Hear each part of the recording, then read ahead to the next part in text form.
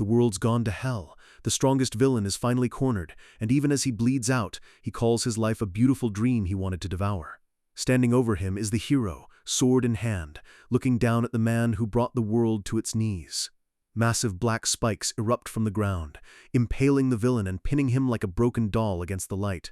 The hero turns his back on the carnage, the flames of the battlefield reflecting off his cape as the villain's reign of terror finally comes to a close. With blood dripping from his mouth, the villain lets out one last, haunting smile, thinking about how unfortunate it is that he didn't finish the job. The hero doesn't say a word, his face cold and stoic as he watches the life fade from his enemy's eyes. He closes his eyes for a moment, a sense of relief washing over him now that the monster is finally dead. The villain's body is swallowed by the earth, a pathetic end for the man known as the world's most wicked soul. Suddenly, the scene shifts to a dark room where a guy named Nam Woo-hyun, a novelist, lets out a massive sigh of relief as he finishes his epilogue. He stares at his monitor, thinking that one more chapter should finally wrap up the series he's been slaving over. Woo-hyun looks drained. Writing a story you've lost passion for is a special kind of misery, and it shows on his face. He stretches back in his chair, celebrating the fact that after tomorrow, he can finally quit this grind for good. He tries to push the regrets of his writing choices aside, wanting to just leave it all behind and move on. Suddenly, a heavy thud echoes through his apartment, catching him completely off guard. He glances at the door, confused and a bit annoyed that someone would be knocking at such a late hour. The knocking continues, and he starts to feel a bit of unease creeping in because it's way too late for visitors. He stands up and walks toward the door, asking out loud who it could possibly be. He stops at the door, staring through the peephole, but everything outside is dead silent. The sound stopped as quickly as it started, making him wonder if it was just some random drunkard messing with him. He rubs his neck, deciding it's not worth the stress and that he should just get some sleep. But as he turns away, a glowing piece of paper floats through the air like magic, catching his eye. He watches it land on the floor, wondering where the hell a glowing piece of paper even came from. He picks it up and reads a message calling it a gift and telling him to ask for help when he needs it. Suddenly, the room turns blood red, and a dark, terrifying aura begins to swirl around him. Right in front of him, the villain from his book, Arson Adele, appears with a gaping hole in his chest and blood on his chin. Woo-hyun is frozen in terror, his heart pounding as he realizes the fictional monster he created is standing in his living room. Arson smiles that same sly, wicked grin, whispering that this is how he's supposed to die. The villain walks closer, telling his creator that he put in way too much effort to end things like this. He leans in, his eyes burning with rage as he recounts the 10 years he spent seeking revenge for his family, only to lose everything. Arson towers over Woo-hyun, shouting that he failed because of the script, and he knows the author understands that better than anyone. He reaches out a shadowy hand, the dark energy intensifying as he prepares to make a desperate move. Woo-hyun screams as the dark mana begins to wrap around him, pulling his very soul into the abyss. Arson's final words are a command, "Do it for me," as a twisted smirk covers his face. The world glitches and shatters, and the last thing Woo-hyun sees is a spiderweb as his reality is completely erased.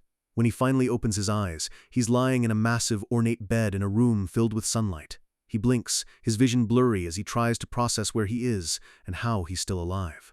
He sits up, clutching his head, wondering if he just passed out from exhaustion or if something way crazier happened. He looks around the room, which looks like it belongs in a royal palace, and his confusion only grows. He notices the high-end, old-fashioned clothes he's wearing and realizes this definitely isn't his apartment. He steps onto the floor, his boots clicking against the polished wood as he tries to find a mirror. Panic starts to set in as he walks toward a large mirror, praying that he's just dreaming. He stops dead in his tracks, staring at the reflection of a man with long, messy red hair and sharp eyes. He recognizes that crimson hair and that sly, punchable mouth anywhere. It's the villain he created. Looking into those cold, slitted eyes that hide every emotion, the truth finally hits him like a freight train. He pulls back his collar to see a circular mark on his neck, confirming his worst nightmare. He has possessed the body of Arson Adele. He stares at his new face, realizing he's now the most hated man in his own novel. Even worse, he knows the timeline. He's only a few days away from his own scripted assassination. He remembers the lore. The Arson family are half demons who were once powerful but got wiped out by 6 rival families. Now, he is the sole survivor of that bloodline, sitting alone in a crumbling legacy. He realizes Arson must have brought him here because he failed his revenge and wanted his creator to finish the job. Knowing he's scheduled to die soon, he tries to summon a status window, hoping he has some kind of edge. The screen pops up, showing his half-demon race and his talent, Position-Transfer 1. But it's weak compared to the heroes he wrote. He groans, remembering that he purposely made the villains weaker so the main characters would always win. To make matters worse, his current body can't even control mana properly, making him a sitting duck for the coming attack. He clutches his hair in frustration, realizing that the very challenging backstory he gave Arson is now a noose around his own neck. Suddenly, he sees a faint glow on the bed. It's that same mysterious paper from his room in the real world. He rushes over, remembering that the paper appeared right before he was dragged into this mess.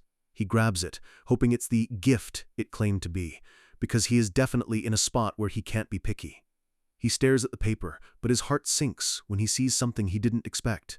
The paper is blank! He freaks out, wondering if this is really how his story is going to end. Wait, new text starts appearing, addressing him as creator and asking if he knows how to use the gift. The paper tells him to answer yes or no to activate the system. He's pissed, realizing the paper is talking to him like he's an idiot, and he curses Arson for pulling this stunt. He writes YES on the paper, and a new window titled How to Use Information Purchase In appears, offering to answer any question for a price.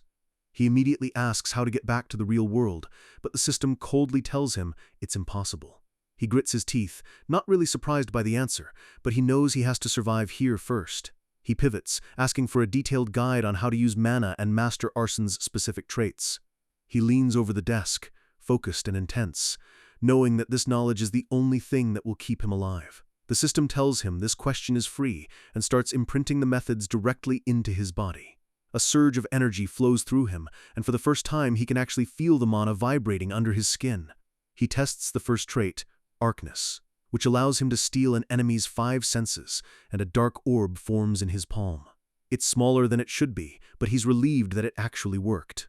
Next, he tries Killing Intent, a wave of dark aura that can paralyze an opponent with pure fear. He smiles as the dark energy swirls around him. It won't stop a Master Knight, but it'll handle the grunts. Finally, he looks into his most broken talent, Position-Transfer 1, which lets him swap places with an object.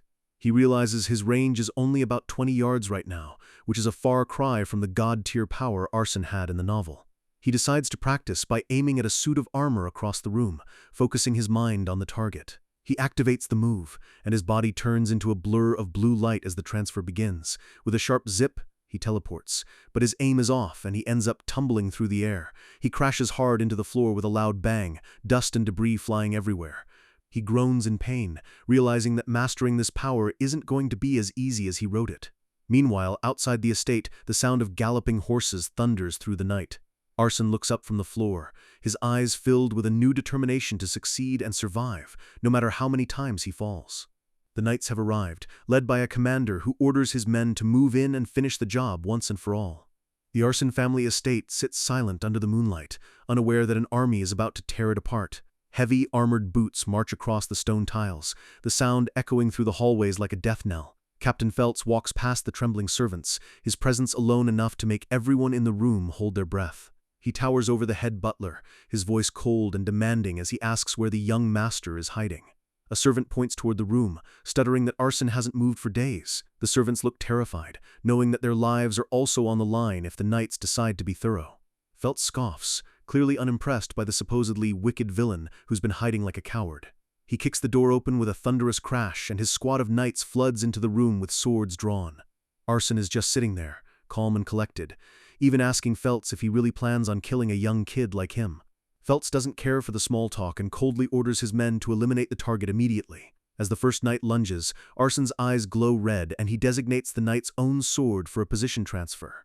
In the blink of an eye, Arson disappears and reappears right in the knight's face, catching everyone off guard. He slams into the knight, using the momentum to drive a dagger into his throat before anyone can react. Feltz stares in shock, his eyes widening as he realizes the boy he came to execute is far more dangerous than he thought. Arson lands gracefully as blood sprays the floor, a cold smile on his face as he looks back at the remaining knights. Feltz snaps out of it and screams at his men to stop standing around and get him!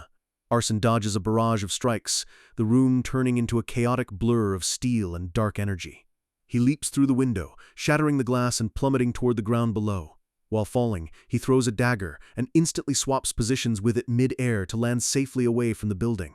He hit the ground running, his breath coming in ragged gasps as he realizes he needs to reach the arson forest to have a chance. Feltz leans out the broken window, furious, and bellows for his men to chase him down. The arson forest is a dark, twisted place, filled with mist and shadows that seem to swallow any light. Arson is sprinting through the thick brush, his lungs burning as he tries to put as much distance as possible between him and the knights. He knows that escaping the territory isn't enough. The Empire won't stop until he's dead, so he needs a new plan. He remembers a secret from his own novel, a gate to the demonic realm hidden deep within this forest.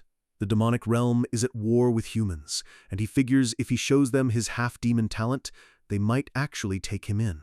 He stops for a second, his ears ringing as he wonders if the knights have already caught his trail. Sure enough, he hears Feltz's voice nearby, ordering the knights to spread out and find him at all costs.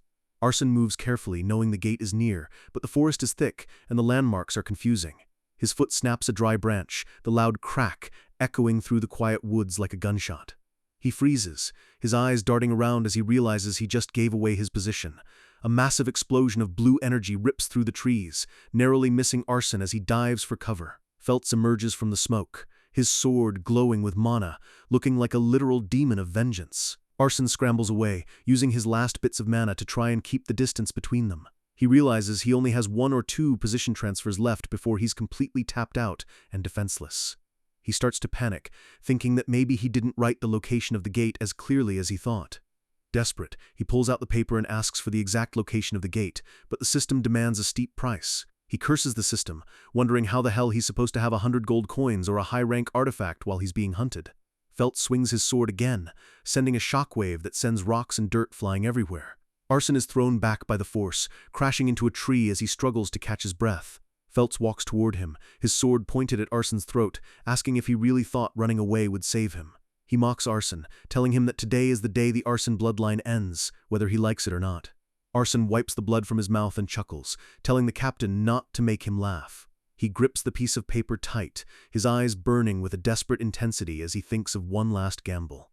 He stands his ground, drawing his dagger and preparing for one final, all-or-nothing move. Feltz is almost impressed that the kid is still resisting, admitting that he at least has the dignity of a patriarch.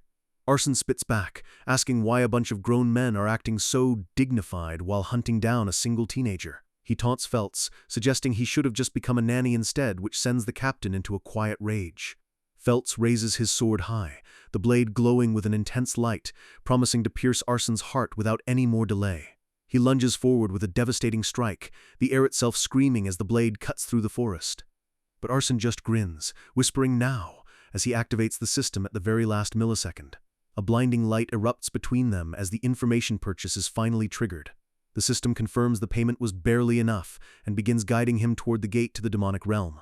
Feltz is blinded by the flash, his sword hitting nothing but air as Arson begins to vanish into the light. A swirling vortex of orange energy appears in the middle of the forest, the gate finally revealing itself to its master. Arson uses his final position transfer, his body turning into a streak of light as he heads straight for the portal. Feltz looks on in pure disbelief as the boy he was supposed to kill literally teleports right toward the forbidden gate. He screams for him to stop, but he's too far away to do anything but watch his prey escape. Arson slides toward the entrance, glancing back one last time at the monstrous knight who almost ended him. He reaches out toward the glowing gate, his heart racing with the hope of a new beginning in a world of monsters. Feltz charges forward, desperate to catch him before he crosses the threshold, but Arson is already mid-air, diving into the swirling energy of the demonic portal. The dark energy of the gate begins to envelop him, pulling him away from the human world. Arson looks back with a smug, final smirk, his eyes glowing with triumph as he bids the captain a mocking farewell. He tells Feltz he'll see him next time, as his body is swallowed by the roaring flames of the demonic realm.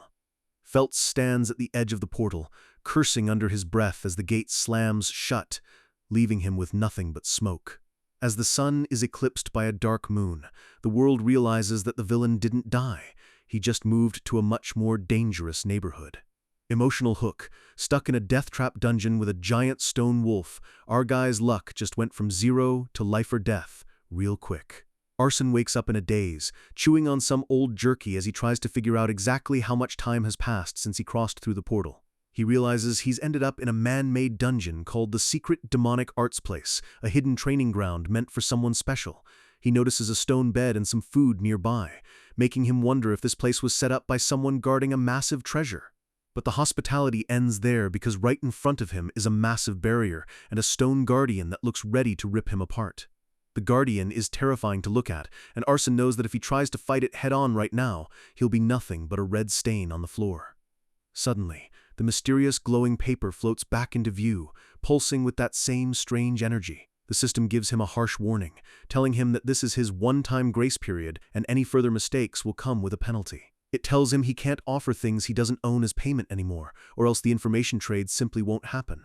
Arson smirks, thinking the system is being pretty dramatic, but he's relieved it's letting his last desperate move slide for now. He narrows his eyes, noticing something off about the environment around him. He spots a section of the stone wall that looks out of place, almost like it's hiding a secret mechanism. He places his hand against the cold stone, and thanks to his new body, he can actually sense the hidden flow of mana behind the wall. The wall rejects him though, a dark message appearing that tells him he simply doesn't have the right or the authority to be here. He realizes it's the control for the barrier, but since he's an intruder, he can't just turn it off the easy way. He rubs his chin, knowing he needs to find a creative way out of this room before the guardian decides to wake up. He spots a loose stone that fell off the guardian wolf, and a wild idea starts forming in his head. He focuses all his mana, designating himself and that small stone for his position transfer skill. In a flash of blue pixels, he teleports right through the impenetrable barrier, leaving the wolf behind. He pumps his fist, hyped that his plan actually worked and he's one step closer to getting out of this hole. But his celebration is cut short, as a massive, snarling beast with rows of jagged teeth lunges at him from the shadows. The scene shifts far away to the bear's family estate, where the dark towers of the mansion loom under a blood-red eclipse. A servant accidentally spills something, and his superior immediately berates him for being such a clumsy idiot in a place this prestigious. Up on the balcony, a figure with massive horns looks down, his presence enough to make the servants tremble in fear. This is Crete Bears, the patriarch of the Bears family, a man who literally embodies the sin of pride. He walks through his study, mentioning that his daughter is about to attempt a raid on a mid-level hidden domain soon. He looks conflicted, thinking that the situation is tricky because of his daughter's stubborn nature. He knows that if she succeeds, she'll get into Saitan, the elite demon school, but he almost wants her to fail for her own safety. We see a young Renee Bears standing over a corpse, her face shadowed and her heart set on getting revenge for her murdered mother. Crete sighs, wondering if his feeble daughter can really survive in a school where only the most vicious demons gather. Suddenly, a maid bursts into the room, looking like she's just seen a ghost and shouting about trouble. Crete's eyes glow with a dangerous yellow light as he asks why the hell she's causing such a fuss in his private office. The maid bows deeply, apologizing as she explains that there's an unidentified intruder inside the hidden domain right now.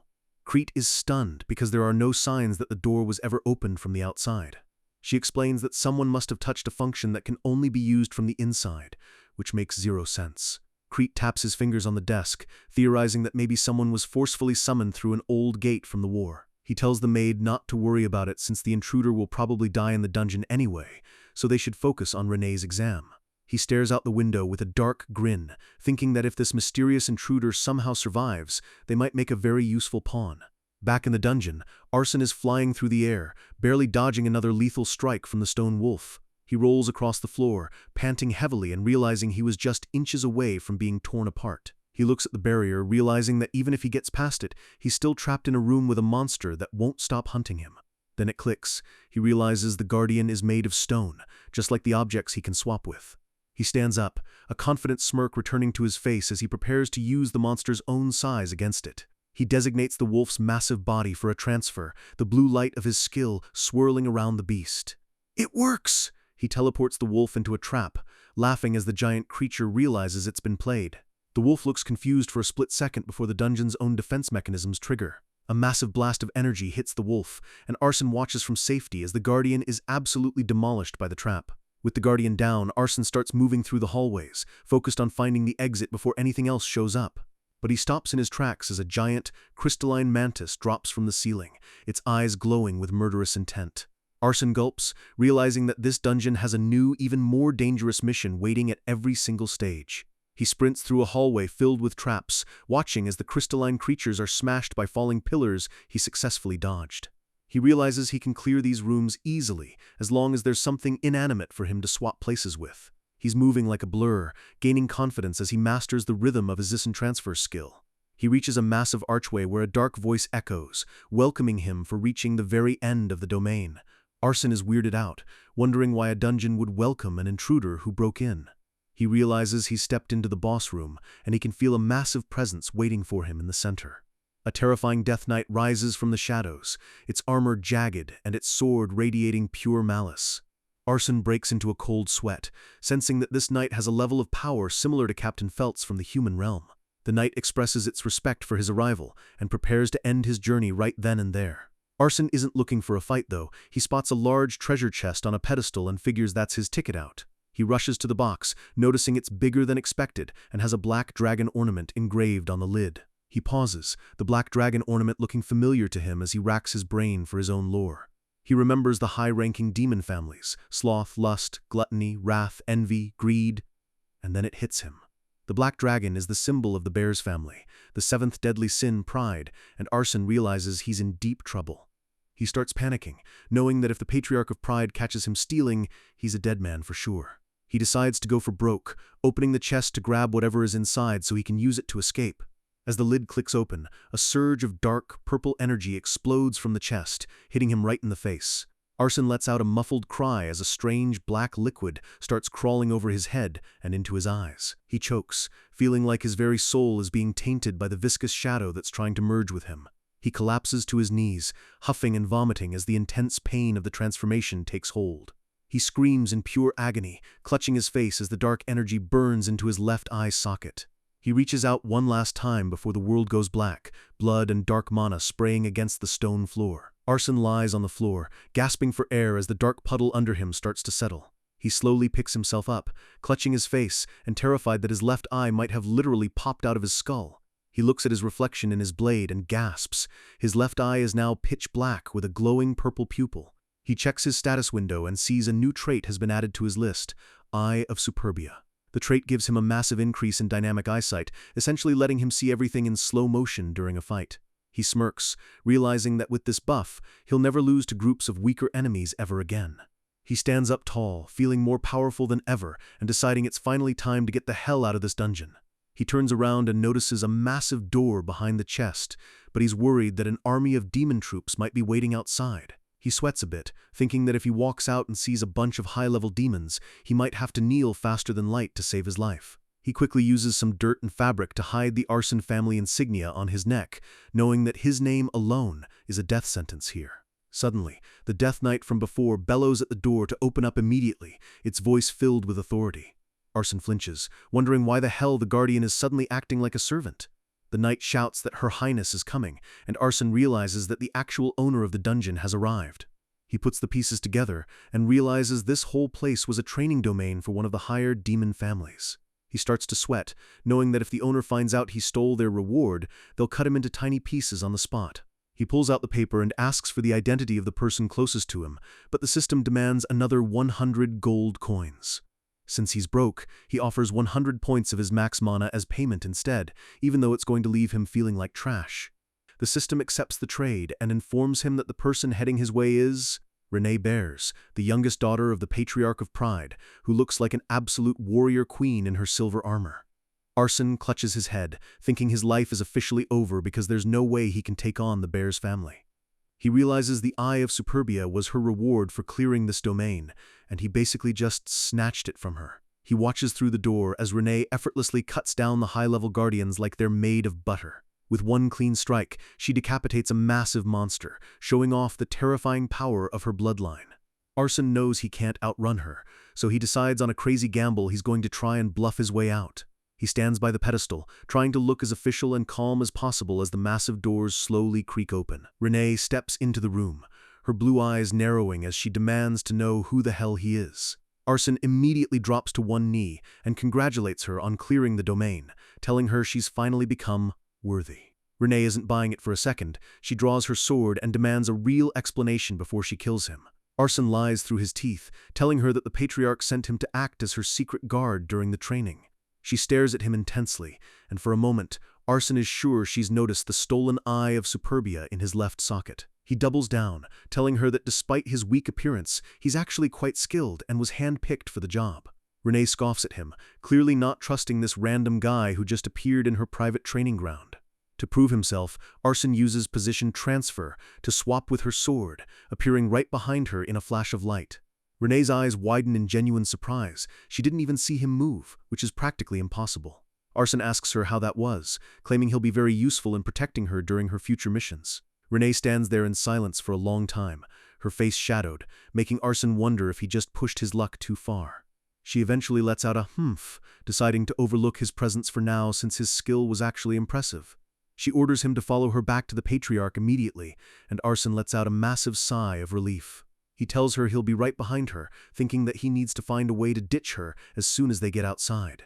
They walk out of the dungeon, and Arson is struck by the massive, glowing eclipse hanging over the demonic landscape. But as they step into the light, Renee suddenly stops, looking surprised to see someone waiting for them. Waiting at the end of the path is Crete Bears himself, flanked by a small army of high-level demon guards. Crete looks at Arson with a terrifying, knowing smile, his yellow eyes piercing through the MC's soul. Arson is screaming internally, wondering why the hell the Patriarch is actually here in person. He looks around, realizing he's surrounded and there's absolutely no way he can use position transfer to escape this many people. He's terrified that Crete will see the Eye of Superbia and kill him instantly, but the Patriarch isn't reacting at all. Crete ignores Arson for a moment, asking his daughter if she successfully cleared the domain. Renee looks down and quietly says yes, though she knows deep down something went wrong with the reward. Crete tells them both to follow him, turning his back and walking toward the massive mansion in the distance. Arson gulps, wondering what the hell the Patriarch is thinking and if he's just walking into a trap. He has no choice but to follow, his boots crunching on the dry earth as the demon guards watch his every move. He realizes he's out of mana and out of things to offer the system, meaning he's completely on his own now. The Bears' mansion is a gothic nightmare, towering over them with dark stone and flickering torches. They enter the main hall, and Arson feels the heavy weight of the pride aura pressing down on him. Crete orders Renee to return to her quarters, and she and the guards immediately obey, leaving Arson alone with the big boss. Crete points at Arson and tells him to wait right there, saying he'll call for him later once he's settled.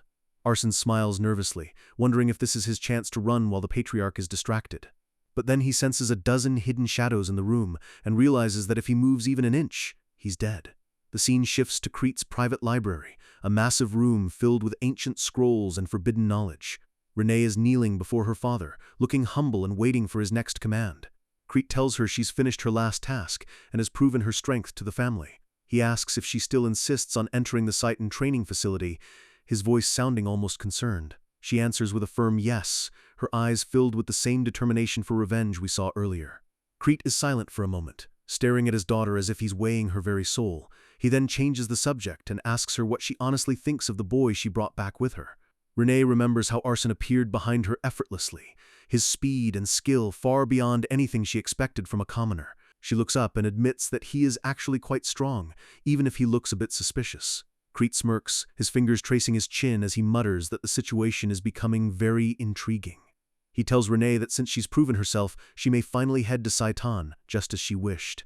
Renee lights up, a rare, genuine smile appearing on her face as she thanks her father for the opportunity. Crete watches her leave, thinking that he expected the intruder to die immediately, but surviving and claiming the Eye of Superbia? That's special. Arson waiting in the dark hallway, wondering how much longer he can survive this game of demon politics.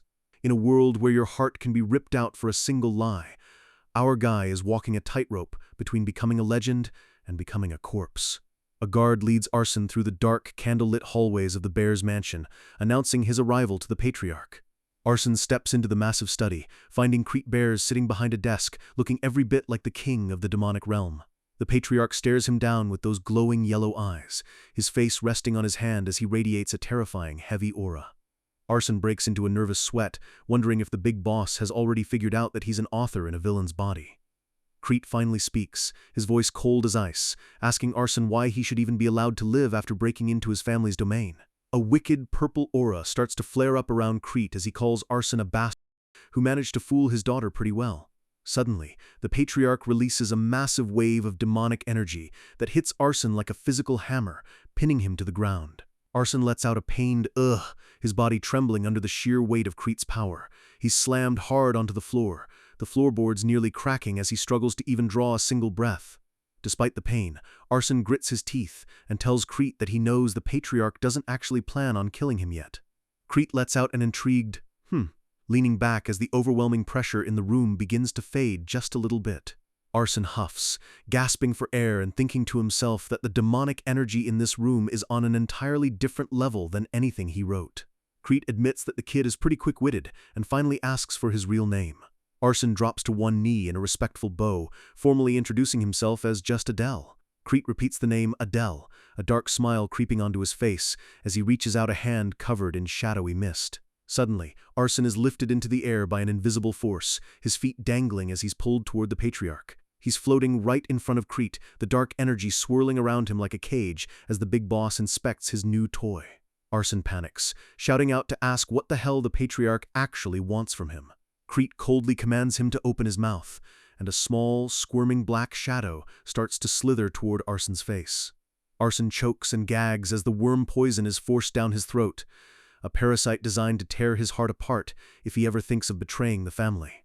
He collapses back to the floor, clutching his chest in agony as Crete tells him that any other thoughts will result in a very messy death. Crete turns his back, casually mentioning that he'll have a place prepared for Arson to stay until he's called upon again. With a dismissive wave, the Patriarch tells him to take his leave, treating the life-threatening poisoning like it was just a routine meeting. Arson stumbles out of the room, drooling and gasping, wondering just what kind of monster he's actually working for now.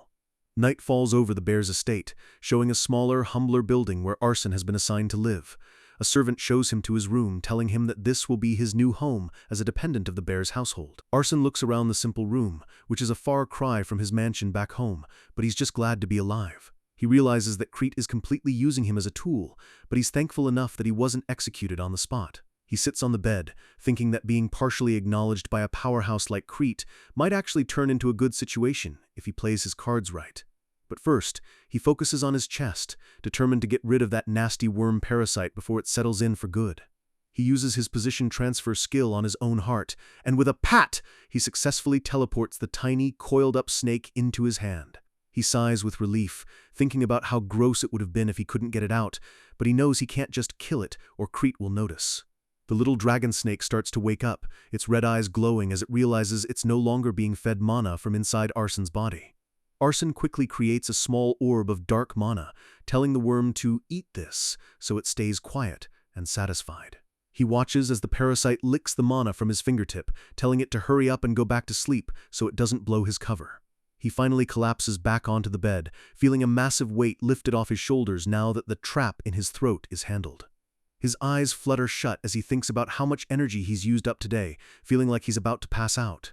He pulls up his status window one last time, seeing that his position transfer has leveled up to 2, but his mana is still dangerously low. He realizes that compared to the main characters he wrote, his current mana pool is just a tiny drop in the ocean. He drifts off to sleep, wondering what kind of crazy method he can use to actually increase his mana capacity in this world. Flash forward 3 days, and Renee Bears is staring at Arson with a look of pure annoyance, telling him flat out that she doesn't like him. Arson just gives her a polite, fake smile, thinking about how it's been 3 days since he became her official shadow. They walk through the castle gardens together, Renee keeping a distance and acting as cold as ever. As the author, Arson feels a bit of pity for her, remembering how she used to be bright before the humans killed her mother and turned her into this. A guard runs up to them, calling out their names and looking like he's got an urgent message. He tells them that the Patriarch is calling for both of them immediately, which catches Arson off guard. They head back to the study, Arson figuring that this meeting is probably about Renee's entrance exam for the Saitan Academy. Crete doesn't sugarcoat it, telling Renee that Saitan is a death trap, and that with her current skills she'd die without ever getting her revenge. The room gets tense as a dark blue aura flares up around Renee, who's clearly fuming at her father's lack of faith. But then Crete drops the bombshell. He'll permit her entrance only if she takes Arson along as her personal guard. Renee immediately shouts no, and Arson is a bit hurt, wondering if she really hates the idea of him being around that much. Saitan is the ultimate demonic school, where the most dangerous and promising children gather to fight. It's a ticking time bomb of a location where students are constantly dying in conflicts with the human Imperial School, including Renee, in the original script. Arson looks at her, not understanding why she's so desperate to go to a place where he literally wrote her death scene. Then he realizes, if he goes there, he can use his knowledge of the upcoming incidents to gather his own forces and get ahead of the plot.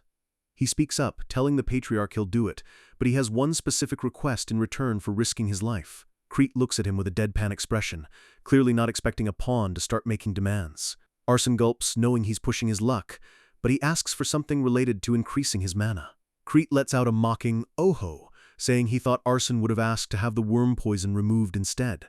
Arson just sweats, relieved that the Patriarch has no idea the poison isn't even inside his body anymore. Crete calls him an arrogant bastard with a wide grin, deciding to hear him out since it's not a difficult request for a man of his power. He orders Renee to leave the room so they can talk privately, and she gives a quick, respectful bow before heading out. Arson watches her go, still wondering if she's just mad about having a babysitter or if there's something more to her grudge. He wonders what the reward will be, maybe a top-tier mana elixir or a rare artifact that can boost his stats. Crete tells him it's a family treasure that the rest of the household would get sensitive about, which is why he sent Renee away. He admits that Arson's current mana pool is pathetic, and since he'll probably die anyway, he's willing to give him a boost. Crete tells him to come closer, his hand glowing with a violent purple energy as he prepares to transfer the Bears family's secret mana cultivation technique. Arson is shocked, realizing he's about to receive a god-tier skill that he never even intended for a side character to have. As the transfer begins, a dark chant echoes through Arson's mind, calling upon the demon god to grant clarity and trials to his servants. Arson hunches over, a massive explosion of purple energy erupting from his body as the forbidden knowledge is forced into his soul. Crete looks on with a smug grin, mentioning that a normal person would have lost their sanity just by hearing that chant. Arson is gasping, his mind reeling as he realizes this technique means his mana will now be bestowed directly by the demon god itself. Crete mentions that Arson's family bloodline seems to be related to the 7 deadly sins, which confuses the hell out of our MC. With a terrifying look in his eyes, Crete says that since he planted the poison, it doesn't even matter if Arson turns out to be a spy. Arson stands there in silence, thinking to himself that he never wrote anything about the Adele family being related to the 7 sins. The Patriarch dismisses him, and Arson gives a quick yes before getting out of that high-pressure room as fast as possible. Later, Arson finds a quiet spot in the forest, sitting on a rock to meditate and process the insane power he just received. He decides to practice away from the mansion, worried that his new mana might go out of control and blow his cover. He takes a deep breath, focusing on the dark energy swirling within his chest and calling out to the source. He knows that by accepting this demonic energy, he'll never be able to use human mana again, but he doesn't really have a choice. He closes his eyes and dives deep into his subconscious, ready to meet whatever is waiting for him at the end of the technique. Suddenly, a pair of massive glowing blue eyes snap open in the darkness, a booming voice calling Arson a mongrel. Arson freaks out, his eyes flying open as he realizes he's staring directly into the face of a literal god. The entity growls that Arson doesn't carry the right blood and instead smells like the filth of a traitor. Trembling, Arson asks the giant creature if it is the legendary demon god he's heard about. The entity confirms it, saying the world calls him the god of pride, and his presence alone is enough to make the air feel like lead. Arson asks the obvious question: is the god planning on killing him for being an intruder in this mental space? The god of pride scoffs, saying that if he wanted Arson dead, he would have vanished the moment he spoke. Instead, the god says he feels a strange kinship with Arson, sensing that they are both burned with the same sin. With a flash of energy, the god bestows a mark upon Arson's arm, telling him it signifies he can now wield the god's own power. Arson looks at his hand as the energy fades, realizing he's basically just earned 3 additional lives with this divine upgrade. He notices the mark is a tattoo, and he realizes with a smirk that his entire body is going to be covered in ink if he keeps this up. Suddenly, he hears a rustle in the bushes behind him and snaps his head around, his slitted eye narrowing. Renee Bears steps out from behind a tree, looking completely shocked and caught off guard. Arson groans internally, wondering why the hell she's here, and how much of his conversation with a literal god she just overheard. Renee stares at him with wide, sparkling eyes and whispers, "Dark priest?" Arson just stands there with a deadpan expression, wondering what kind of crazy misunderstanding he's just stumbled into. The scene shifts to a bird sitting on a branch outside Arson's little house, the world feeling a bit more peaceful for a second. 1 month later, Arson checks his status window and his jaw nearly hits the floor. His mana has jumped from 241 to over 1,000! He stands in the woods, looking confident as he realizes his mana has tripled in such a short amount of time thanks to his special traits. He thinks that in a couple of years, he might actually be able to surpass the elite heirs of the 6 human houses. He looks over and sees Renee in the distance, swinging her sword with incredible speed and skill. He walks up to her, calling out a polite "excuse me," and catches her right in the middle of a powerful strike. Renee stops and looks at him, and Arson realizes she's stopped avoiding him, but she's definitely still acting weird. He thinks to himself that she's clearly, deeply misunderstanding him as some kind of holy dark priest because of his connection to the god. Renee stares at him with a mix of respect and awe, which is a huge 180 from the girl who wanted to kill him a month ago. Arson realizes it's better if she doesn't know the truth, but if she keeps treating him like a superior, it's going to start some nasty rumors. He calls her Miss, and she flinches, looking like she's a commoner talking to a king. He tells her he understands what she's thinking, but he requests that she please treat him like the lowly guard he's supposed to be. Renee looks hesitant, wondering if it's okay to treat a blessed priest of their god with so little respect. Arson insists that he's only following her father's orders to protect her, and begs her to just act comfortably around him. Renee thinks about it for a second, a mischievous glint finally returning to her eyes. She looks him dead in the eye and commands him to bring her some water right this instant. Arson is taken aback, letting out a confused sorry as his fake polite smile starts to crack. Renee stretches and yawns, telling him that since he wanted her to be comfortable, she's decided he's the perfect gopher for her training breaks. Arson sighs, realizing he just played himself, and heads off to get the water like a good little escort. He returns with a tea set and some snacks, watching Renee sit on a tree stump and act like the pampered princess she is. He thinks that he needs to hurry up and conquer a specific nearby domain, but Renee is making it impossible for him to sneak away. He knows the main characters from his book are about to cross into the demonic realm, and he needs a specific treasure from that domain to survive Saitan. He turns back to Renee, calling her name and preparing to set his plan in motion. He asks how her preparations for Saitan are going, trying to sound like he's just making casual conversation. She tells him she's already packed everything she needs, looking a bit suspicious of his sudden interest. Arson suggests she go back and double-check one more time, just to be absolutely sure she didn't forget anything. He gives her a big, fake smile, claiming he doesn't want her to be troubled later on when they're far away from home. Renee stands up, narrowing her eyes and asking him to just get to the point already. She looks at him with those sharp blue eyes and flat out calls him a liar, catching him right in the act. She asks him where the hell he's trying to go behind her back, and Arson realizes she's way smarter than he gave her credit for. She releases a cold blue aura, asking if he's already sick of her, making Arson freak out internally. He quickly pivots, lying that he heard about a nearby domain and was planning on conquering it for her safety. Renee goes quiet, touching her chin and actually considering the idea of an extra training session. She tells him she's finally remembered what she forgot, and Arson thinks his plan to ditch her is finally working. But then she gives him a wide, excited grin and says she forgot to warm up properly today. She draws her sword with a shing, her eyes glowing with a competitive fire as she stares Arson down. She announces that she's going with him to the domain, looking more pumped for a fight than she has in a month. Arson tries to object, but she's already walking ahead, telling him to hurry up and let's go so they can finish before sundown. The scene shifts to a dark, foggy landscape as Renee asks exactly where this domain is hidden. They arrive at a terrifying, haunted-looking cemetery with a massive Gothic church towering in the background. Arson whispers that they've reached the domain of the undying. Our guy knows one thing. Either he walks out with the loot, or he joins the pile of bones. Renee looks at the fog-covered graveyard and mentions she's heard of this place before. She's visibly unsettled, realizing this is at least a middle-upper-level domain, where only the strongest dare to tread. Arson thinks to himself that by now, the number of wraithified soldiers must have doubled, but he needs Renee's firepower to get through. He knows moving together makes it harder to hide their movements from Crete, but the reward at the end is just too good to pass up. He offers Renee an out, telling her that if the burden is too much, she doesn't have to risk it. Renee just stares him down, insisting it's fine, even though getting caught by her father would be a disaster. She reveals that she actually knows a secret exit from the estate, showing she's got a bit of a rebellious side too. She leads him to a small, hidden hole in the massive stone walls of the mansion grounds. Arson smiles, teasing her about how familiar she seems with the local, unauthorized exits. He realizes Renee must have sneaked out quite often in the past, probably to train alone. They crawl through the opening, determined to reach the domain before anyone notices they're gone. The landscape shifts into a desolate, rocky mountain range where the air feels thin and cold. Arson huffs, asking how much farther they have to hike before they hit the jackpot. Renee looks at him with a deadpan expression, reminding him that he's the guard who's supposed to be in the loop. Arson quickly backtracks, lying that he just hasn't had a reason to leave the premises lately and is a bit rusty with the surroundings. As he walks, his boot kicks a loose rock, the sound echoing ominously through the quiet canyon. Renee stops and announces that they've finally arrived at the entrance. The wind howls as they look down at a ruined ancient fortress swallowed by the gray mist.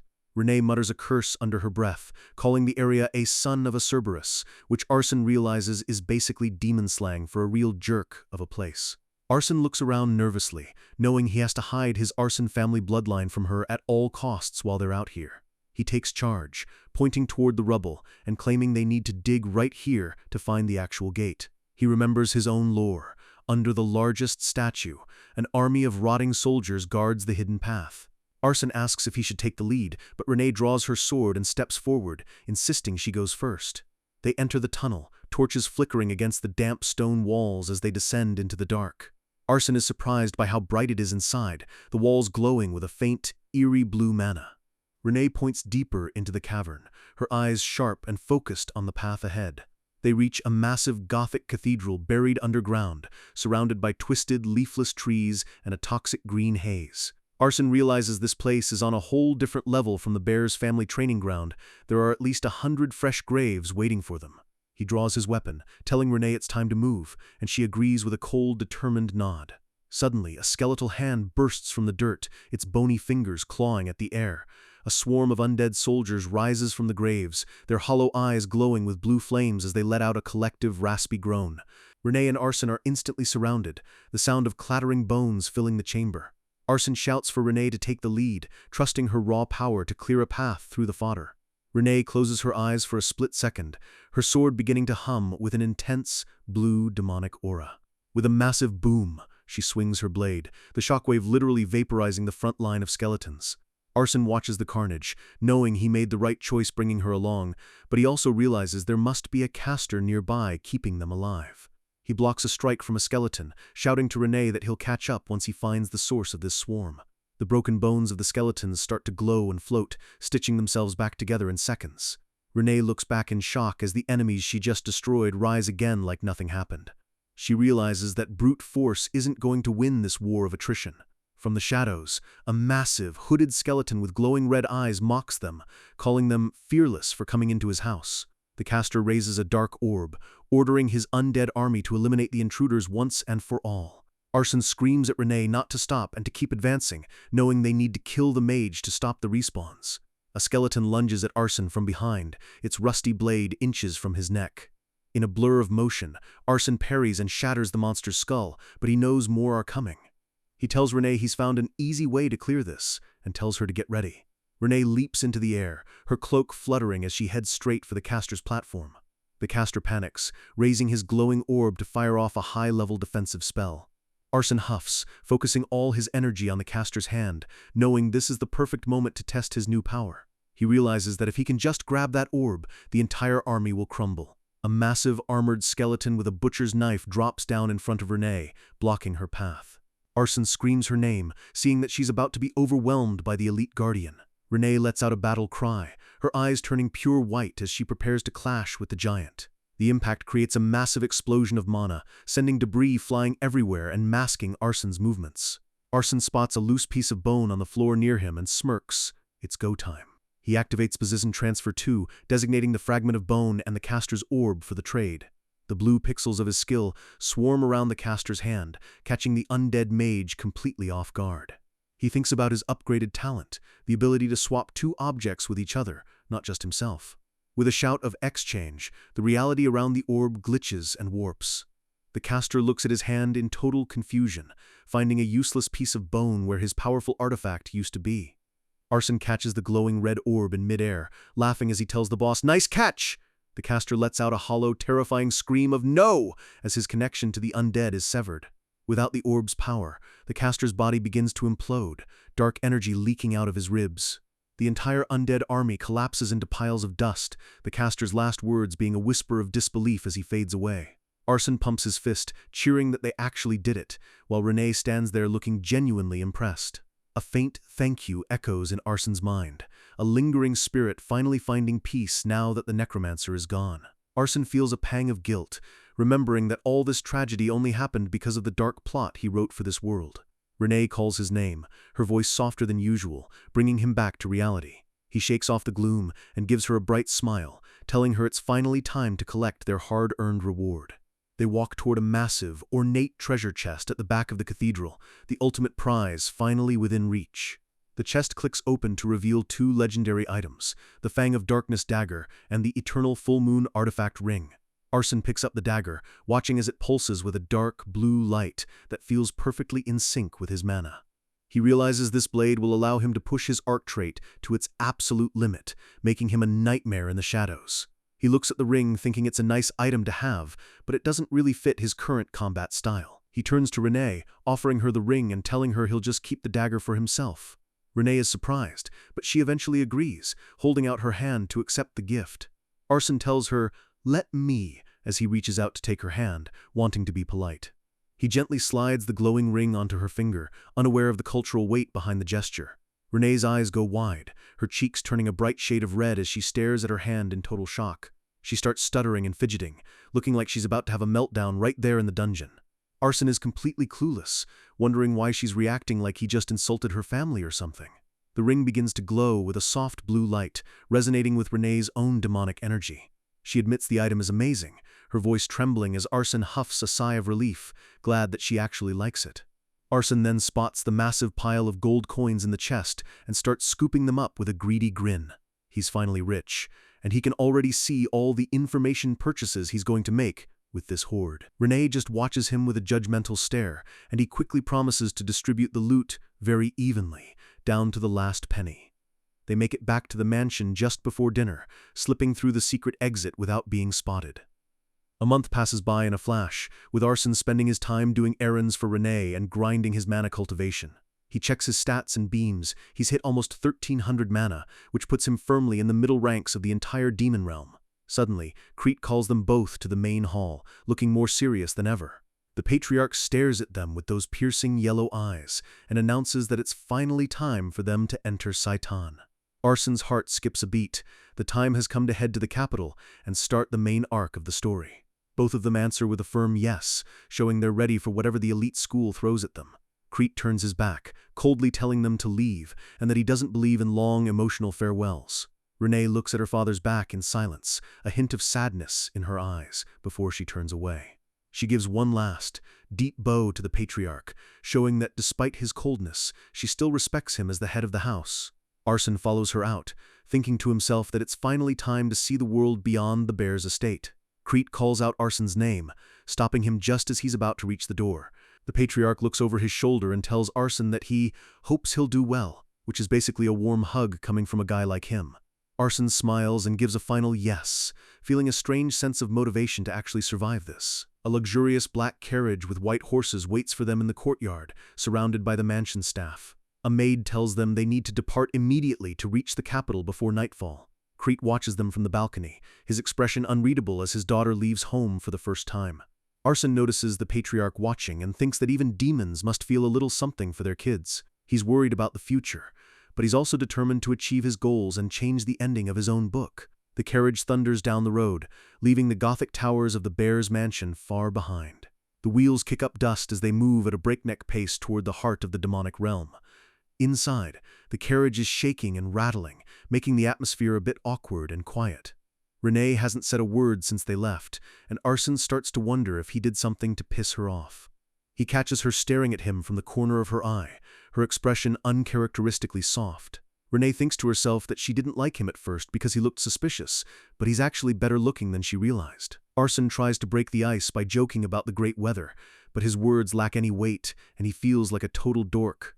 Renee keeps staring, wondering if this guy is really a priest, or just some weirdo she's stuck with. She mentally slaps herself for doubting him, remembering how she saw him literally communicating with their god. She looks down at the ring on her finger, her heart starting to race all over again. She blushes deeply, realizing that in the demon realm, putting a ring on someone's finger means making an eternal vow. She can't believe he did it so casually without saying a single word, essentially proposing to her in the middle of a dungeon. She's incredibly curious about what kind of vow he actually made in his heart when he gave her the ring. She peeks at him, her light blue eyes filled with a mix of wonder and shyness. Arson breaks the silence, announcing that they'll be arriving at the capital in about an hour. Renee snaps out of it and gives him a cold humph, trying to regain her composure.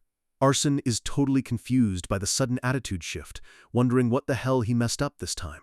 They reach the crest of a hill and see the capital in the distance, a massive, sprawling city triple the size of any human university. The carriage comes to a halt at the gates, and Arson jumps out grabbing their heavy suitcases. He looks around the streets, which are filled with medieval-esque buildings and busy crowds of demons. He's struck by the fact that the demon capital doesn't look that different from the human realm at first glance. Everything is medieval-styled, with stone roads and bustling markets under a bright, sunny sky, but then he notices the horns, pointed ears, and sharp teeth on the people walking by, reminding him exactly where he is. He spots a group of elite demons and notices they all have black tattoos on their necks, just like the mark he got from the god of pride. Renee tells him to stop daydreaming and hurry up, her voice regaining its usual commanding tone. Arson asks where they're headed, and Renee explains they need to register for the entrance exam before noon in 2 days. Arson suggests they take a tour of the capital since they have time, but Renee coldly says she's not feeling it. They walk in silence again, birds chirping in the background as Arson huffs under the weight of the bags. He starts to ask her if she's okay, but she cuts him off, insisting they don't have time to waste and needs to get to the registrar. Arson thinks to himself that her original backstory said she hadn't left the house in years, so her familiarity with the city is making him question his own book. They arrive at a massive white stone building that serves as the registration hub for Saitan. Arson is floored by the scale of the academy, thinking it looks like a literal castle for students. A bald registrar with a monocle dismisses a student, shouting next with an extremely annoyed voice. Arson steps up to the desk, politely telling the man they're here to register for entry. The registrar looks Arson up and down, his face twisting in disgust as he notices something about our MC's appearance. He slams his hand on the desk, shouting at the top of his lungs about how a half-demon dares to apply to such a prestigious school. Arson sighs, realizing that even though the demons lost the war, their pride is still as toxic as ever, and he can see a very depressing future ahead. In a world that spits on your blood, you don't just ask for respect, you take it by showing them exactly why you're the most dangerous man in the room. The bald registrar is having a power trip, calling Arson a rat bastard just for being a half-demon. Renee steps forward, her presence alone making the guy freeze as he notices her horns and realizes she's from the 7 Deadly Sins house. Renee doesn't even look at him, coldly stating that she is Renee of House Bears, and she's here to apply. She points to Arson, calmly explaining that he is her personal guard and will be entering the academy alongside her. The registrar tries to act tough again, scoffing that the Bears family must have lowered their standards to hire a mongrel bodyguard. Bad move. Renee glows with a terrifying blue aura, warning him that she won't stand by and watch her house be insulted by a desk clerk. The guy nearly trips over himself to apologize, suddenly claiming they don't discriminate, while Arson hides his true name by listing himself as Adele of House Pixie. Registration is finally done, but Arson huffs, remembering that half-demons are hated because they sided with humans during the Great War. He's fuming inside, but he knows he has to keep his cool and lead Renee to find a place to stay before the big exam. They find a decent-looking tavern, Arson deciding that this spot is clean enough for a Bears princess. Renee looks a bit skeptical, but Arson explains that since House Bears is currently poor from the war, they have to stick to a budget. He sighs, thinking about the 10 gold Crete gave them. It's barely enough to survive for a month if they aren't careful. Arson puts on his best polite smile and asks if they should head inside and settle in for the night. The tavern door creaks open, and they're greeted with a simple welcome from the owner. Arson handles the talking, asking for a room for 2 people to stay in for the next couple of days. The clerk asks if they'll be sharing the same room, and Renee's face immediately turns bright red as she panics.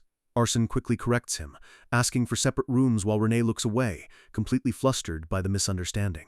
The total comes to 2 gold for 2 nights including meals, which Arson calculates is about 200,000 won, not a bad deal for a medieval fantasy world. Renee rushes up the stairs without saying a word, clearly wanting to escape the awkwardness as fast as possible. Arson calls after her, promising to bring her bags up shortly and telling her to get some well-deserved rest. Renee pauses on the stairs, giving him a soft, "Okay, you too," before disappearing into her room. Arson watches her go, thinking it must be weird for a girl who grew up in a mansion to sleep in a dusty tavern, but she'll have to get used to it. He heads to his own room as the sun sets over the capital, knowing he needs every bit of energy for the trial ahead. 2 days later, the massive towers of the Saitan Registration Center glow under the morning light. a knight in heavy silver armor, stands at the entrance, ordering all applicants to head inside and follow the instructions. Arson is blown away by the crowd, realizing there are at least 100 high-tier demon youths all vying for a spot. He grips his bags tight, knowing he has to be extra careful not to let his true Arson identity leak out in a crowd this big. The instructor tells them to present their IDs and prepare to board, which leaves Arson totally confused. Suddenly, a massive steam-powered train thunders into the station, hissing steam and looking like something out of a steampunk nightmare. Arson's jaw drops. He definitely didn't expect a literal train to be the entrance to a demon academy. He remembers the lore. Saitan is hidden behind dimensional gates and maze-like barriers, and only this train can navigate the path. He realizes the fortress they saw from the outside was just the lobby. The actual school is in its own pocket dimension.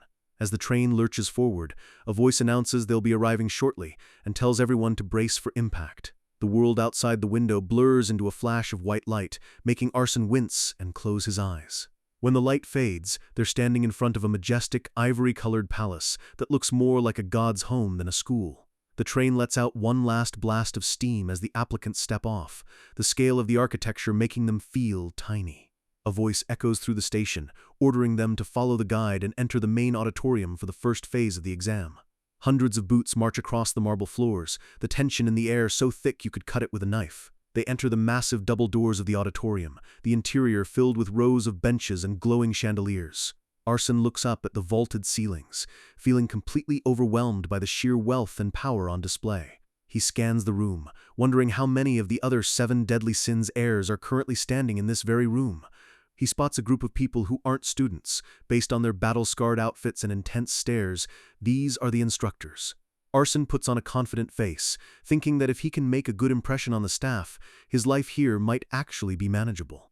Suddenly, Renee whispers, "Time's up," her body tensing as the doors behind them are slammed shut. A massive boom echoes as the entrance is sealed, and the lights in the hall begin to dim ominously.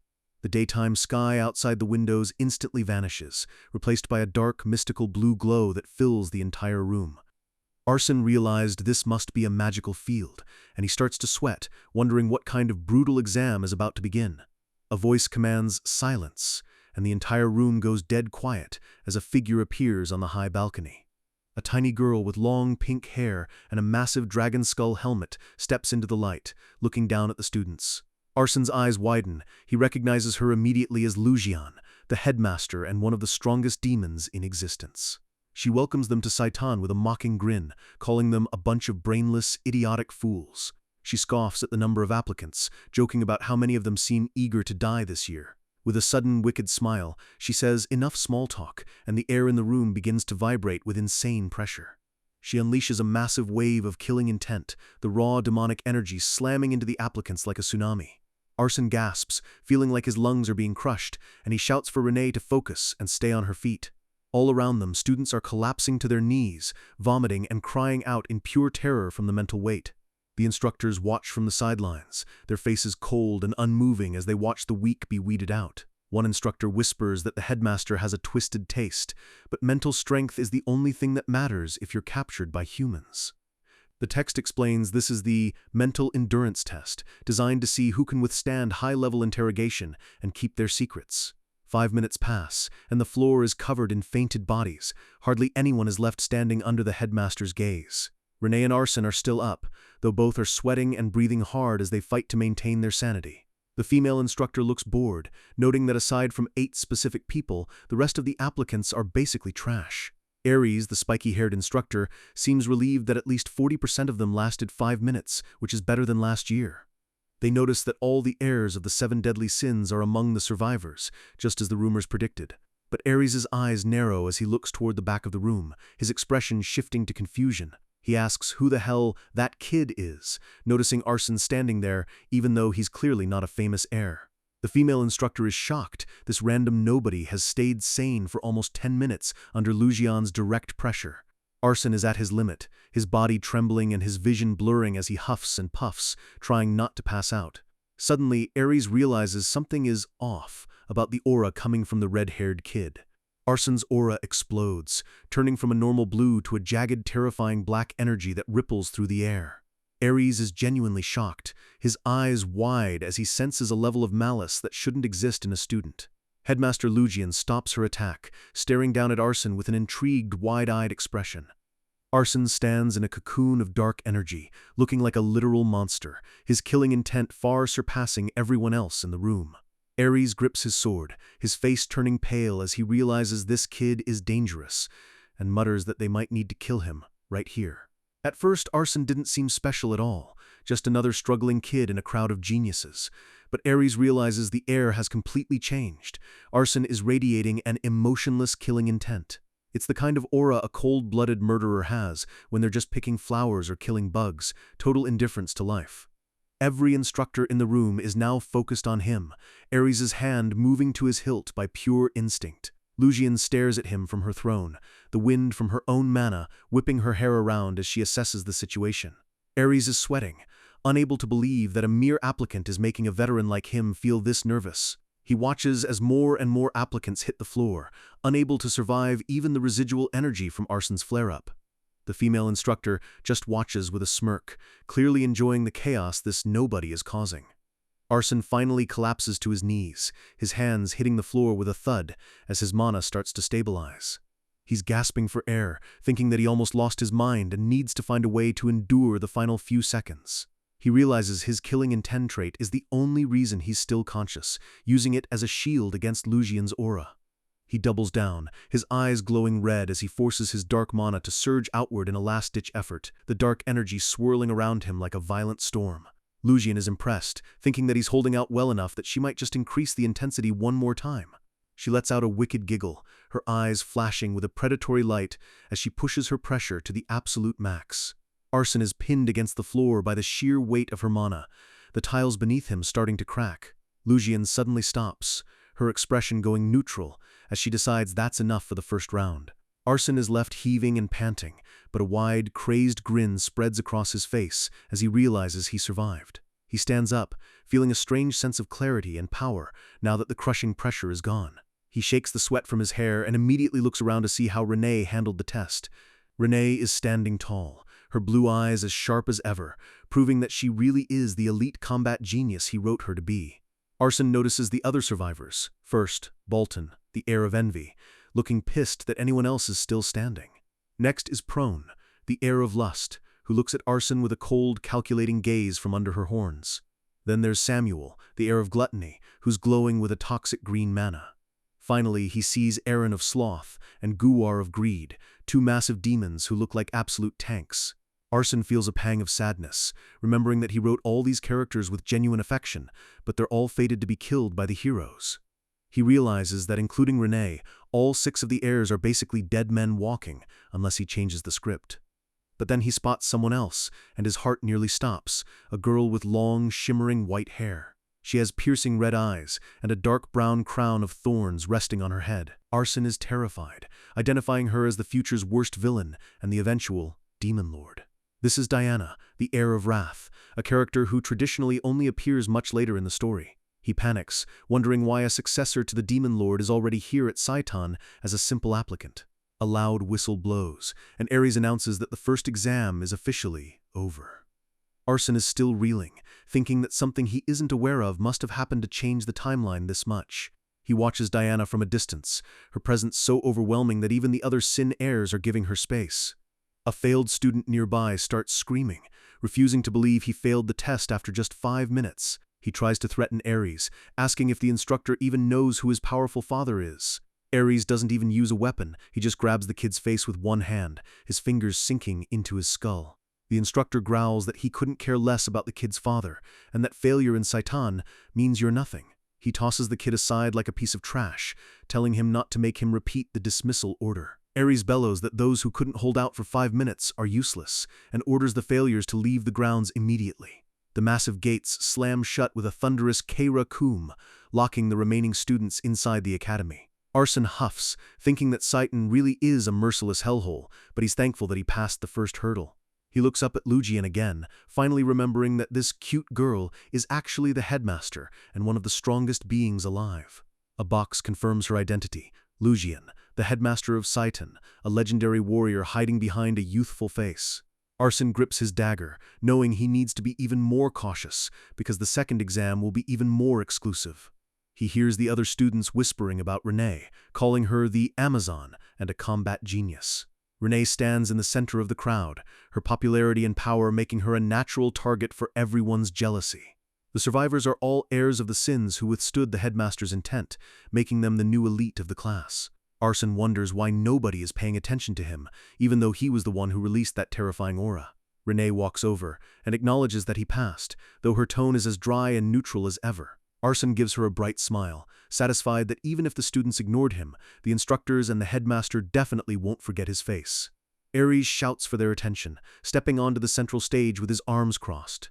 He introduces himself as Ares, the lead instructor who will be in charge of making their lives a living hell. Arson thinks he looks like the type of guy who carries a sashimi knife in his inner pocket just for fun. Ares congratulates the survivors on passing the mental strength test, which was basically a trial to see if they'd snap under torture. He tells them that being able to keep secrets while being broken by humans is the most important skill for a demon soldier. He announces that the 8 students who held out until the very end will receive extra points and special rewards. The winners will even be allowed to enter the legendary weaponry, which makes Arson hyped, because he knows exactly what kind of loot is in there. He can feel the burning envy from the other students, their dark glares sticking to him like glue. Ares moves on, telling them that the second exam will be a test of their actual combat abilities.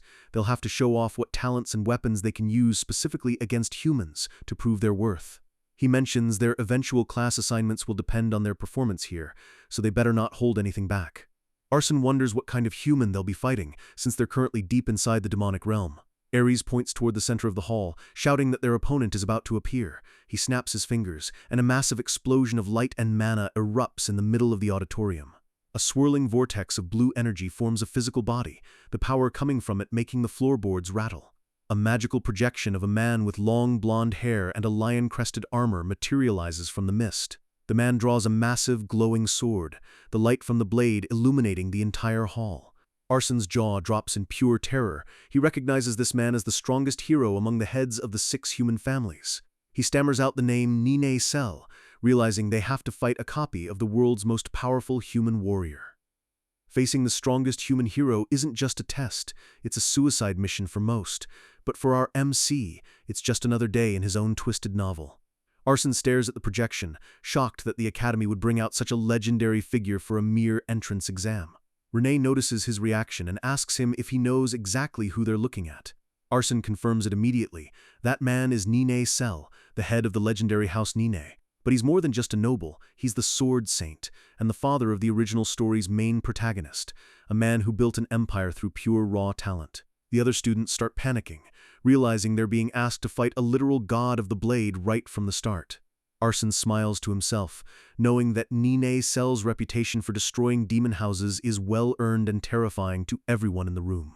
Instructor Ares steps in to calm the crowd, explaining that they don't expect them to win against his full power. The projection is capped at only 10%. Renee remains skeptical, knowing that even at a fraction of his strength, the Sword Saint is a nightmare. Some students think 10% sounds easy, but Arson knows better. Even a weakened monster is still a monster. He realizes that 10% of this man could still level an entire city, making this test absolutely brutal. Arson considers using his secret information scroll to find a weakness, but he realizes his funds and questions are too limited to waste here. Ares announces they'll be fighting in teams of 4, splitting the top 8 performers from the first test to lead separate groups. Arson realizes he's considered one of those top 8, mostly because he carried himself through the first test with his terrifying aura. Renee looks over at him, and even the other top students seem wary of the mysterious half-demon standing among them. Arson ignores the jealous whispers, realizing they probably think he just got lucky during the first round. Suddenly, he feels a poke on his shoulder and turns around to see Renee. She looks him in the eye and tells him to make sure he passes the test and comes back in one piece. Arson flashes a confident smile and wishes her luck as well before they head to their assigned groups. The instructors begin calling out the names for each group, starting from the very first one. Arson is assigned as the leader of Group 33, joined by 3 names he doesn't recognize: Kina, Chris, and Sanchez. He realizes these must be background extras who didn't play a big role in his original story, making his job much harder. He walks over to meet his new teammates, who are already waiting for him. Arson introduces himself with a friendly smile, trying to build some quick rapport before the slaughter begins. Chris and Kina seem friendly enough, introducing themselves with a bit of nervous energy. Then there's Sanchez, who just stands there with his arms crossed, looking completely unimpressed. Sanchez immediately starts talking trash, calling it a disgrace to his house that a half-demon is supposed to be their leader. Arson just sighs, wondering why even the nobodies in this world have such massive egos. Despite the tension, Arson tries to stay positive, telling the group they just need to do their best to get through this. He immediately gets down to business, asking Chris what kind of abilities he brings to the table. Chris reveals his mana transformation skill, showing off a glowing triangular prism he can shape into armor or a weapon. It's not a high-damage ability, but its versatility makes it a solid choice for a team setting. Arson gives him the thumbs up and then turns his attention to Kina. Kina admits she isn't much of a fighter, explaining that her role is strictly support. She demonstrates her power, praying to a demon god to grant a speed boost to her allies. A dark, flaming aura erupts around her as she activates the buff, catching Arson off guard with the intensity of it. She's left panting from the effort, asking Arson if he feels any faster or lighter. Arson hesitates, seeing how much it drained her, but he tries to be polite. He laughs it off as a joke when she catches on to his hesitation, telling her not to get upset. Internally, he's worried. The buff is so weak he can barely feel it, making him wonder how she even passed the first exam. Finally, he turns to the resident jerk Sanchez to see what he can do. Sanchez smirks as rocks and debris start swirling around his body. He activates a hardening ability, encasing his entire form in a layer of jagged stone armor. Arson is actually impressed, realizing Sanchez is a perfect tank for the front lines. Sanchez points a finger at Arson, demanding to know what the leader is actually capable of doing. Arson pulls out a small ring and tosses it into the air, watching it spin. In a blur of motion, Arson vanishes and reappears right in front of Sanchez's face, catching the ring. Sanchez's eyes widen in genuine shock at the sheer speed of the move. Arson leans in with a dark, confident smirk, simply telling him that his ability is teleportation. He keeps the knife close, letting the threat linger for just a second to show who's really in charge. Chris and Kina are blown away by the skill, while Arson just plays it cool and thanks them for the compliments. He decides to keep the specific details of his position transfer a secret, knowing he might need a trump card later. Arson lays out the plan. Chris and Sanchez will be the shields up front, while he takes the center and Kina supports from the back. Kina and Chris are on board, while Sanchez just lets out a stubborn grunt of agreement. The instructors announce the start of the second test, and Arson steels himself for what's coming. Group 1 steps forward into the arena, looking determined to prove their worth. Arson notices the fire in their eyes, respecting the fact that they aren't backing down from the Sword Saint. The projection of Nine Cell slowly raises his sword, a cold blue aura radiating from the blade. In an instant, Cell vanishes and reappears behind the group, a massive wave of energy cutting through the air. The entire room goes silent as Arson and his team stare in disbelief at the speed of the attack. The students from Group 1 are sent flying, screaming as they're hit by the sheer pressure of the swing. Arson realized he couldn't even track the movement with his eyes, terrified that this is only 10% of the Saint's power. Ares doesn't waste time, immediately calling for Group 2 to step up. They get decimated just as fast, the arena filled with the sound of breaking barriers and cries of pain. By the time Group 3 is called, the students are starting to lose their nerve. When Group 4 is called forward, the students simply refuse to move. They start shouting that there's no point, convinced that they're being sent in just to lose and get humiliated. Ares looks at them with a cold, disappointed stare, waiting for their final decision. He tells them they can skip the test if they want, then asks if the remaining 2 members of the group want to proceed. Surprisingly, 2 students step forward, shaking but determined to give it a shot anyway. Arson watches them, a realization dawning on him about what the true qualification for passing this test might be. Chris is confused, asking Arson if the students who quit really don't have to take the test. Arson ignores him as Group 4 begins their hopeless charge against the silent Sword Saint. Arson tells his team to just keep watching, knowing that a 2-person team stands no chance against Cell. The Sword Saint delivers a devastating spinning slash that sends the brave pair crashing into the floor. Arson winces, knowing that if Cell had used a real sword aura instead of just physical pressure, they'd be dead. Chris is trembling, asking how they can possibly defeat such a monster, while Sanchez tries to hide his own fear by acting tough. Arson doesn't say anything, but he can clearly hear Sanchez's legs shaking against the floor. Group after group gets called, and group after group gets absolutely slaughtered. By Group 9, the arena is littered with the bodies of defeated students who couldn't even land a single hit. When Group 10 is called, the leader doesn't even enter the arena, they immediately forfeit. Arson notices Renee's group, Group 20, waiting their turn with a focused, grim expression. By the time they reach Group 30, 5 different teams have already forfeited without even trying. Arson analyzes the situation. It's an unbeatable opponent, and they're allowed to leave whenever they want. One student actually manages to get a shield up, but Cell's blade slices through it like it's made of paper. Arson notices that the groups called later are lasting slightly longer, showing that their overall skill levels are higher. He finally puts it all together. He's figured out the true secret to passing this second test. The tension is mounting as Arson tells his team that their turn is coming up next. Sanchez is sweating through his stone armor, asking Arson what he meant by figuring out the test. Arson explains that the criterion isn't winning, it's the will to get back up and fight until the very end, even when faced with overwhelming force. He points out that the instructors are clearly judging the quitters harshly, while the fighters get a pass. Aries' voice booms through the hall, calling Group 33 to the arena. Arson draws his blade, looking his team in the eyes and telling them that with their combined power, they can actually do this. The team's fear starts to turn into resolve as they realize it doesn't matter if they lose, as long as they give it their all. Arson's eyes glow with a fierce red light. He doesn't care about being a half-demon. He has the talent of the world's strongest villain. The team charges in together, with Chris deploying a massive mana barrier and Sanchez hardening his form.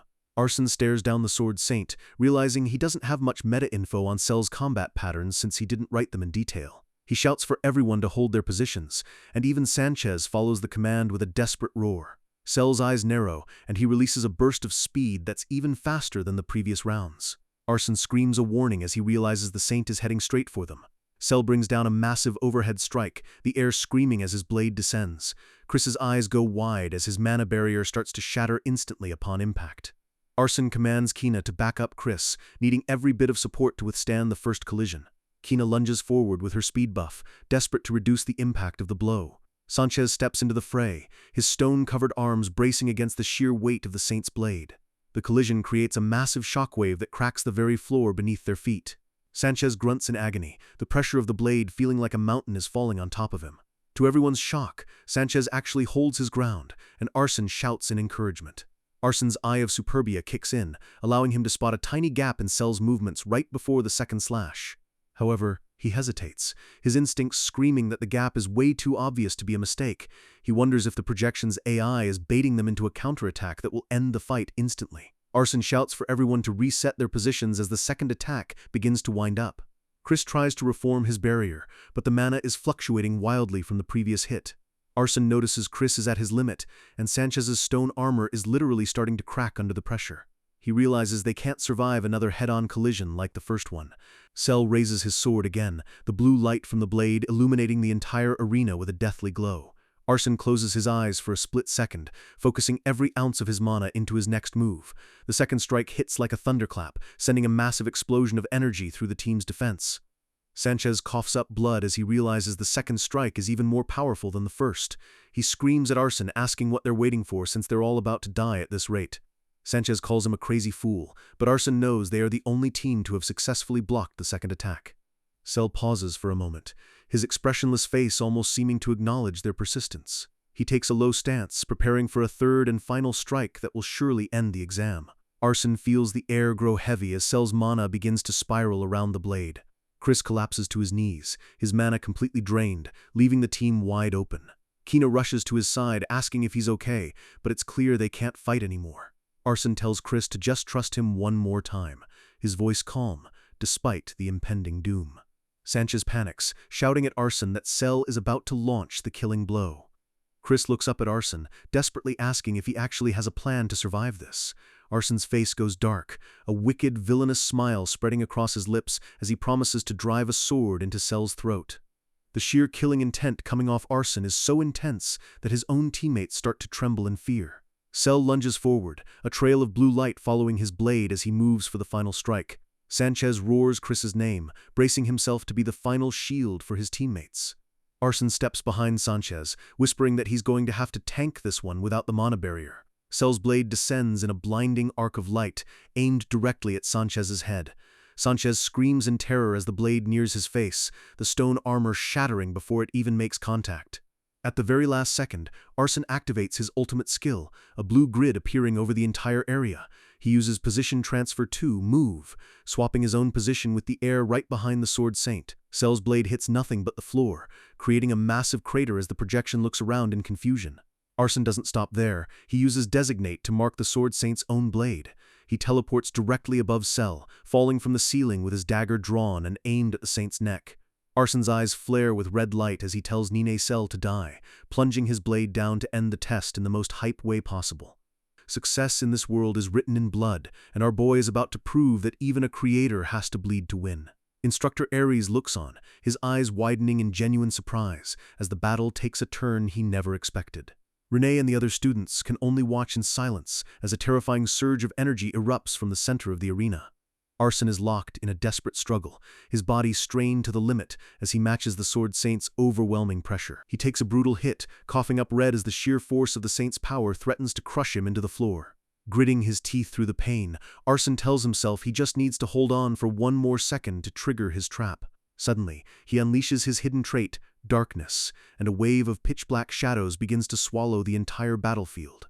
The darkness swirls into a massive, violent vortex, completely obscuring the Sword Saint from everyone's view.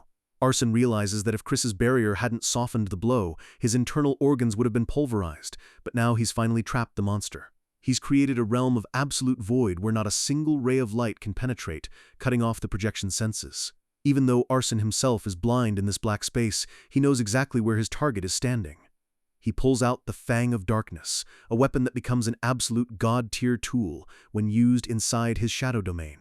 He steels his resolve, preparing to pour every ounce of his remaining mana into one final, world-ending strike. The Sword Saint projection pauses, sensing the shift in the air even without his sight, eyes glowing with a predatory light as the trap finally closes. Despite the success, Arson is still in awe of the Saint's power, realizing the man is a total monster even when blinded.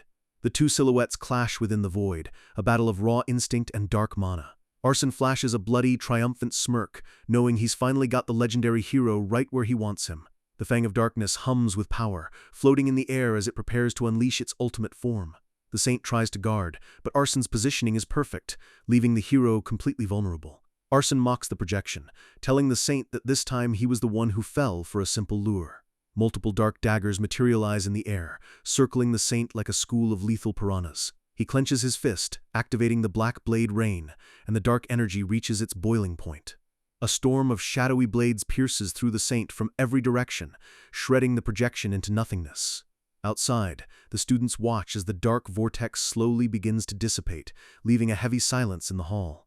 Chris and Kina are staring with their mouths wide open, unable to comprehend what just happened inside that black dome. Instructor Ares watches the shadows fade, realizing the fight is finally over. A foot steps out from the lingering smoke, and the heavy atmosphere starts to lift. Arson emerges from the shadows, looking exhausted but standing tall, his presence filling the entire room. The projection of the Sword Saint lies defeated on the floor, its light flickering before it completely vanishes. The entire student body is in a state of total shock. Nobody expected a half-demon to actually win. Arson looks around the silent arena, the weight of his victory finally starting to sink in. A small, satisfied smile crosses his face as he realizes he actually pulled off the impossible. Another student, looking impressed, comments that the whole spectacle was actually pretty fun to watch. Chris and Kina come running toward him, cheering and celebrating their leader's insane performance. Chris is losing his mind with excitement, asking how Arson managed to do it, but Arson just humbly credits the team's cooperation. Kina asks about Sanchez, and Arson learns that while the tank is in shock, the instructors are already helping him recover. He's relieved to hear his teammate is okay, as he casually sheathes his dagger back into its holder. Arson looks down at the fading projection and suggests they finish things up properly. His teammates are confused, thinking the test is already over since the enemy is down. But Arson isn't taking any chances. He walks over and delivers a few extra stabs to the fading light. Chris is horrified, asking what the hell he's doing to a defeated opponent. Arson just gives a cold, villainous look, saying it's always better to make sure the enemy is actually dead. Instructor Ares watches this cold display of pragmatism, his face unreadable but clearly taking note of Arson's ruthlessness. From the sidelines, a mysterious girl with a single horn watches him with a predatory grin. She's being carried by her own servants, and remarks that for a half-blood, Arson isn't half bad. One of her lackeys tries to suck up to her, claiming Arson is still nothing compared to her, and she giggles in agreement. She scoffs at Arsen's vulgar finishing moves, calling his nature inferior despite his win. She looks down her nose at him, clearly seeing him as nothing more than a potential toy. Suddenly, a cold, murderous aura fills the area behind her, making the hair on her neck stand up. She turns around, her arrogant smirk vanishing as she sees a terrifying figure standing in the shadows. It's Renee Bears, and she is looking at the silver-haired girl with eyes that promise a slow and painful death. The girl is visibly shaken, realizing that the sheer bloodlust Renee is radiating is on a whole different level.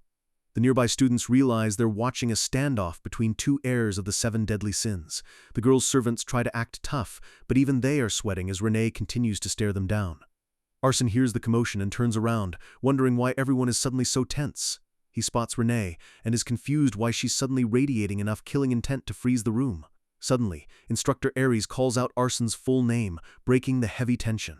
Arsen turns to face the instructor, who is walking toward him with a very serious expression. Arsen asks what's up, trying to keep things casual despite the intimidating vibe. Ares asks him if he's really acting clueless, or if he genuinely doesn't know what he just did.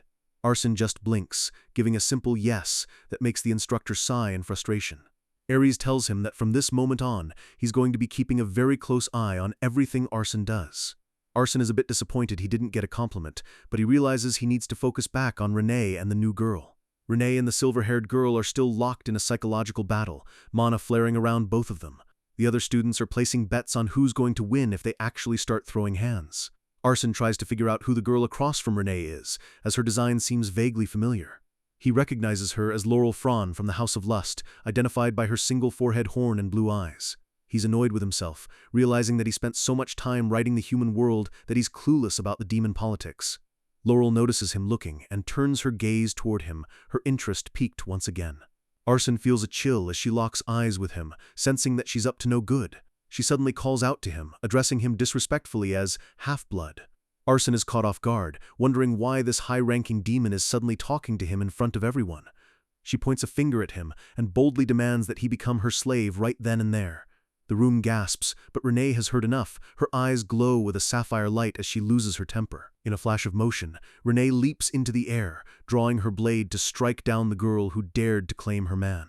Renee's blade comes down with a lethal whistle, but Laurel manages to barely draw her own katana to block. Laurel screams, calling Renee crazy for attacking her in the middle of the academy grounds. Instructor Ares' voice booms like thunder, commanding both of them to stop immediately. Ares' own sword is out, positioned perfectly between the two girls, his face a mask of pure fury. He tells them that unnecessary fighting in Citan is strictly forbidden, and they need to take their drama elsewhere. Arsen lets out a breath he didn't know he was holding, relieved that the instructor stopped a full-blown war between the 7 sins. Laurel sheathes her sword with a huff, while Renee looks like she still wants to finish the job. Arsen walks over to Renee, checking if she's all right after that sudden burst of violence. Renee just stares at him, her intense blue eyes making him feel a bit self-conscious. He's confused by her silent treatment until she reaches into her clothes and pulls out a cloth. Arsen is stunned as she reaches out and begins to gently wipe the blood and sweat off his face. She simply tells him he did a good job, her cold demeanor softening for just a split second. Laurel is absolutely fuming in the background, screaming about how a high-ranking demon could possibly be dating a half-blood. Arsen just smiles, realizing that life in the academy might be getting a little easier now that he's proven his strength. Renee looks him in the eye and whispers that she knows he was hiding his true strength to look weaker. Before he can respond, the instructor calls out for the next group to step up, ending their moment. Renee turns to leave for her own test, promising Arsen that she won't tell anyone his secret. Arsen stands there confused, wondering if he actually looked weak after using literally everything he had just to survive. Suddenly, Laurel is back in his face, demanding that he state his name properly this time. He's annoyed but gives her a straight answer, telling her his name is Arsen Adele. She laughs, saying it's not a bad name, but Arsen just wants to know why she's still bothering him. She leans in close, her voice turning seductive as she tells him to dump the bear's skank and serve her instead. A purple, intoxicating aura begins to rise from her body, her lust magic starting to take effect. She tells him to witness her appeal, promising she'll steal him away just to spite the Pride family. Arsen just looks at her like she's an idiot and casually walks away, saying his miss is about to fight and he doesn't want to miss it. Laurel is left standing there with her jaw on the floor, unable to believe her charm magic was completely ignored. Arsen ignores her tantrums, focusing his attention on the arena to see how the other sins' heirs actually fight. Renee stands before the Sword Saint, the two of them facing off in a standoff so intense it's vibrating the air. Arsène gulps, realizing that Renee's power level is even more terrifying than he originally calculated. Renee takes a single step forward, and the ground beneath her foot literally cracks from the pressure of her mana. She's radiating a cold blue fire as she approaches the projection without a hint of fear. Even Diana, the quiet heir of wrath, looks up with a flicker of interest in her eyes. An orange-haired boy nearby starts laughing, finding the whole situation entertaining. Arsène is panicking internally, wondering why Renee is just walking up to the saint without any defensive stance. She stops inches away from the projection, looking the legendary hero right in the eye. The Sword Saint raises his blade, but Renee doesn't even flinch, her gaze remaining steady and cold. The air around them explodes as their mana finally collides, creating a shockwave that pushes everyone back. Renee's eyes glow with a blinding blue light as she prepares to end the fight in a single move. With a sound like the sky tearing apart, her blade clashes with the saint's, shattering his sword aura instantly. Arsène's eyes go wide. He can't believe the sheer destructive power Renee just displayed. In the next second, Renee is standing over the remains of the projection, which is dissolving into dust. The entire arena erupts into cheers as the students go wild over the most one-sided victory of the day. Instructor Ares gives a rare, approving nod, admitting that her performance was actually not bad. Arsène is left speechless, questioning if he even saw the move correctly because she won way too easily. He realizes the saint didn't even attack her as she approached because it had already identified her as an overwhelming threat. Laurel tries to play it cool, acting like it's a shame Renee wasn't humiliated, but even she looks a bit worried. Arsène asks her if all the Sin's heirs together could defeat the real Sword Saint if they're this strong.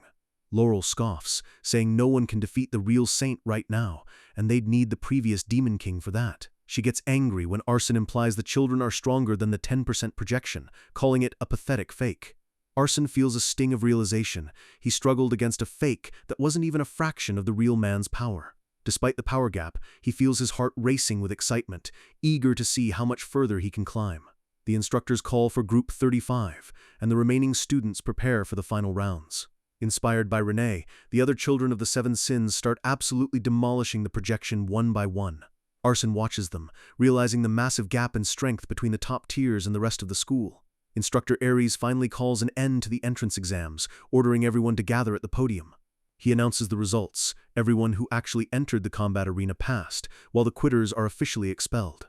Ares welcomes them as official members and trainees of Saitan, but his tone isn't exactly warm. He warns them that a literal road to hell is ahead of them, and most will probably want to quit within a week. He tells the survivors to gather for the official entrance ceremony in 2 days before dismissing the crowd. However, he commands the 8 people who actually defeated the Sword Saint to stay behind. Arsène and Renee look at each other, wondering what kind of special treatment they're about to receive. Ares walks down the steps, announcing that as promised, they've earned the right to enter the Saitan Armory. The orange-haired boy, Lycan Boltan, raises his hand with a greedy look in his eyes. He asks if they can take as many weapons as they want, since Saitan gear is legendary for its quality. Arsène recognizes him as the son of Envy, a character whose greed and curiosity were a major part of his novel. Ares shuts him down immediately, stating they are only permitted to choose one weapon to maintain their focus. He cuts off any more questions and tells the group to follow him to the restricted area of the academy. They arrive at a massive, ornate set of double doors that lead deep into the school's foundations. Ares places his hand on a complex magical seal, which begins to glow with an intense, pulsing light. The doors slowly creak open, revealing a hallway filled with swirling magical energy and the presence of ancient items. Ares tells them that this is their reward, but warns that whether they make the best or worst choice is entirely up to them. In a world where your gear is your lifeline, our boy is entering a legendary vault where one wrong choice could leave him cursed for life. Instructor Ares stands guard at the door, telling the top 8 they'll enter one by one in reverse order, and everyone gets searched on the way out. Arsène realizes he's been stuck with the very last slot, while the orange-haired Lycan Boltan celebrates being first in line. Boltan brags about picking the absolute best item in the room, while Ares just tells him to shut up and get moving. Renee tells Arsène she's aiming for an artifact since she already has a sword, and Arsène decides he'll probably look for one too. He starts worrying that if everyone ahead of him grabs an artifact, there won't be anything worth taking by the time he gets inside. One by one, the elite students disappear into the vault as the heavy doors groan open. Bolton comes out grinning like a maniac, showing off a crown-like circlet he's already plopped onto his head. Arson watches the heirs walk out with high-tier loot, wondering if he should just pivot and look for armor instead. Renee finally walks out and tells Arson it's his turn, giving him a small, supportive look before he enters. He notices she chose a gold bracelet and asks her what kind of powers it actually has. She tells him he'll find everything he needs to know once he's inside, mentioning that the items have descriptions next to them. But she adds a warning. Some of the items in the vault don't have any descriptions at all. Arson pauses, the gears in his head turning. Why would legendary items be missing their labels? He realizes it's not because they're worthless. If the Academy is keeping them in a high-security vault, they must be something special. Ares calls out to him, reminding our boy that he's the very last one left to choose. The instructor stares him down, his face a permanent mask of, "I don't trust you." Arson can feel the heat from the man's glare and decides it's probably best to keep his mouth shut for now. He finally asks what happens with the items that have no description, and Ares gives him a blunt answer. It turns out even the instructors don't know who the owners were or what the items actually do. Ares warns him that he might get lucky with a god-tier weapon, or he might end up stuck with a curse that ruins his life forever. With that terrifying bit of advice, Arson is shoved into the darkness of the vault. He smiles to himself, realizing that going last might actually be a blessing in disguise for someone with his author cheats. The doors creak open, and Arson steps into the quiet, dimly lit treasure room. It's surprisingly clean and organized, but he keeps his guard up, hoping nothing decides to jump out at him. He spots a bright light at the end of the hall and figures that's where the real goods are kept. The room is filled with glowing displays, each holding a weapon or accessory radiating with mana. Arson is blown away by the collection, seeing massive swords and enchanted gear that look like they belong to legends. He stops at a unique-looking spear, curious to see if it's the right fit for his combat style. The twin-flying spear houses the vengeful spirits of serpents and can summon their forms when you pump it full of mana.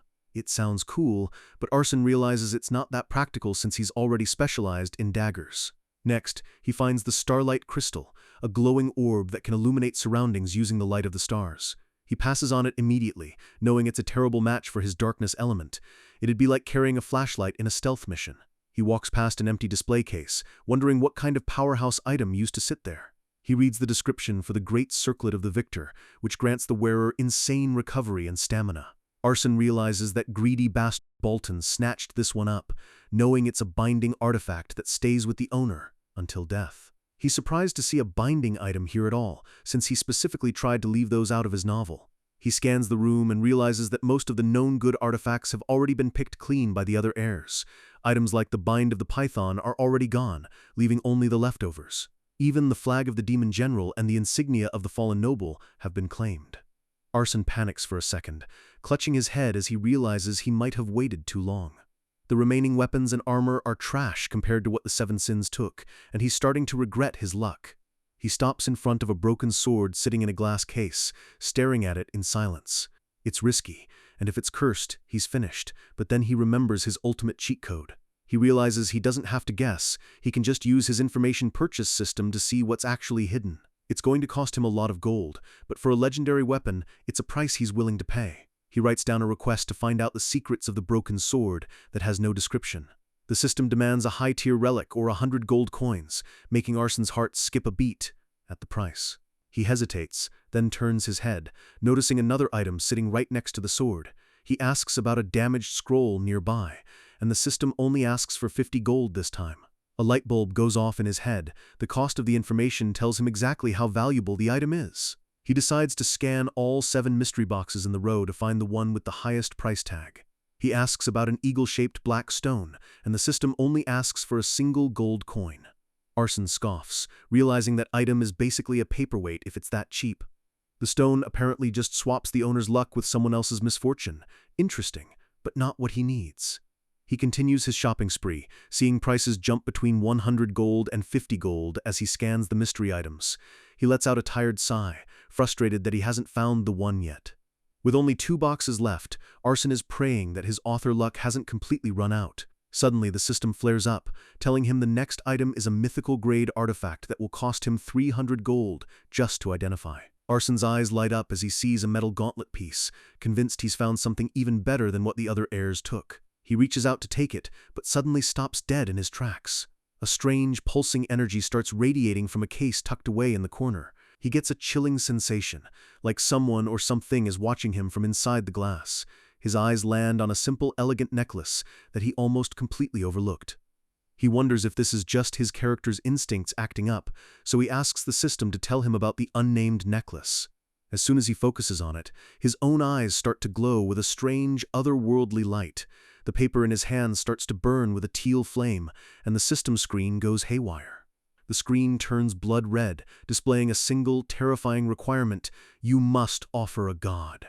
Arson's jaw drops as a wicked grin spreads across his face. He's just stumbled upon a legendary item that's way out of everyone's league. Arson realizes his luck has completely flipped, and he's holding the potential to become a godslayer. The information scroll crumbles in his hands as he stares at the necklace, his mind racing with possibilities. But then reality hits him. Where the hell is he supposed to find a god to offer up as a sacrifice right now? He looks at the necklace again, wondering what kind of insane power requires the life of a deity just to activate. He tries to infuse a tiny bit of his own mana into the item, hoping to get some kind of reaction.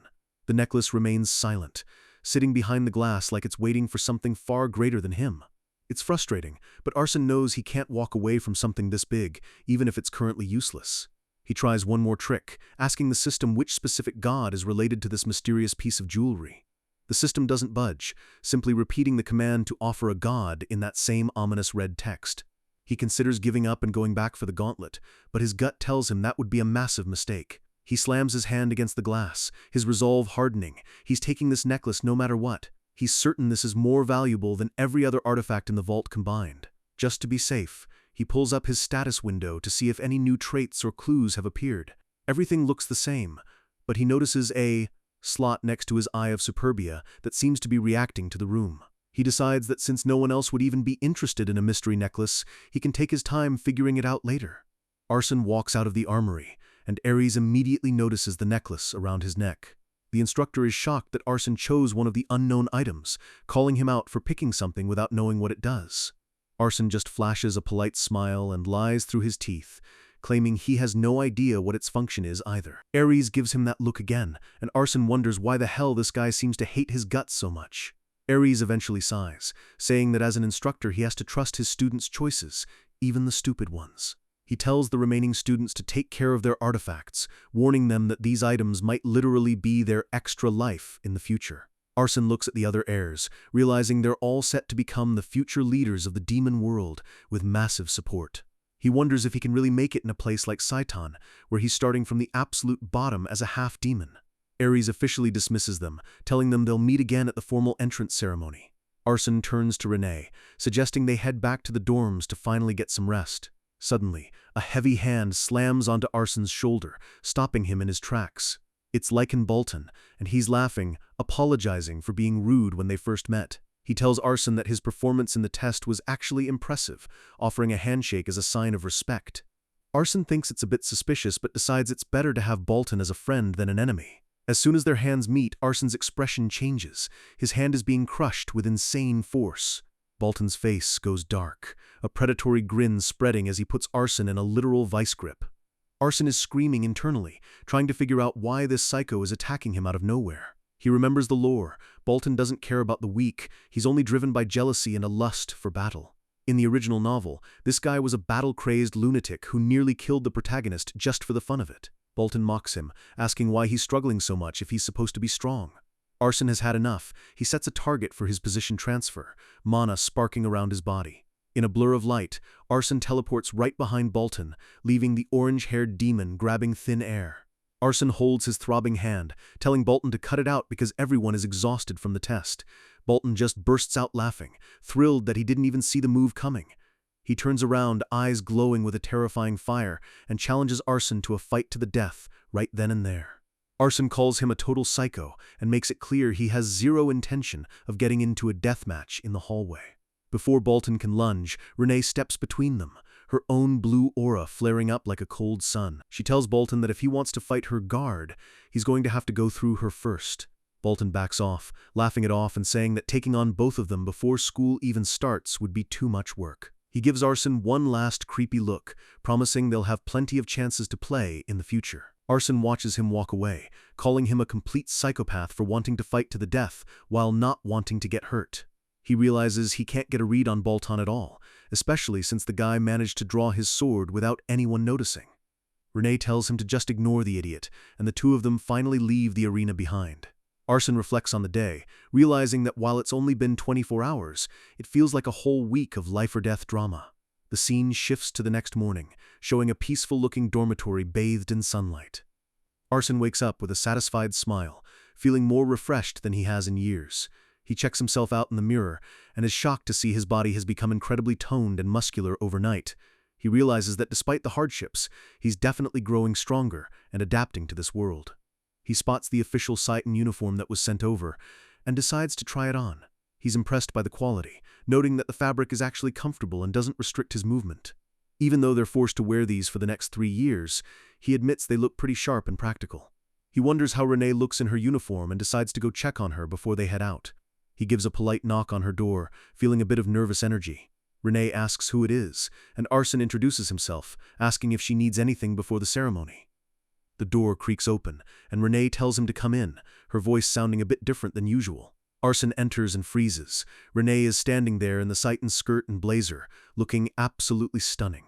The silence in the room is heavy, as Arson struggles to find his words. He finally blurts out that she looks beautiful, making Renee's entire body stiffen up. She tries to hide her face, but her ears have turned a bright shade of red, giving away her embarrassment.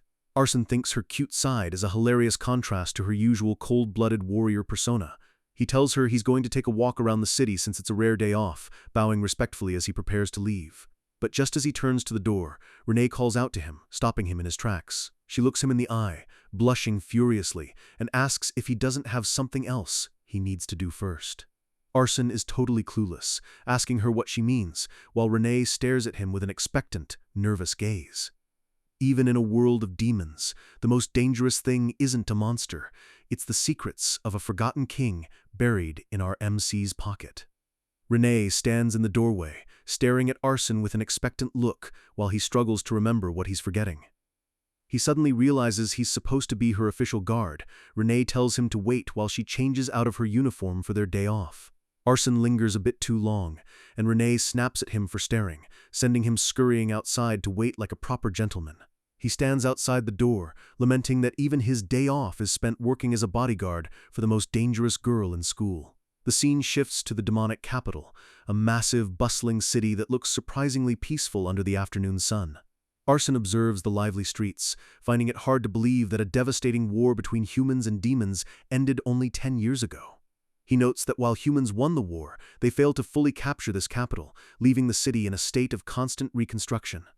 Renee taps him on the shoulder, interrupting his thoughts as they walk through the marketplace. She points toward a food stall, asking Arson if they can try some of the local street food. The grill is covered in sizzling meat skewers that look and smell absolutely incredible. Arson asks the vendor what's on the menu, and the man describes a seasoned buck and vegetable skewer that's a local favorite. The MC realizes they're basically just Demon World chicken skewers and orders 2 for them to share. Renee takes a big bite, her stoic expression finally breaking as she enjoys the meal. She admits it's delicious, looking surprisingly cute with her mouth full, which catches Arson off guard. Arson smiles, realizing that even someone as cold and powerful as Renee can have a soft, normal side. They continue their walk through the city, passing a central fountain where the atmosphere is calm and relaxed. Arson cherishes the moment, knowing that once school starts, this will likely be the last bit of peace he gets for a long time. Suddenly, he stops in his tracks as he spots a massive, intimidating statue looming over the plaza. The statue depicts a warrior in jagged armor holding a massive blade, and Arson can't help but wonder who it represents. Renee is shocked he doesn't know, explaining that this is the monument to the very first Demon King. Arson realizes the statue bears a striking resemblance to Diana, the heir of wrath, which sends a chill down his spine. He decides to get a closer look, drawn in by the overwhelming presence of the ancient stone figure. As he approaches, the statue's eyes seem to flicker with a ghostly blue light, visible only to him. Suddenly, his mystery necklace begins to glow with a violent green energy, reacting to the statue's presence.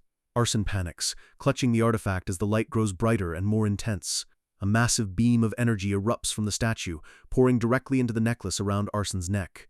The force of the absorption is overwhelming, and Arson struggles to stay on his feet as the artifact drinks in the power. When the light fades, he notices that one of the jewels on the necklace has turned from clear to a dull, dead gray. Renee catches him staring at the jewelry and asks what he's doing, completely unaware of the magical explosion that just happened. Arsene is reeling, realizing that the light was real and the necklace is definitely changing as it absorbs energy from the environment.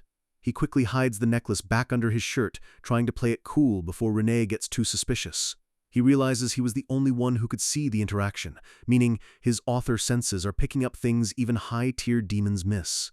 The MC realizes he's found a significant clue in the most unexpected place. This necklace is directly tied to the lineage of the first Demon King. He resolves to investigate everything related to the ancient king, certain it will lead him to the god he needs to offer. He tells Renee they should head back, his mind now completely occupied by the true nature of his new artifact. The next morning, the sun rises over the grand gates of Saitan Academy, marking the official start of the school year. Arsene and Renee hurry toward the auditorium, knowing the entrance ceremony is about to begin. The hall is packed with around 100 elite students, while the headmaster and instructors sit waiting on the stage. Other students whisper about how the headmaster looks like a little kid, but Arsene knows she's a monster who could kill them all with a glance. One student calls her cute, but Arsene's inner narrator is screaming that cute is the last word anyone should use for her. The headmaster, Lucian, glares into the crowd, her eyes glowing with a terrifying pink light that silences everyone instantly. She locks eyes with the student who called her cute, her gaze filled with a murderous intensity that freezes the air. Arsene flinches, feeling the pressure even from a distance, and realizes the headmaster can definitely read minds. He quickly changes his internal thoughts to call her adorable, hoping to avoid getting his head exploded on the first day. Instructor Ares bellows for silence, officially kicking off the ceremony with a shout that echoes through the rafters. The headmaster gives a standard speech about the rules of Saitan, but the atmosphere remains heavy and tense. She concludes her speech and calls for the top cadet and the runner-up to come to the stage for their oath. Diana and Bolton step forward, the two strongest students in the year, looking every bit like the legends they are destined to become. Arsene notices Renee looks completely unfazed, likely because she doesn't care about rankings as long as she gets her revenge. He tells himself to focus on his own survival, knowing that his path is much more dangerous than a simple school competition. Suddenly, Arsene feels a sharp prick of mana and turns to see a familiar orange-haired menace. Bolton is standing nearby, clenching his fist and staring at Arsene with a look of pure, unadulterated aggression. The MC realizes this battle-crazed stalker is already targeting him again before the ceremony is even over. He decides to ignore the lunatic, trying to keep his cool and not cause a scene in front of the entire faculty. The top cadet is called to the podium, and a pair of polished shoes steps onto the stage. Diana walks forward with an air of absolute authority, her thorn crown shimmering under the auditorium lights. The students whisper that she is blessed by the gods, and Arsene wonders if anyone can actually stand in the way of the Demon King's daughter. Diana begins the solemn oath, pledging that the new cadets will uphold the honor of Saitan. Her voice carries a weight that changes the very atmosphere of the room, turning the ceremony into a pledge for war. Arsene feels the raw anger in the room toward humans, and he's terrified of what will happen if anyone discovers his own human-allied bloodline. The ceremony concludes, and the students are dismissed to find their official class assignments.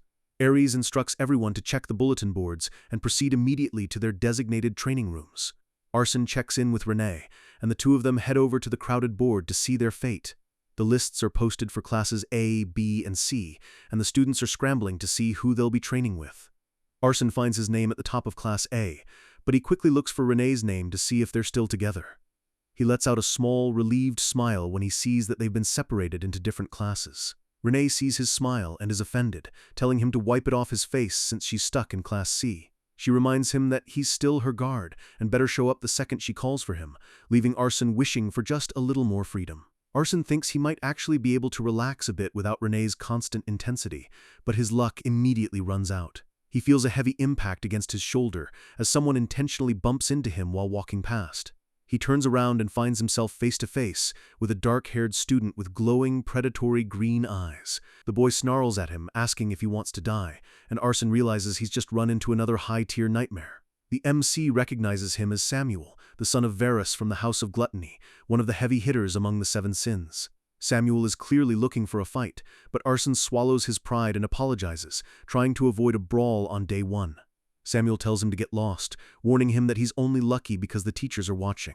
Arson sighs, wondering why every single Sin heir is a massive jerk, and prays that Bolton isn't in Class A as well. The scene shifts to the instructor's meeting room, where Ares slams his hand on the table in a heated argument. Ares is demanding a class swap, claiming he's now a proper instructor and should have more authority over the assignments. He argues that Arson is too dangerous and needs a veteran like him to handle the boy before things get out of hand. A female instructor with curly hair snaps back, telling Ares he can't just walk all over her and take her assigned students. The headmaster, Lucian, shuts them both up with a single word, her aura making the entire room tremble. The female instructor, Idea, sulks in her chair, complaining that Ares is always picking on her. Lucian asks Ares for his specific reason for wanting to switch classes, and her gaze is piercing. Ares explains that he's seen many soldiers like Arson on the battlefield, men who were born to be cold-blooded murderers. He's convinced that Arson could turn his blade on his own allies at any moment and needs to be kept under strict restraint. Other instructors laugh it off, thinking Ares is being overly cautious about a mere half-demon who seems weaker than the Sins. Ares counters that strength isn't just about raw power. Arson's calmness and boldness are on the same level as the top-tier heirs. The room goes quiet as the other instructors realize Ares might actually be onto something. He repeats his desire to lead Class A, insisting that Adele needs special caution that only he can provide. Idea jumps to her feet, shouting a protest that interrupts Ares' pitch. She accuses Ares of not trusting her abilities as an instructor, taking his demand as a personal insult. Headmaster Lucian lets out a long, tired sigh, asking when they're going to stop treating her like a child and act like professionals. She shuts down the argument with another surge of her terrifying power, ending the debate instantly. The table goes silent as every instructor feels the weight of her displeasure. Lucian decides that the classes are already assigned and switching them now would cause more harm than good. Ares reluctantly accepts the decision, but he adds that they should still be extremely careful with the boy. Lucian tells Idea to pay special attention to Arson, and Idea gives a playful, confident nod. With that, the meeting is concluded, and the instructors are sent to greet their new classes. Arson stands outside the door to Class 1A, taking a deep breath before he enters the lion's den. He walks in and immediately feels his luck has run out. This room is packed with trouble. Laurel Fron, the heir of lust, is already there, giggling to herself as she watches him enter. Arson is relieved that at least Bolton and Diana aren't here, but Samuel is sitting right there, looking ready to explode. Laurel approaches him immediately, asking if he followed her here despite the class assignments being completely random. She starts her usual ego trip, offering him the privilege of becoming her slave in the classroom. Samuel snaps, telling the two of them to shut up before the instructor arrives. He threatens to kill Laurel if she doesn't stop talking, his green eyes glowing with fury. Laurel is genuinely shocked that someone would speak to her like that, her jaw dropping in disbelief. Arson just stands in the middle of it all, wondering if he's ever going to find a group of people he can actually get along with. Suddenly, the classroom door is slammed open with a violent bang that makes everyone jump. The students look toward the front as a new presence enters the room, dripping with authority. The instructor, Idea, tells them they're being way too noisy and asks if they're really planning to fight on their very first day. Arson recognizes her immediately, noting that her vibe is completely different from the stoic Ares. She claps her hands together with a bright smile, welcoming everyone to Class A. She introduces herself as Idea and tells them to remember her name well. She drops a bombshell, telling the class that she is their senior and people famously call her the Legion of Calamity. The students gasp, remembering the legend of the woman who slaughtered 10,000, or was it 30,000, humans at the Pollux River. Arson thinks having such a powerhouse as an instructor might actually improve his chances of surviving the semester. Idea finishes her intro and moves straight into how the classes will progress. She writes hunting method on the board, telling the students this is her primary specialty. Samuel scoffs, assuming they're just going to be hunting animals or low-tier demonic beasts. A student raises their hand asking for clarification on what exactly they'll be tracking down. Idea gives a dark, cheerful smile and tells the class that they will be hunting the very things they were born to kill: humans. Arson realizes that the academy is finally getting serious, and things are about to get very bloody. Laurel seems bored, noting that Idea has a fine face for a teacher but not showing much interest in the lesson. Idea adds that she'll also be handling their basic stamina training, which makes most of the students groan in despair. She orders everyone to gather at the training grounds immediately for their first real lesson. Arson is blown away by the size of the training field, noting it's 5 times larger than anything he's ever seen. Idea stands before the gathered students, checking if everyone has arrived and is ready to work. She tells them to concentrate and watch as she manifests a swirling vortex of dark magic between her hands. She slams her foot onto the ground, and a massive seal erupts, glowing with an intense blue light. Dozens of human soldiers in full armor begin to emerge from the magical portals, looking like a real invading army. The students are shocked, and Arson is left wondering how she summoned an entire troop so effortlessly. Idea laughs, explaining that these aren't real humans, but high-tier illusions she created with her own magic. She reveals that she was the one who created the Sword Saint projection during the entrance exam. Arson realized she's even more of a monster than he thought if she can replicate 10% of a saint's power so easily. He realizes Saitan is formidable, but the Royal Academy where these humans come from must be truly bone-chilling. Idea tells the class the task is simple, they just have to fight through the illusions and reach her. She scans the group, her eyes narrowing as she looks for her first victim. She locks eyes with Arson and calls out his name, acknowledging that she knows exactly who he is.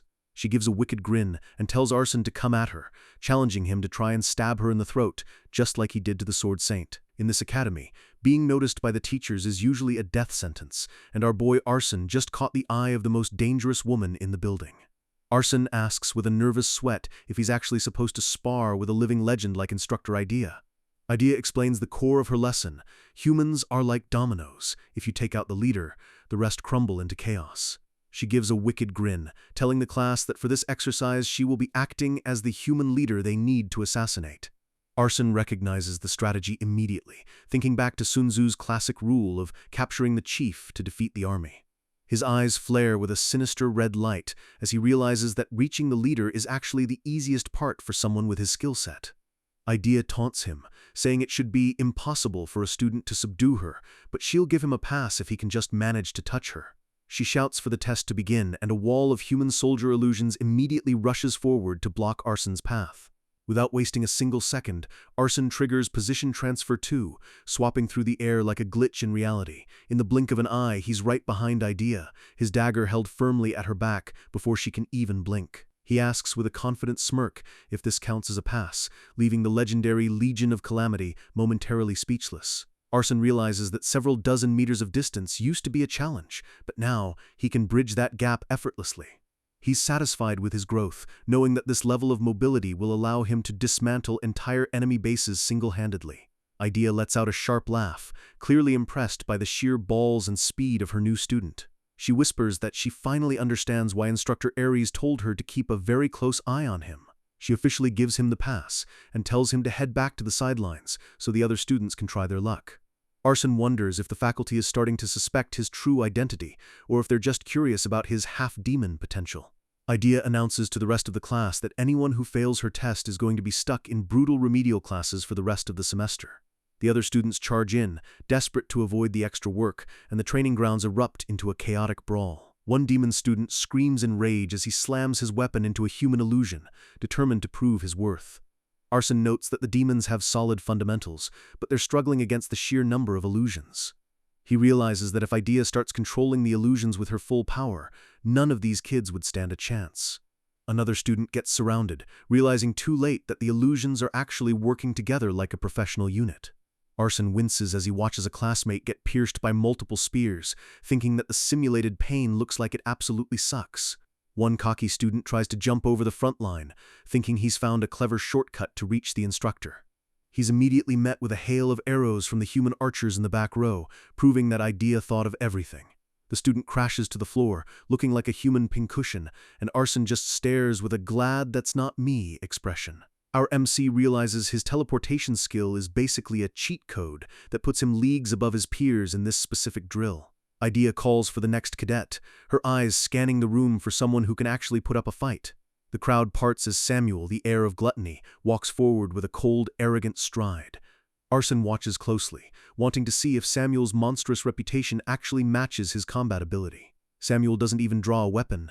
He just raises his hands as green mana begins to swirl violently around his palms. The air begins to scream as a massive vortex of destructive energy forms around him. He unleashes his gluttony power, creating a giant hurricane of green flames that sweeps across the entire battlefield. The massive tornado of mana tears through the illusions, devouring everything in its path like a hungry beast. The human soldiers are vaporized instantly as the shockwave from the attack nearly knocks the other students off their feet. Arson is genuinely shocked by the destructive scale of the magic, realizing this is the true power of one of the 7 sins. He recognizes the unique ability. Samuel's magic literally eats through anything it touches, making him an absolute nightmare on the front lines.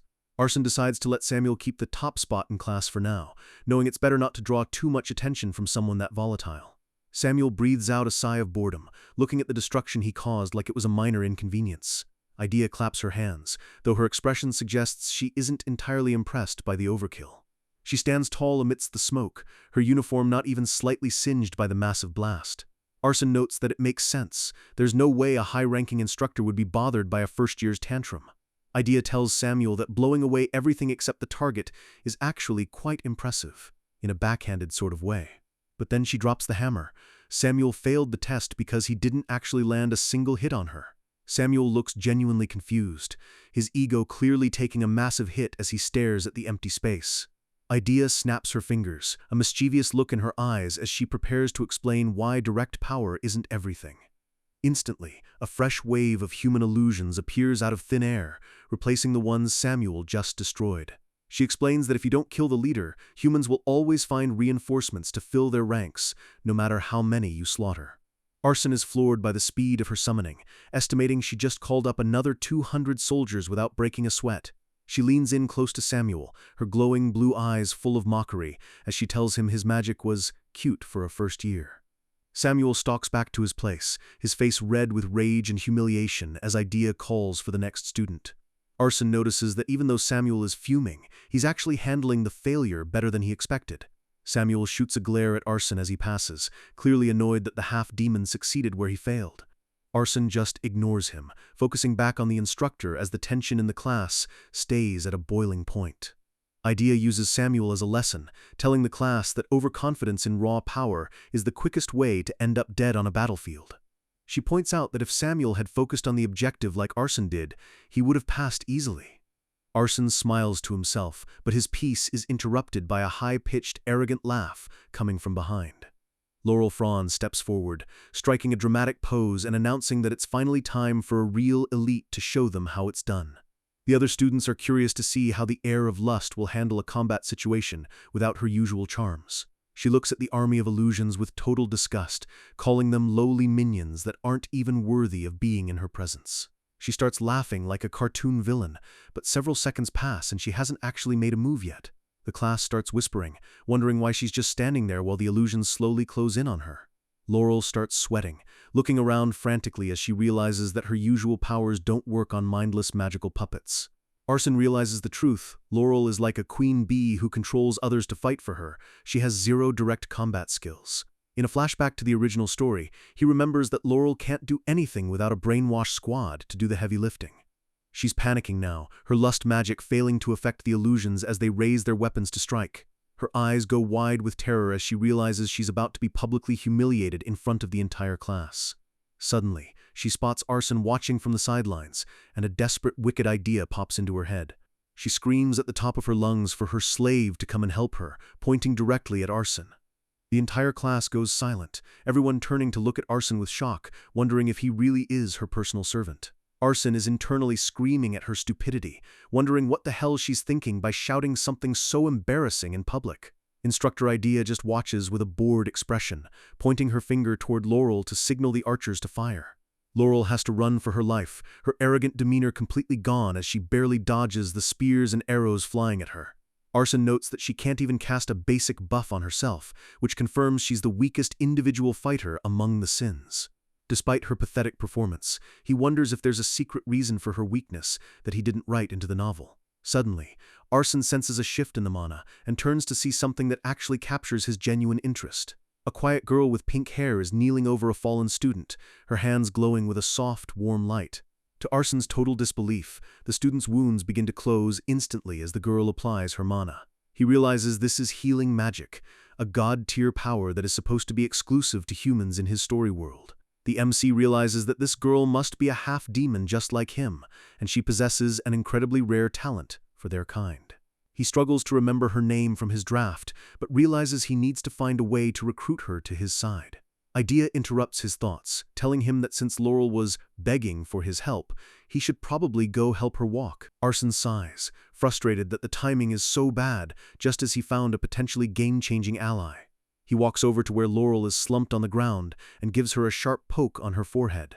He calls her useless Fran, which makes her scream in indignation despite being covered in dirt and bruises. Arson tells her to get up because the test is over, his voice full of casual mockery that makes her blood boil. Laurel jumps up and demands to know if he saw everything, her face flushed with shame and anger. Arson just laughs, telling her that he did indeed see her looking weaker than a slave, which makes her start throwing a tantrum. Instructor Idea claps her hands to gather everyone's attention, officially ending the first practical lesson of the year. She tells the group that the results were exactly what she expected, but she still praises them for their first day of work. She explains that the point of the exercise was for them to realize where they stand and how far they still have to go. Samuel stands in the back, clicking his tongue in annoyance at being lumped in with the failures. Idea emphasizes that knowing your limits is the only way to build real synergy and support one another in actual battle. Arson realizes that unlike the Human Academy, Saitan relies on random class synergy to prepare them for the chaos of war. Idea singles him out, noting that he was the only one who actually passed the assignment on the first try.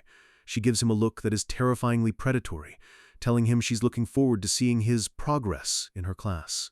Arson bows and thanks her, but he can feel the heavy gazes of his jealous classmates burning into his back. She dismisses the class, and Arson wonders if that weirdly hostile praise was actually a compliment or a threat. He spots Samuel staring at him with pure hatred, and he realizes he's definitely made a very dangerous enemy today. The MC realizes that building his own faction in this school is going to be nearly impossible, with the Sins trying to kill him. The school bells chime across the campus, signaling the end of the combat training and the start of the next period. The students move to the lecture hall, where a new, more scholarly instructor is waiting to teach them the theory class. They start learning about the history of the demonic realm and the specific physical weaknesses of the human body. Arson finds it ironic, thinking about how his own human perspective makes this lesson feel like a self-defense manual. The instructor warns them that they'll have a quiz on the material soon, and anyone who fails will be in for a world of pain. As the class ends, Arson slumps over his desk, feeling completely drained by the mental and physical toll of the first day. He realizes that this academy life is exactly like his old school days, only with way more death threats and magic. He lets out a long groan, feeling defeated before the first week has even really gotten started. He watches the other students laughing and grouping up, feeling like a total outcast in his own story. A single tear almost escapes as he reflects on having no friends here, just like his lonely life back in the human world. Suddenly, he catches a glimpse of pink hair out of the corner of his eye and remembers the healer from earlier. He watches her from across the room, noting her quiet and isolated demeanor. Arson decides to be bold and finally talk to her, thinking that two outcasts might actually make a decent team. He walks over to her desk, trying to put on his most non-threatening nice guy smile. The girl looks up, startled, as Arson introduces himself with a friendly, He tells her it's nice to meet her, hoping to build some quick rapport before the next class starts. Suddenly, the entire room goes quiet, and Arson realizes every student in the class is staring at them with judgmental eyes. He's confused until he remembers the social hierarchy. Half demons are supposed to be invisible or hated. The girl nervously returns the greeting, her voice quiet and full of anxiety from all the unwanted attention. Arson realizes he's making her uncomfortable and decides to end the conversation early to save her the trouble. He says his goodbyes and promises to talk to her again later, walking away with a heavy heart. He decides to head to the restroom to splash some water on his face and clear his head from the mounting stress. As he turns the corner, he slams right into a familiar figure, and his bad timing luck strikes again. It's Samuel, and he looks like he's been waiting in the hallway specifically to ambush our boy. Samuel snarls at him, his green eyes flashing with a dangerous and unstable light. Arson tries to brush it off, telling the heir he was just about to leave, but Samuel isn't letting him go that easily. Samuel insults him, calling him a nauseating, low-class creature who shouldn't even be allowed to breathe the same air. A dark, murderous aura begins to leak from Samuel's body, the hallway temperature dropping several degrees. Arson fires back with a cold comment about Samuel's family, asking if they're proud of producing such garbage. Samuel is momentarily stunned by Arson's boldness, his jaw clenching as his rage reaches a breaking point. Arson doubles down, standing his ground as Samuel's mana begins to erupt into a violent green flame. Samuel snarls that he's going to tear Arson to pieces, his hunger for violence finally overriding any fear of academy rules. Arson's eyes turn red as he realizes he might actually have to kill this guy right here to protect his plans. A massive vine of green energy erupts from the floor, aiming directly for Arson's throat with lethal intent. Samuel gives a psychotic grin, shouting that nobody will care if he just blows off one of Arson's arms in self-defense. Suddenly, a cold voice commands them to stop right there, freezing both of them in their tracks. The theory instructor has appeared out of nowhere, standing between them with a smile that says, "If you move, you die." The tension in the room is thick enough to cut with a blade. Samuel stands there, his pride wounded and his eyes fixed on the half-blood who dared to stand up to him. Arson realizes something is wrong. Both his and Samuel's abilities have been completely deactivated by a crushing force. He stares at the new figure in the room, wondering who this instructor really is to have that kind of power. The man adjusts his glasses with a chillingly calm smile, telling everyone to get back to their seats so he can start the introduction. Samuel clicks his tongue and stomps away, but Arson can feel the lingering malice. Letting this slide feels incredibly unsettling. The room falls into a heavy silence as the students settle in, with Arson keeping a close eye on the mysterious girl with pink hair in the back. The man introduces himself as Instructor Robolt, the one who will be drilling magic into their heads from here on out. Arson offers a small, confident smile. If this guy is a Satan instructor, he's definitely a monster, and Arson is actually hyped to see what he can learn. In any fantasy world, there's one thing that always defines the top of the food chain: magic. In Arson's original novel, he wrote magic as something entirely separate from innate talents or traits. To him, it's a branch of study, a skill that can be mastered if you understand the logic behind the mystery. Robolt leans forward, telling the class that before they touch a single spell, they need to understand the core of their power.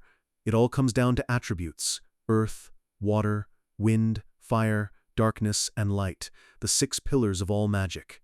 Arson closes his eyes, thinking. Most people are stuck with just one, but because of his unique situation, he might actually hold 2. The Bears family is famous for their darkness, but Arson realizes he has no idea what the Adele family's original attribute was. Robolt gestures to the front of the room, announcing that today's goal is simple. They're going to find out exactly what kind of mana each cadet is packing. He places a glowing purple orb on the desk, explaining that the color will shift the moment they make contact. Arson decides to hang back and stand at the end of the line. He wants to see what the other elites in the class are capable of first. The first student steps up, looking nervous as he reaches out toward the swirling energy inside the orb.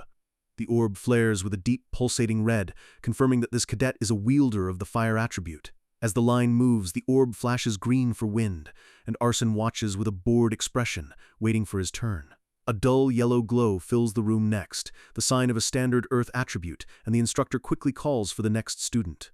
Arson is surprised by how fast they're moving through the roster. Before he knows it, he's standing right at the front. He steps up to the desk, meeting the instructor's sharp, calculating gaze. Robolt calls him by name, catching Arson off guard. He didn't expect the faculty to be tracking him this closely already. He holds his breath and extends his hand toward the orb, wondering what the world system has in store for him. The moment his fingers touch the glass, a massive surge of energy erupts, sending a blinding white light through the classroom.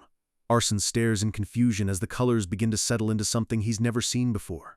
Even Robolt looks stunned, adjusting his glasses as he notes that the orb has split perfectly into 2 distinct halves. One side is pitch black, which is common for high-ranking demons, but the other side is a strange, swirling grayish light that the instructor can't immediately identify.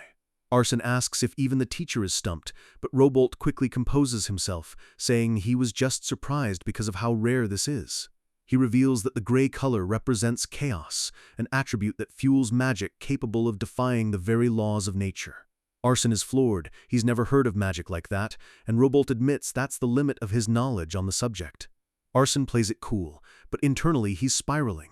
He's the author, and he knows for a fact he never wrote a chaos attribute into his book. Magic that goes against providence. The phrase sticks in his mind as he realizes this might be the key to his survival, or his downfall.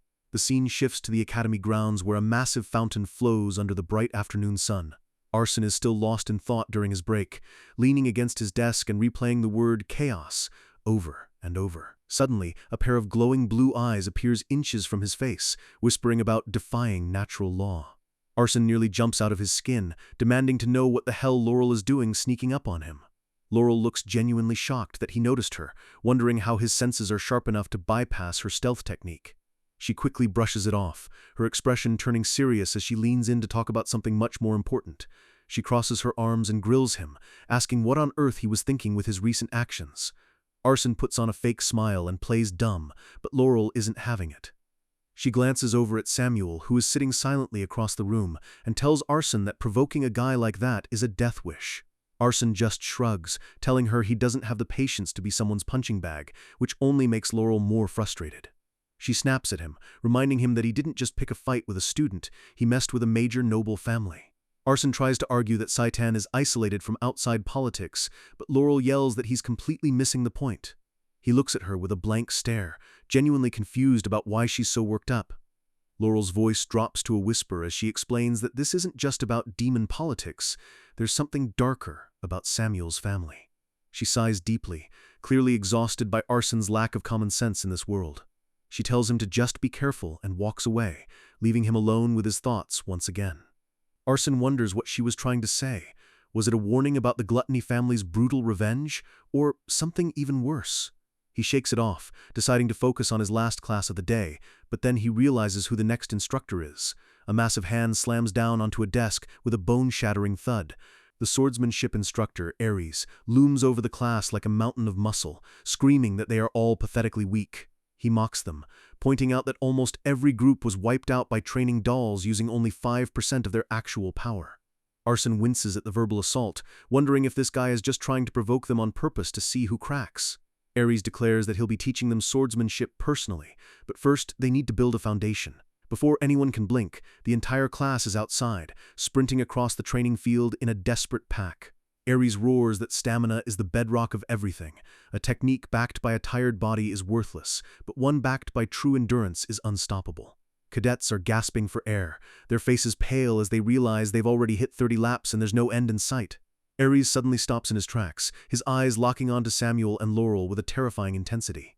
He catches them instantly, demanding to know who gave them permission to use mana to boost their speed. He doesn't care about their noble status. He screams at them to start over from the very beginning, and the look of pure horror on their faces is priceless.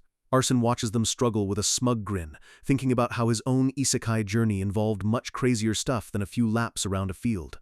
A bell tolls in the distance as Ares finally calls a halt to the torture, telling them they worked hard for once. Students collapse into puddles of sweat, half dead on the pavement, while Arson stands there looking relatively composed.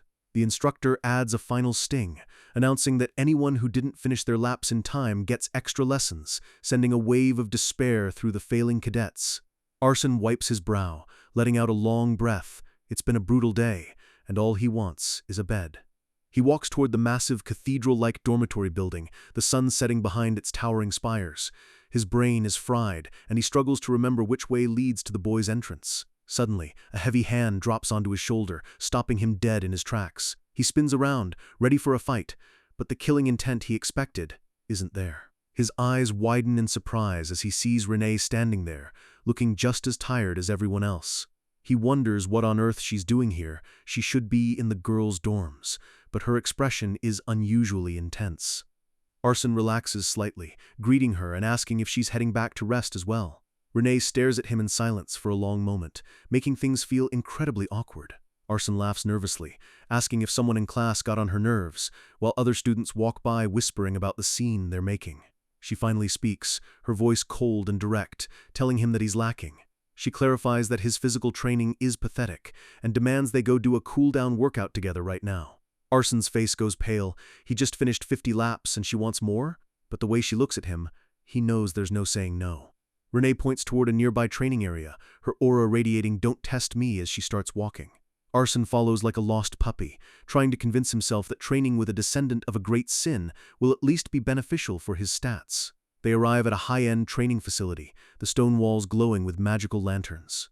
The place is massive and filled with elite cadets pushing their bodies to the absolute limit. Arson watches a demon nearby lifting a massive weight, realizing that the physical gap between him and these monsters is still huge.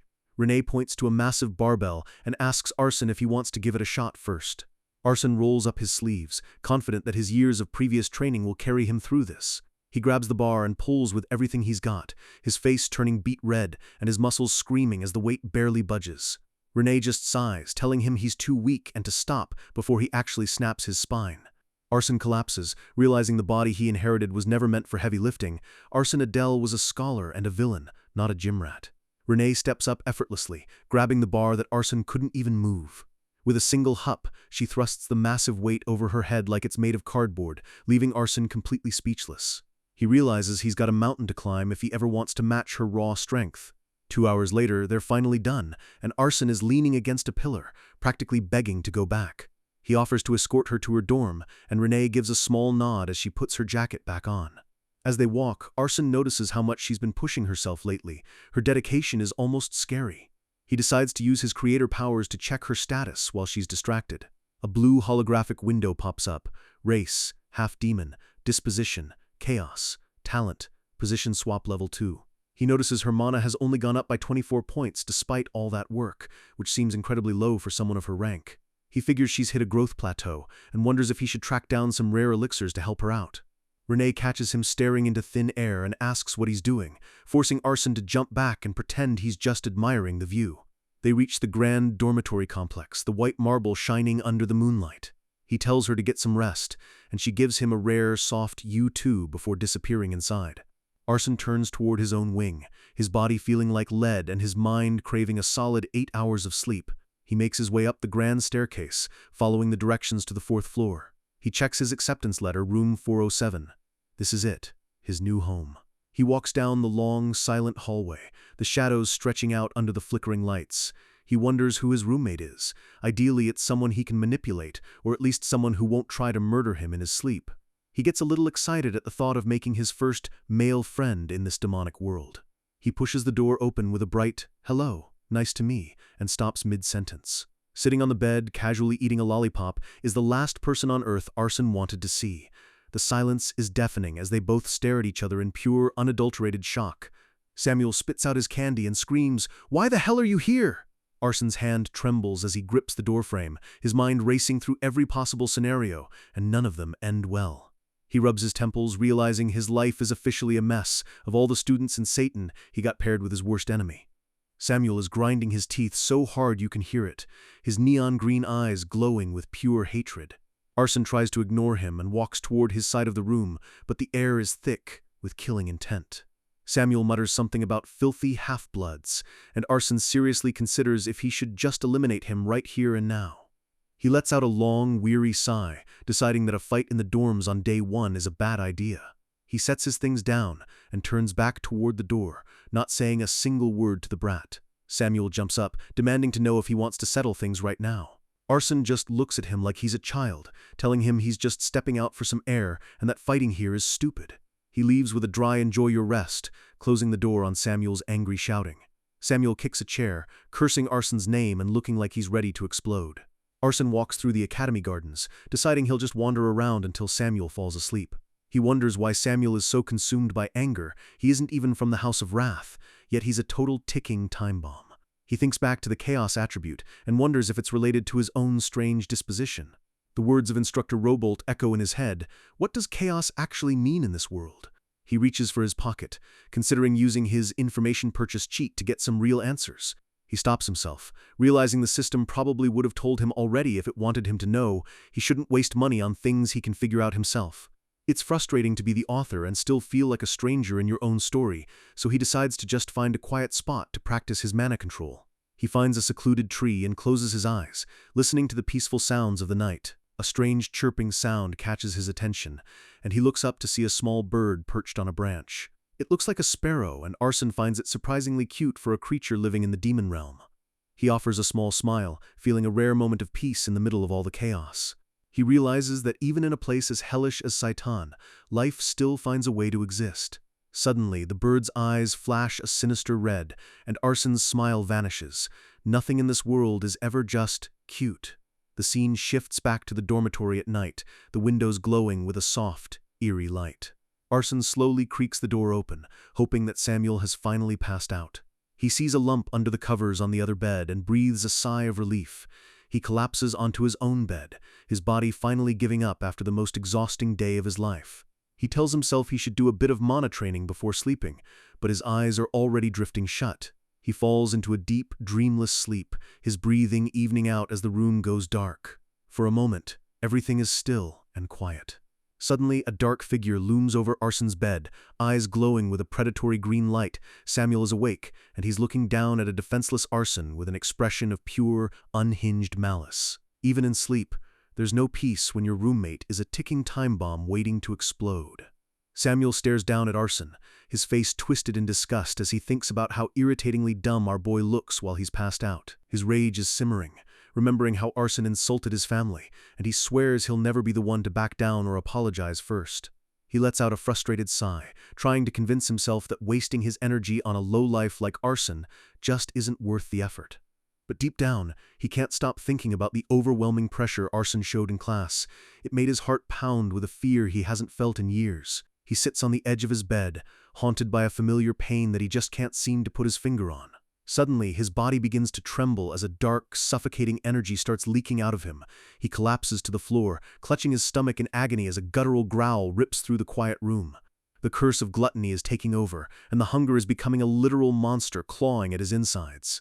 His skin turns a sickly green as he gasps for air, feeling like his entire body is drying up from the inside out. Arson just shifts in his sleep, totally oblivious to the fact that his roommate is currently fighting off a demonic meltdown. Samuel stares at him with pure venom, wishing he could just punch that smug face, but he manages to rein in his hunger for one more night.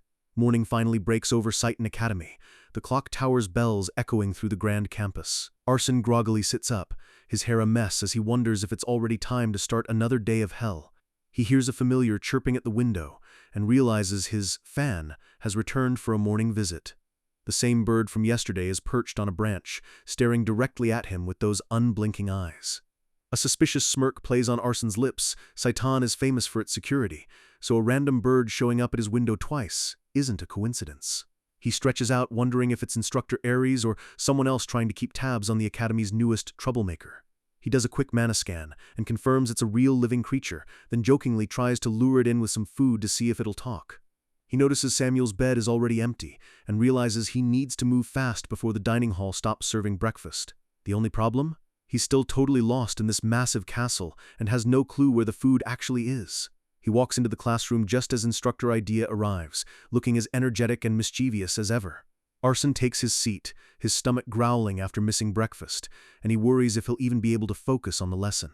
Idea stands at the front of the room, her voice bright, as she announces that she has a major update for the entire class. She drops the bombshell. Today's homeroom is all about selecting the person who will lead Class 1A as the president. The room immediately erupts into whispers, and Arson is just as shocked by the sudden announcement. A student raises his hand, asking the obvious question: how are they actually going to pick a leader from this den of monsters? Idea claims she was going to hold a vote, but she's decided to just appoint the person she thinks fits the role best. In the back of the room, Laurel Franz starts giggling to herself, her ego already inflating as she prepares to take the stage.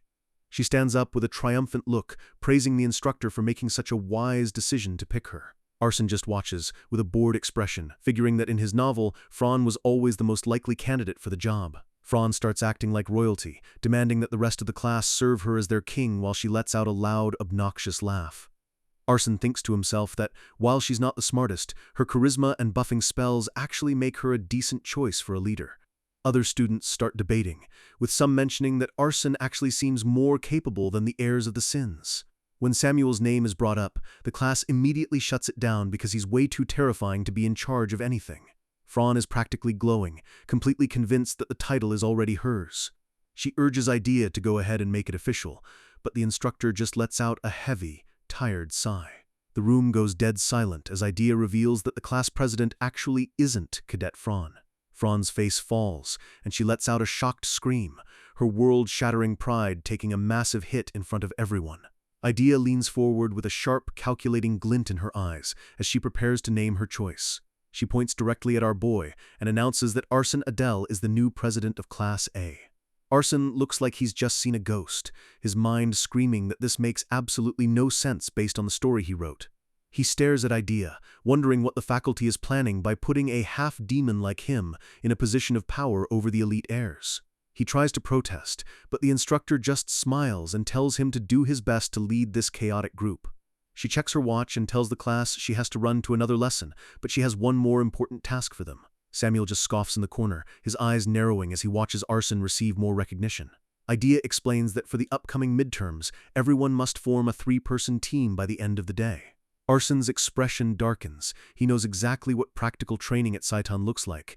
It's going to involve a lot of human blood. Just as Idea is about to leave, she stops and looks back at a fuming Laurel Fran. She drops the playful act for a second, warning Fran that if she ever speaks informally to her again, her extra lessons will be a nightmare. Arson smirks, watching Fran get put in her place while the rest of the class stays frozen in fear. Idea gives a final order for the team list to be submitted by the end of the day before breezing out of the room. Arson leans back, wondering where they're actually supposed to train. Will it be more of those illusion dolls from yesterday?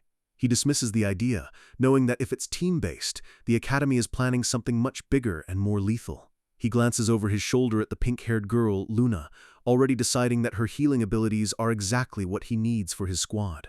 Meanwhile, deep in the faculty wing, the heavy footsteps of Instructor Ares echo against the stone floor. He looks absolutely furious, his eyes burning with a personal vendetta as he marches toward Idea's office. Idea is casually sitting at her desk, reviewing documents like she didn't just turn the entire student hierarchy upside down. Ares kicks the door open with a thunderous bang, shouting Idea's name with enough force to shake the walls. Idea doesn't even look up, simply greeting her senior and asking what's bothering him now. She flashes him a fake, bright smile, but Ares isn't in the mood for her games. He demands to know what the hell she was thinking by appointing a nobody like Arson as the class president. Idea acts surprised that the news traveled so fast, teasing him about having spies all over the academy.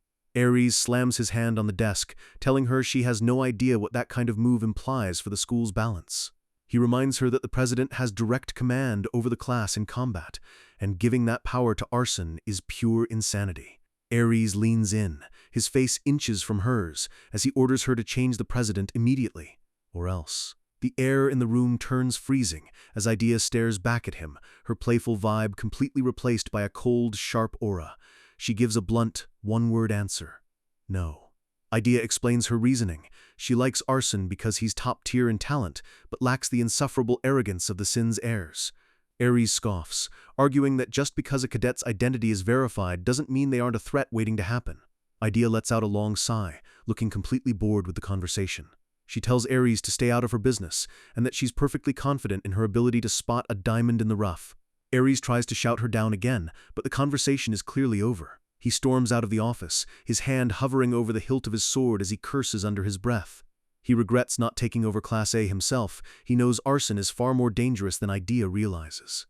He flashes back to a bloody battlefield where a human warrior once left him with a wound he can never forget. To Ares, Arson's aura feels disturbingly similar to that human's, and he refuses to believe it's just a coincidence. He whistles sharply, calling out into the open air. A small bird dives down from the sky, responding to his command. The sparrow lands on his finger, and Ares checks the report, noting that so far, Arson hasn't done anything overtly suspicious. He orders the familiar to keep a 24/7 watch on Arson, refusing to let him out of his sight for even a second. His eyes narrow as he stares toward the dorms. He's determined to catch Arson slipping. Back in the classroom, the energy is chaotic, as students scramble to team up with the strongest people they can find. Arson watches the madness from his desk, noticing that despite his new title, nobody is rushing to join his team.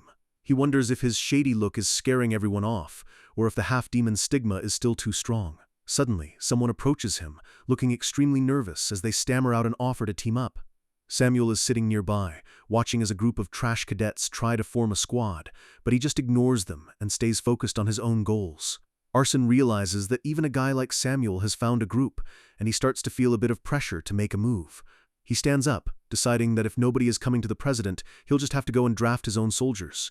He cracks his knuckles, his eyes scanning the room for the best tactical assets available. He looks at the pink-haired girl, Luna, who is sitting alone and looking like she's about to have a panic attack. Arson walks over and gives a simple hello, but the sheer intensity of his presence is already too much for her. He unleashes a bit of his dark aura, his eyes glowing red as he towers over the poor girl. Luna lets out a terrified squeak, her entire body shaking as she stares up at him. She starts hiccuping uncontrollably, and Arson realizes he might have overdone the intimidating leader vibe. He softens his voice, explaining that he's scanned her mana and knows her healing abilities would make her the perfect teammate. Luna is still trembling, but she manages to stutter out that she hasn't found a group yet. Arson asks for her name, and she looks at him with wide, watery eyes. She whispers Luna, and Arson tells her it's a lovely name before basically ordering her to join his squad for her own benefit. Luna tries to hesitate, but Arson is already moving on to the next phase of his plan. He leans in close, his voice dropping to a low, commanding tone as he calls her name again. He reminds her that they're both half-demons, and that there isn't much time left. The pressure is working. He tells her it's an excellent choice, and holds out his hand, while Luna looks like she's about to pass out from the stress. Suddenly, a familiar voice cuts through the air, demanding to know what's so excellent about it. Laurel Fran is standing there with her arms crossed, laughing at the fact that Arson is still struggling to form a basic team. She offers him a deal, saying she'll take pity on them and allow them to serve under her as her personal squad. Arson tells her they just finished forming their group and to get lost, but Fran points out that she heard the entire conversation from behind. She declares that she's the true leader of the class regardless of titles, and continues her loud, annoying laughter. Arson is tempted to just reject her on the spot, but since she clearly isn't going to leave them alone, he lets her join. He smirks, realizing that keeping a child of the Seven Sins close is a massive strategic advantage, even if she's a headache. He lets her believe she's the leader to boost her ego, while internally he's already planning how to use her as his primary shield. A week passes, and Arson checks his status window again. His mana is growing, but it's still way too slow for his liking. He's also still totally in the dark about how to actually use his chaos attribute, and he's hoping today's class provides a clue. He sits at his desk, feeling a strange shiver down his spine as if someone is watching his every move. He looks at the jar containing Crete's parasite, noting that it's becoming more unstable and that he needs to keep it on him at all times now. He's at least relieved that Samuel has been keeping his distance lately, giving him some much-needed breathing room. The bells toll again, signaling the start of a special lesson that the entire class has been waiting for. Instructor Idea walks in looking even more hyped than usual, her smile practically beaming across the room. Arson wonders if something good happened to her, but he has a bad feeling about her definition of a good day. She announces that today's class is going to be special. They're finally doing their first outdoor practical training. The class is excited, but Arson's heart sinks. He knows that leaving the safety of Saitan means things are about to get very real. Idea reveals that they are actually leaving the demonic realm and heading to a location known as Orgon. The name hits Arson like a physical blow. Orgon isn't just a training ground. It's a brutal detention camp where human prisoners from the last Great War are being held like animals. Idea tells everyone to follow her to the dimensional train station, acting like they're just going on a fun school field trip. The other students are cheering, thinking they're finally getting a vacation from the academy's strict walls. Arson watches them with a pitying look, knowing that once they see the horrors of Orgon, their excitement is going to turn into pure shock. But Arson has a secret motive. Orgon is the place where the original protagonist was supposed to find a massive power-up. He worries about his ability to find it while Ares' spies are watching him, and he knows the guards at the camp won't be easy to bypass. Franz slaps him on the back, asking why he looks so stiff and nervous for their first trip outside. She mocks him for having a gloomy look, thinking our boy is just scared of a little outdoor combat. She tells him to just follow her lead and everything will be fine, and Arson just nods along, letting her play the hero for now. The dimensional train roars to life, sparks flying from the tracks as it begins tearing through space and time. Arson stares out at the dark fortress of Orgon looming in the distance, swearing that no matter what, he's going to be the one to claim that once-in-a-lifetime opportunity. The dimensional train screeches to a halt, the heavy metal doors sliding open to reveal their destination. Our guy steps off the platform, feeling the weight of the dark atmosphere immediately settling over him. Instructor Idea welcomes them to Orgon, the human prisoner camp, as the massive stone fortress looms over the cadets like a tomb.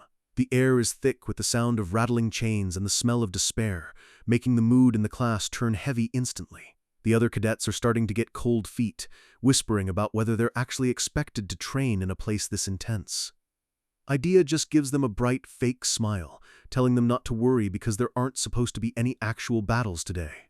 Arson watches her, knowing damn well she's lying. She has a twisted hobby of watching people suffer, and he knows exactly what's coming. A group of heavily armored guards approaches the class, their presence radiating a pressure that's almost hard to breathe through. Arson notes that even the guards here are at an instructor's level, proving that this prison holds some truly dangerous secrets. After checking their permits, the lead guard signals for them to follow, leading the class deeper into the cold stone halls. The sound of their footsteps echoes through the corridors, past flickering torches that barely light the way. Centipedes and other vermin scurry across the floor as the group moves further into the darkness. Suddenly, the silence is broken by the pathetic sobbing of humans begging for their lives from behind the iron bars. Fran looks around with a mix of disgust and confusion, demanding to know what kind of messed up place this really is. The other cadets are visibly shaking as the stench of death hits them, but Arson just watches their reactions with a calm, analytical eye. Samuel shoves past them, looking completely unfazed by the misery around him as he tells everyone to stop loitering. Arson stops in his tracks as a massive surge of dark energy begins to fill the hallway. The ground beneath them begins to glow with a sinister light as the true training area is finally revealed. They've reached a central pit surrounded by cells, and Instructor Idea is standing there, looking like she's about to start a game. Arson tells the class that they're finally seeing Orgon's true nature, and it's basically a living hell. Inside the cages, the human prisoners look more like monsters than people, starved, scarred, and completely broken. Idea explains that every human here is a hardened criminal who murdered demons during the war, some even targeting women and children. She watches the cadets' faces carefully, asking if they're ready to find out what their real training is going to be. She summons a swirl of dark magic, her eyes glowing with a terrifying light as she prepares to give a demonstration. One of the prisoners is dragged out, trembling and gasping for air as the instructor's magic begins to suffocate him. She grabs the man by the face, her expression turning into something truly demonic as she prepares the final blow. She tells him to swallow his screams because it'll all be over in just a second. The class watches in absolute horror, with Luna even covering her mouth as she struggles to keep her lunch down. With a sickening sound, the prisoner's body begins to distort and expand under the pressure of her magic. The man literally explodes in a fountain of blood and dark energy right in front of the students. Blood spatters across the floor and the cadets' uniforms, and the reality of Citan Academy finally sinks in. Idea wipes a drop of blood from her face and tells the class that their job is simple: kill a human in their own way to pass the test. Luna is full-on hyperventilating at this point, but Arson remains oddly unaffected by the gore. He realizes he's synchronizing with the real Arson Adel's personality. This level of violence doesn't even make his heart rate skip. He tells himself that no matter how dark this world gets, his goal is to survive to the very end and fix the story's conclusion. Idea looks at our guy and asks the class president if he has any last words before he starts his execution.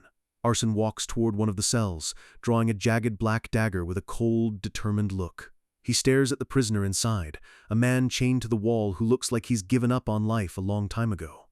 Arson asks the guy if he has anything to say before he ends it, his voice completely devoid of emotion. The human spits at him, screaming that his only regret is not killing more maggot demons before he was caught. Without hesitating for a split second, Arson drives the dagger home, ending the man's life instantly. Blood sprays across Arson's face, but he just offers a dark, satisfied smirk, noting that the guy's last words made the kill even easier. He walks back into the hall and asks Idea if that was good enough, receiving a round of applause from the sadistic instructor. Idea tells the rest of the class to follow their president's lead and enter a cell to begin their own training. Just as they're about to move, she stops the half-demon cadets, telling them to step aside for a different task. Arson watches as the half-demons are separated from the pure bloods, realizing that the Academy is about to play a much dirtier game. He notices there are several other half-demons in the class, but Luna looks like she's about to faint from the sheer stress. Idea reveals that for the half-demons, they have specific, special prisoners that they must execute. A line of prisoners is brought out, all of them shackled and kneeling on the cold stone floor. Arson's eyes widen slightly as he realizes that these prisoners aren't humans, they're other half-demons. Idea tells them that they need to prove they are different from these traitors by killing their own kind without hesitation. The half-demon cadets are frozen in terror, the psychological pressure of the task crushing their spirits. One of the male cadets snaps under the pressure and starts beating a prisoner, screaming about how much he's suffered because of their status. Arson watches the boy descend into madness, realizing that the Academy's brainwashing is already starting to take root. All around them, the sounds of screams and wet thuds fill the corridor as the training officially begins. Arson stands in the middle of the chaos, his eyes shadowed as he waits for his turn to move. Across the room, Samuel has completely lost it, his gluttony magic forming a massive, toothy monster that starts devouring his prisoners alive. Luna is clutching her head and screaming in agony, unable to handle the sensory overload and the horrific sights around her. Samuel is laughing like a psychopath, covered in green energy as he asks if everyone is enjoying the show. Instructor Idea looms over the sobbing girl, her expression cold and disappointed as she watches Luna fail the test. Our guy realizes he has to step in, so he calls out to the instructor to get her attention. Fran interrupts, asking if she can pass the test as long as she uses her ability to secure the kill. Idea gives her the okay, and Fran prepares to show off her own twisted brand of magic. She uses her lust powers to brainwash one human prisoner, ordering him to murder the man standing right next to him. The controlled human starts strangling his fellow prisoner, while Fran watches with a bored, superior look on her face. As the man dies, Fran doesn't even blink, showing that she might be just as heartless as the rest of the noble heirs. Idea confirms that she passes, though she notes that Fran's method is a bit soft compared to the others. Arson scoffs internally. Fran might be a hater, but she clearly doesn't have the stomach for direct, bloody murder yet. Idea turns her focus back to the group, noting that there is only one student left who hasn't completed their task. Luna is gasping for air, her hands shaking so much she can't even hold a weapon, let alone use her magic.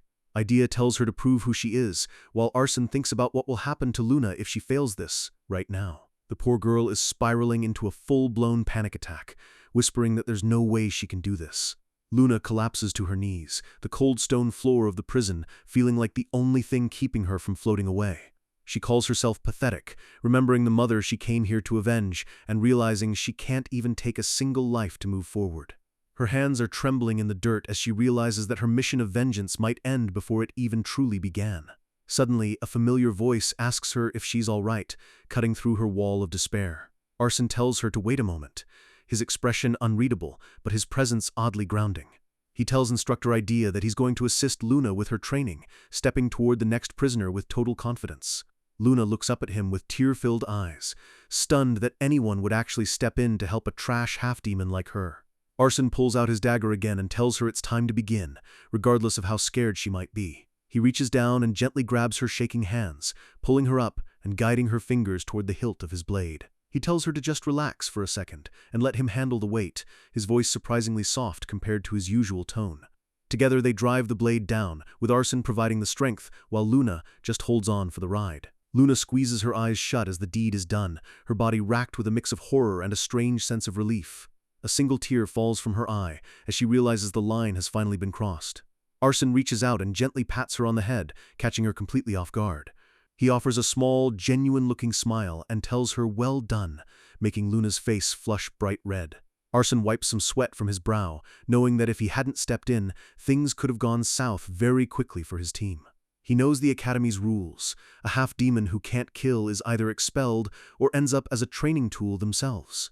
Instructor Idea crosses her arms, telling Arson that she doesn't understand what he was thinking by helping her. She asks him point-blank if he actually expects her to give Luna a passing grade after he did all the work.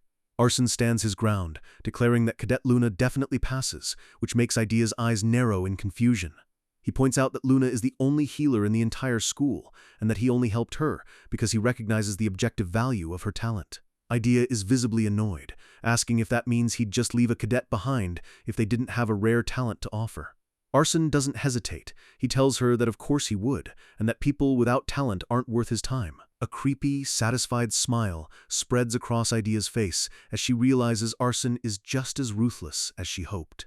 She tells him he really does whatever he wants, then leaves to check on the other cadets, ordering them to stay put. Arson lets out a breath he didn't know he was holding. His bluff worked, and he managed to satisfy the sadistic instructor. He looks down at Luna, who is still reeling, and tells her she's safe now. Luna manages a weak thank goodness before her eyes roll back into her head. She passes out from the sheer emotional exhaustion, and Arson catches her, letting her rest against him for a moment. He tells her to rest well, but his mind is already shifting to the next phase of his plan. A dark, predatory glint enters his eyes as he realizes that now is the perfect time for the real game to begin. A drop of water falls from the ceiling, splashing onto the cold stone floor with a rhythmic tink. Arson sneaks away from the group, keeping a close eye on the guards patrolling the upper levels. He knows the security is tight, but to find the opportunity he needs, he has to reach the prison's underground tunnels. He focuses his mana, wrapping his entire body in a field of absolute darkness to make himself invisible to the naked eye. He's impressed with how much his control has improved, feeling the shadows respond to his will like an extension of his own skin. He spots the entrance to the underground waterway and starts moving toward it, staying as silent as a ghost. A guard stops right in front of him, looking around suspiciously as if he can sense a disturbance in the air. The guard's eyes glow a faint red as he peers into the shadows where Arson is hiding. Our guy holds his breath, wondering if his stealth is enough to bypass the senses of an Orgon veteran. The guard stares directly at him for an agonizingly long time, but eventually clicks his tongue and turns away. Arson realizes he was nearly caught, noting that the guards here are far more perceptive than the ones back at the academy. He knows he needs to move faster before more patrols arrive, so he slips through the entrance and into the tunnels. The tunnel is damp and smells of rot, with water dripping from every surface. He finds it, the only empty cell on the entire first floor, which he remembers from the novel's original plot. Inside the cell, there's a hidden passage that leads even deeper into the earth.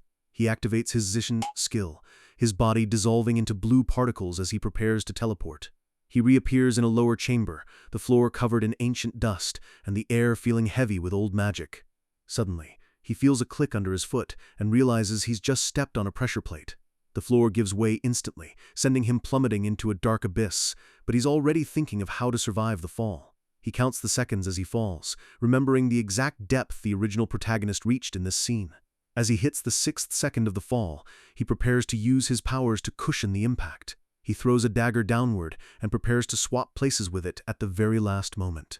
With a flash of light, he swaps positions, landing gracefully on the ground as the dagger pierces the floor. He stands up and brushes the dust off his uniform, having reached the very bottom of the Orgon prison system. He looks down a long, dark corridor where a purple mist is slowly drifting toward him. He's entered the underground waterway, the place where the prison's waste is discarded. A group of poison-type black slimes emerges from the shadows, their glowing eyes fixed on the intruder. Arson doesn't waste time, summoning his lackblade rain to take them out from a safe distance. The dark blades shred the slimes into pieces, their acidic bodies dissolving into nothingness against his magic. He notes that knowing an enemy's weakness makes even the deadliest monsters look like a joke. He reaches the edge of a deep pool of water and realizes his destination is actually underneath the surface. He dives in, and as he swims deeper, he hears a booming, otherworldly voice telling him to go no further. The voice claims that the great evil is dead, a phrase that catches Arson off guard because it wasn't in his original book.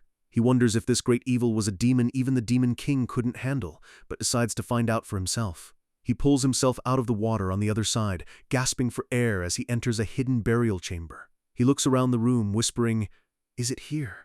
as he searches for the source of the power he sensed. His eyes land on a massive white skeleton hanging from rusted chains in the center of the room. He notices a glowing purple heart beating inside the skeleton's ribcage and realizes this is the opportunity he's been looking for. A triumphant grin spreads across his face as he reaches out to claim his prize, but the moment his hand gets close, his own heart starts pounding in sync with the one in the skeleton. The purple heart suddenly flares into a violent, pulsing red, and the skeleton's jaw drops open in a silent scream. A massive explosion of energy rips through the room, sending Arson flying back as he screams that this is absolutely insane! Sometimes the biggest secret isn't a weapon, it's the blood running through your veins. Arson stares up in disbelief as the skeletal remains of the great evil flare with a blinding golden light. He notices a glowing symbol behind the skeleton that matches the Asen family tattoo on his neck, realizing this traitor was actually a member of his own bloodline. The skeleton's eye sockets ignite with spectral flames as its voice echoes directly into Arson's mind, calling him a child of Asen. Arson breaks into a cold sweat, bracing himself to hear whatever ancient secrets this spirit is about to drop. The spirit explains that since Arson can hear its thoughts, they both bear the same heavy burden, the blood of chaos. The skeleton rattles in its chains, delivering a chilling warning, "Do not let yourself be consumed by the chaos." It describes chaos as a terrifying force that distorts the very order of the world, a power too great for most to handle. The spirit warns that if he loses himself in its meaning, he'll end up just like this, a forgotten pile of bones in a dark hole. With its message delivered, the spectral light fades and the glowing heart within the ribs goes still and gray once again. Arson reaches out and touches the cold, dead organ, feeling the remnants of that ancient power buzzing beneath his fingers. The heart suddenly flares a violent crimson, transferring its energy directly into Arson's body in a massive surge. He closes his eyes, feeling an overwhelming will that craves nothing but absolute destruction and power. He realizes this wasn't just a power-up, it was the raw, unbridled desire held by his ancestors, and it's now a part of him. He quickly pulls up his status window to see the damage, and a new entry catches his eye immediately. He's finally done it. He's officially obtained psychokinesis, the very skill the original protagonist was supposed to find here. He decides to test it out on the spot, focusing his mana on his dagger to see if he can make it dance. The blade levitates for a split second before clattering uselessly to the floor, proving this isn't going to be as easy as it looks. He realizes it's not a lack of mana, but a total lack of proficiency. He's going to have to drill this skill until it becomes second nature.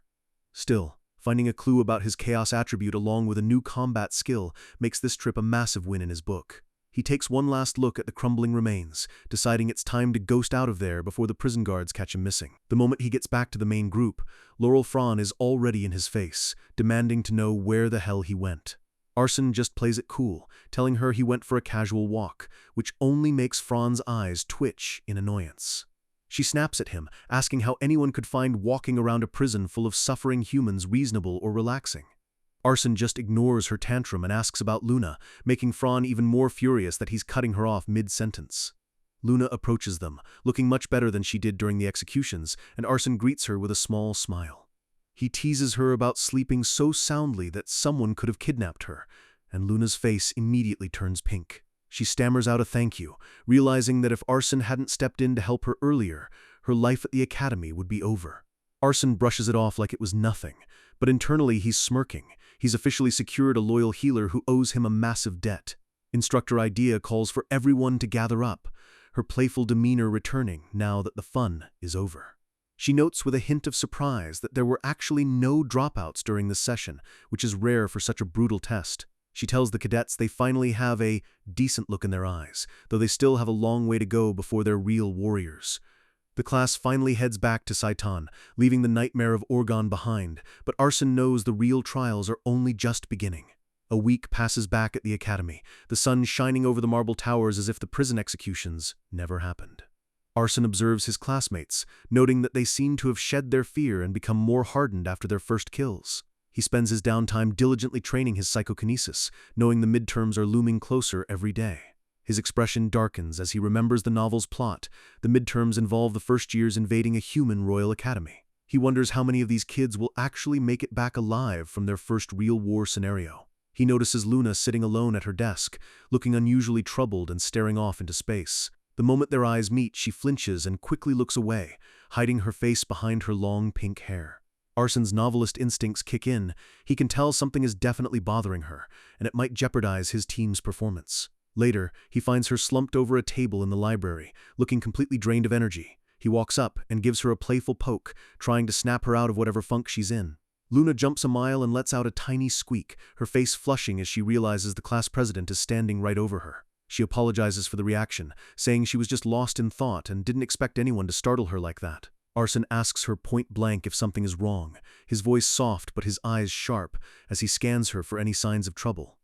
Luna puts on a brave face and waves it away, insisting that everything is perfectly fine, and nothing happened. He gives her a skeptical look, rubbing his chin as he wonders if she's really that bad at lying, or if she's just terrified. He decides to change tactics, offering to have lunch together to see if she'll open up in a more casual setting. Luna's eyes sparkle and she agrees immediately, looking genuinely happy that someone is actually inviting her out. He tells her he'll meet her in front of the cafeteria later, and she gives him a small, shy nod before he walks off. Arson thinks to himself that she's incredibly easy to read, and it's clear his heroics at Orgon scored him a lot of points with her. The lunch bells toll throughout the academy, sending students swarming toward the dining hall. Arson waits outside the cafeteria, leaning against a pillar as he watches the crowds of demons pass by.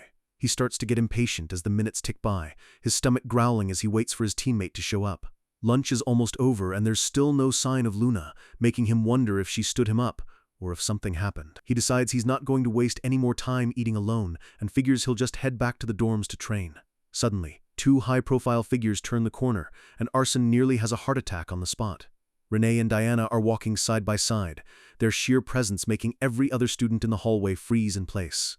Arson panics. He knows he has to run, because Renee and Diana are the two people most likely to recognize his Asen family aura. He uses Vanish into the bushes just as Renee stops, sensing a familiar mana signature nearby. Diana asks what's wrong, and Renee admits she thought she saw her escort, though she figures she must have been mistaken. Arson huddles in the shadows, sweating buckets as he realizes just how dangerous that combination of people is for him. He knows if they find out he's a descendant of the Asen family, his life is effectively over within seconds. He flashes back to the history of his new body. The Asen family were the ones who assassinated the previous Demon King and his wife. Renee and Diana walk off, figuring their friend is just busy, and Arson finally lets out a breath he's been holding for an eternity. He dusts himself off, swearing to be a lot more careful about where he hangs out during the day. He wanders into a secluded garden behind the cafeteria, surprised to find a place this peaceful within the academy walls. He figures this is a perfect spot to train his psychokinesis away from prying eyes and stuffy rooms. Suddenly, a piercing scream rips through the quiet garden, followed by the sound of something hitting the ground hard. His blood runs cold as he recognizes the voice. He sprints toward the noise, ready for a fight. He rounds the corner to see a group of bullies cornering Luna, who is crying and begging them to stop as they grab her by the hair. Arson looms over the scene like a shadow, his eyes glowing with a cold, murderous intent that stops the bullies in their tracks. Luna looks up, her face tear-stained as she gasps out Arson's name in a mix of terror and relief. Our guy takes in the situation instantly. It's a group of pure-blood students picking on the weak half-demon again. He steps forward, a dark aura swirling around him as he tells them to back off and go back to class if they want to keep their limbs. The lead bully just scoffs, thinking he can intimidate the new class president with his own mediocre powers. He insults Arson for protecting a disgusting half-demon and tells him he's a disgrace to the noble name he carries. Arson just chuckles, asking how a trash student like this could ever understand real power. The bully snaps, charging forward while claiming that Arson can't possibly handle 3 of them at once. Arson doesn't even move an inch. He unleashes a wave of pure, crushing bloodlust that drops the bully to his knees instantly. One of the other students, a boy with a spider tattoo, stays completely calm, watching Arson with a weirdly clinical interest. Arson mocks them, saying it's truly ridiculous that they dare to challenge him when they can't even stand up under a little pressure. The bully is gasping for air, the sheer weight of Arson's killing intent feeling like a physical mountain on his chest. Arson notices the spider tattoo guy again. He isn't scared at all, but is instead calmly observing our boy's every movement.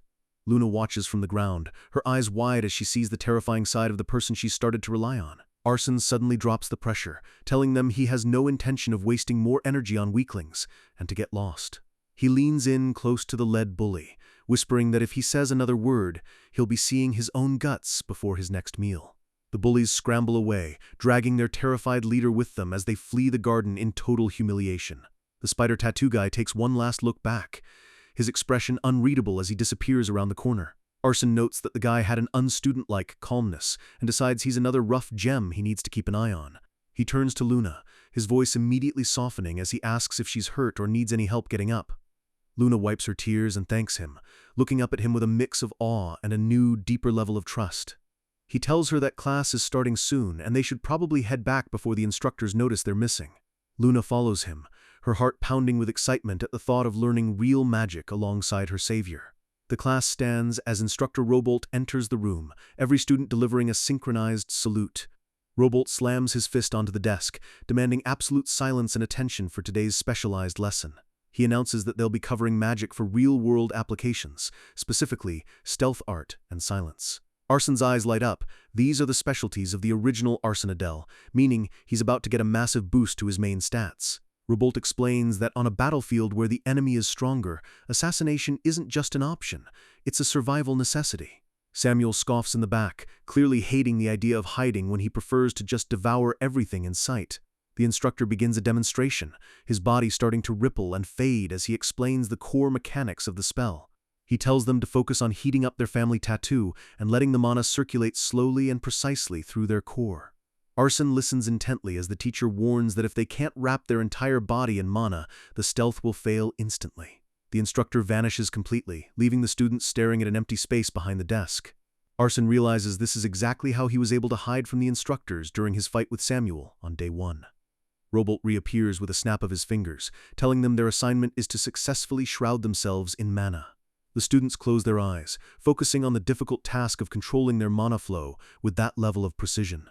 The instructor reminds them to take it slow, and that even when stealthed, they should still be able to feel their own existence. Waves of aura begin to rise from the desks as the students struggle to find the right balance for the spell. Robolt watches them, thinking to himself that while they're trying hard, it'll likely take most of them weeks to succeed even once.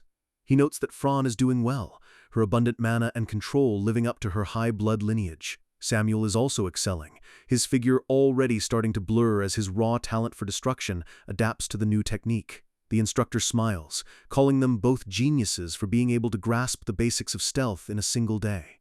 But then he remembers the talented cadet that Instructor Ares is so wary of and scans the room for our guy. He looks toward Arsen's desk and freezes. The space is completely and utterly empty. Robolt can't believe his eyes. Arsen was sitting there just a second ago, and now he's completely vanished without leaving a trace. Arsen is standing right behind the teacher, offering a smug internal grin as he thinks about how too easy this was for him. Later, Arsen walks down the hallway, noticing the other students are still looking at him with a mix of fear and curiosity. He realizes he mastered stealth art way too easily and wonders how he can combine it with his chaos attribute for something even deadlier. He knows ordinary assassination skills won't work on the real powerhouses of this world, so he needs a new trump card. Suddenly, Instructor Robolt catches up to him, looking much more excited than a teacher normally should. Arsen asks what's up, and Robolt asks him point blank if this was truly his first time learning real magic. Arsen lies through his teeth, saying it was his first time, but that he's always been able to use his innate abilities from the start. The instructor laughs, looking impressed and rubbing his head at the sheer gap in talent he's just witnessed. He asks Arsen if he can visit his private lab later when he has time, looking like he's just found a new favorite research subject. He tells Arsen that his rare chaos attribute and magical talent mean his research value is absolutely overflowing. Arsen scoffs internally, thinking that being treated like a lab rat is total nonsense, but he plays along for now. He tells the teacher he has things to do today and can't make it, keeping his distance from the academy's faculty. Robolt doesn't seem discouraged, making Arsen promise to visit next time with a wide, creepy grin. Our guy walks away, deciding he'll have to keep pretending to be a magic prodigy just to stay one step ahead of everyone. He returns to the dormitory building, the afternoon sun casting long shadows across the stone facade. He's relieved that Samuel isn't in their room, giving him the perfect opportunity to practice the skill he's been thinking about. His expression turns serious as he realizes there's a human spy hiding somewhere in the demon realm that he needs to find. He knows if he gets discovered, he's toast, so he absolutely has to master a skill that surpasses simple stealth. He takes a deep breath, focusing his mana and his chaos attribute into a single, concentrated point in his core. He's aiming for something beyond hiding. He wants to transcend existence itself, to exist but not exist. His body begins to flicker with a ghostly blue light as he pushes his mana to the absolute breaking point. He looks down at his hands and smiles. Even he can't see himself anymore, meaning he's literally erased his presence from reality. Suddenly, a sharp, searing pain rips through his chest, forcing him to gasp for air as his mana flow goes into a tailspin. He collapses, clutching his head as his body violently rejects the forbidden magic, and he screams out in agony as everything goes black. Mastering a skill that lets you delete your existence from reality is cool, but the price might be your actual life. Arsen feels like his lungs are collapsing as the forbidden absolute stealth tries to swallow him whole. He panics, realizing his mana is stuck in a loop and the technique won't deactivate. He's literally fading away and his body is screaming in agony. Spectral blue energy arcs off him like lightning as he struggles to regain control of his own presence. With one final desperate surge, the stealth shatters and Arsen slams onto the floor, gasping for air like a man who just drowned. His senses are a total blur, and everything feels distorted. Pushing the chaos attribute this far felt absolutely terrible. He sits back against his bed, realizing that if his mana hadn't run out when it did, he might have lost his sense of self forever. The ancestors' warning about being consumed by chaos finally makes sense, but Arsen's eyes narrow. If he can master this, it's the ultimate secret weapon. He decides to call this high-risk combination of chaos and stealth absolute stealth, but he knows he can't use it carelessly. Suddenly, a massive impact sends him flying! Wait, did someone just kick him through the wall? Arsen hits the ground hard, looking up to see who the hell dared to ambush him in his own room. It's Samuel, looking absolutely livid. He's shouting something, but Arsen's ears are ringing so loud he can't hear a single word. Samuel's mouth is moving, his eyes full of rage, but to Arsen, the world is completely silent. He tries to shout back, but he can't even hear the sound of his own voice. The side effects of the technique are worse than he thought. Samuel looks confused as Arsen just stares at him, and our boy realizes with horror that he's gone completely deaf. He clutches his throat, wondering if this is a permanent disability or just a temporary price for playing God with his mana. A week later, we find our boy testing the skill again in the woods. He's determined to figure out the tax for using this power. He lets out a sigh of relief when he speaks. Luckily, his hearing returned after a few hours last time. But now, there's a new problem. He reaches out to a tree, but he's stumbling because this time the skill took his sight. He bangs his head against the trunk, realizing that absolute stealth is like a cursed Russian roulette for his five senses. After a week of testing, he's lost hearing, taste, and even touch. It always wears off after 2 hours, but it's totally unpredictable. Not only that, but the actual invisibility only lasts for 3 measly seconds. Talk about a raw deal. He decides to seal the technique for now. It's too risky unless he's 100% sure the next move will end the fight instantly. He tries combining chaos with his other traits, but everything else is a bust, so he decides to just focus on his raw stats and swordsmanship. He lays back in the grass, stuck in his recovery period for 2 hours, just hoping he isn't late for the next class. The scene shifts to the training grounds where instructor Ares is waiting, looking like a literal mountain of muscle. The cadets are already halfway through their brutal laps, their bodies practically steaming under the sun. Arson is drenched in sweat, wondering when this human-hating instructor is actually going to teach them how to swing a sword instead of just running. Ares finally roars for everyone to stop and gather up, his voice booming across the courtyard. Arson stops his team, signaling for Luna to catch her breath while the instructor glares at them. Ares looms over Arson, his expression making it clear he still hates that our boy is the class president. He clears his throat, looking unusually serious as he prepares to change the curriculum. He announces that the cardio phase is over. From now on, they're diving headfirst into actual swordsmanship classes. The students look hyped, and even Arson offers a small smile, ready to see what a high-level demon warrior can actually teach. Ares draws a massive, heavy blade with a sharp ring, announcing he'll start with a live demonstration. He points his sword directly at Arson, ordering the class leader to step forward and face him. Arson walks to the center of the ring, while Ares asks if he's even capable of channeling mana into a weapon yet. Arson confidently confirms he can, but he knows Ares is looking for a reason to humiliate him in front of the class. Ares sets a ridiculous condition.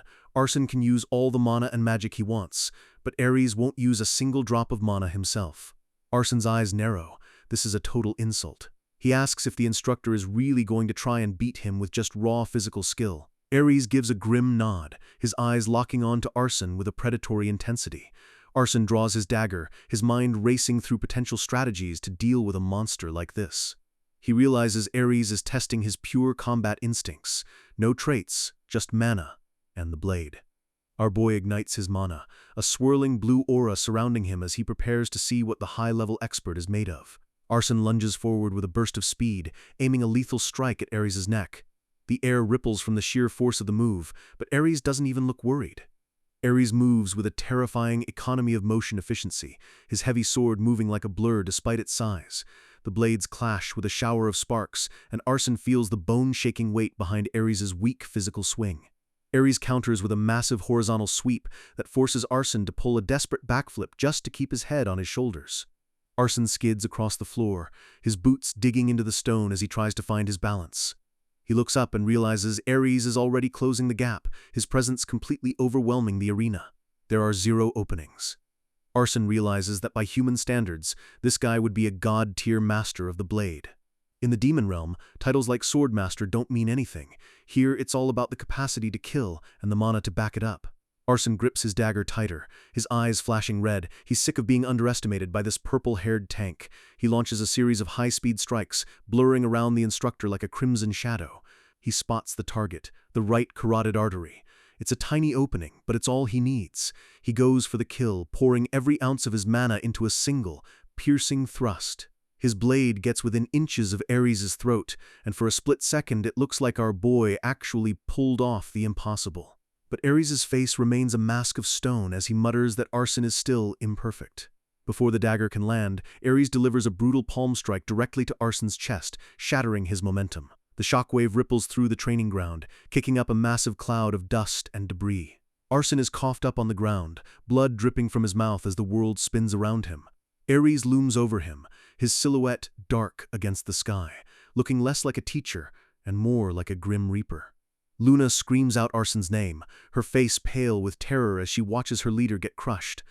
Ares isn't finished. He raises his massive sword high, his eyes glowing with an unhinged violet light.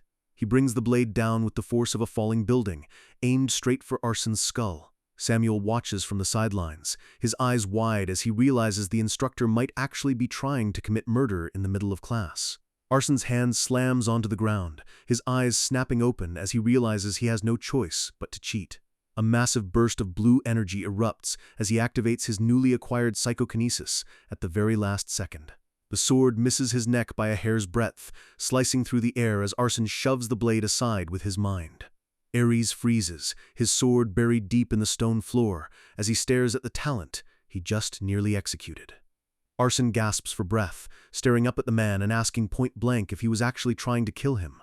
Ares calmly pulls his sword out of the crater, claiming, "Of course not," with a voice that is way too steady to be believable. He tells Arson to get back to his seat, but our boy isn't stupid. He knows he just stared death in the face. Ares addresses the whole class, asking the class rep what he felt during that near-death experience. Arson stands up, dusting off his uniform and answering with a cold, sharp tone, "It was the way the weak fight." He points out that while Ares claimed he wouldn't use mana, he still intentionally restricted himself to bait Arson in. The only way a weaker fighter beats a stronger one is to sacrifice their own flesh to take the enemy's bone, and that's exactly what Ares demonstrated.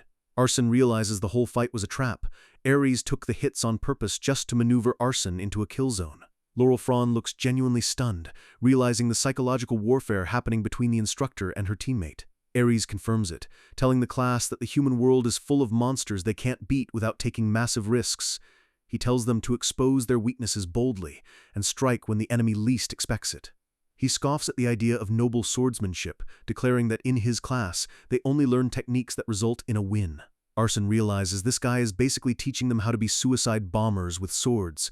Win at any cost, even your own life. He starts thinking about the midterms. The reason the human instructors reacted so fast in the original novel is finally clear. There's a spy in Saitan leaking information to the Human Royal Academy, and in the original story, only the demon cadets suffered for it. He knows Ares suspects him of being the spy, so Arson realizes he has to find the real traitor before the instructor finds a reason to finish him off. He tells himself this is a perfect chance to clear his name and secure his position in the academy. He looks back at Ares one last time, the two sharing a look of mutual distrust and simmering violence. Arson asks if the instructor is still upset about his earlier performance, but Ares just stares back with cold eyes. Ares orders him to get lost, turning his back on the student he clearly considers a high-priority threat. Arson's eyes glow a dark red, Ares is crossing lines, and our boy is starting to lose his patience with this senior. Later that afternoon, the sun beats down on the academy cafeteria as the students gather for lunch. Arson knows Ares won't help him, not just because of the spy rumors, but because he sees the inherent cruelty Arson is capable of. But he can't stop being ruthless. He needs that fear to keep the heirs of the 7 deadly sins under his thumb. He swears that if Ares keeps pushing him, the instructor will have to live with whatever happens next. Suddenly, a terrified squeak breaks his train of thought as Luna jumps back in shock. Arson realizes he accidentally sneaked up on her again, offering a small apology for startling her. Luna nervously reminds him that they were supposed to have lunch together yesterday and asks if he's finally free. Arson smiles, agreeing to go with her, realizing that maintaining his good guy image with his team is still vital. They walk into the grand cafeteria, a room filled with high-class demons and an abundance of food. A massive plate of roasted meat is set down on their table, the aroma filling the air. Arson notes it's been a while since he's had a real meal, while Luna is wide-eyed at the sheer amount of food. He jokingly warns her that if they waste a single bite, the god of gluttony might come after them, making Luna giggle. The atmosphere is almost peaceful until a group of students enters the hall, their eyes fixed on Luna. Arson stops mid-bite as he senses a shift in the air, noticing the group of bullies from the garden approaching. He gives them a casual wave, his expression turning cold as the lead bully quickly looks away in fear. But Arson's attention is locked on one person in the group, the boy with the spider tattoo on his cheek. He asks Luna what exactly happened between her and those kids in the past. Luna looks down at her plate, admitting she was their favorite target because she's a weak half-demon with average physical stats. Arson nods, knowing that in this world, being a healer is seen as a secondary support role rather than a position of power. Luna explains that they didn't just hurt her, they took her money and constantly mocked her bloodline. Arson tells her those punks are beneath her and that she should stay close to him from now on. Luna gets a look of determination, saying she doesn't want to rely on him forever.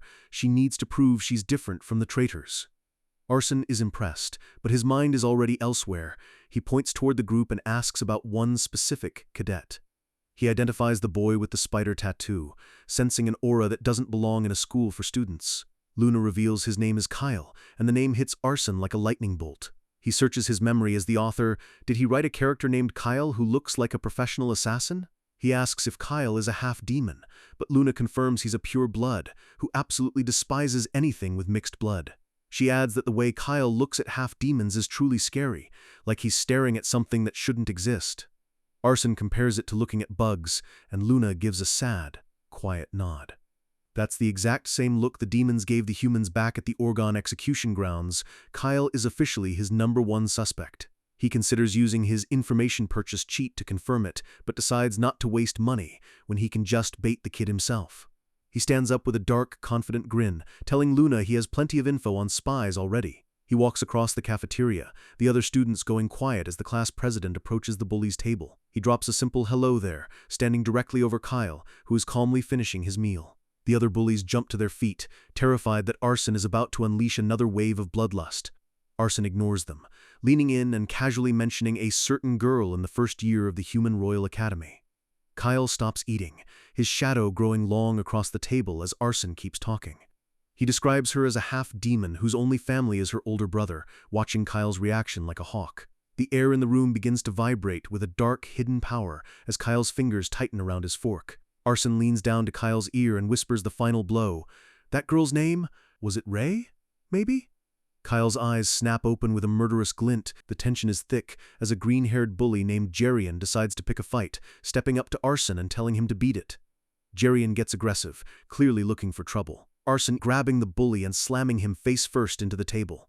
The dining hall goes quiet as Jerian groans in pain on the floor. While Arson realizes his gamble paid off, he definitely used the right name to trigger Kyle. Arson looks down at the scene with a smug, knowing smile, watching Kyle struggle to maintain his composure.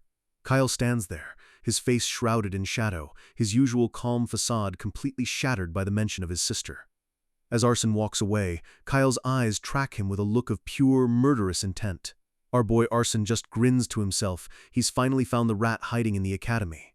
The scene shifts to the bathroom, where the sound of rushing water mirrors the chaotic thoughts in Kyle's head.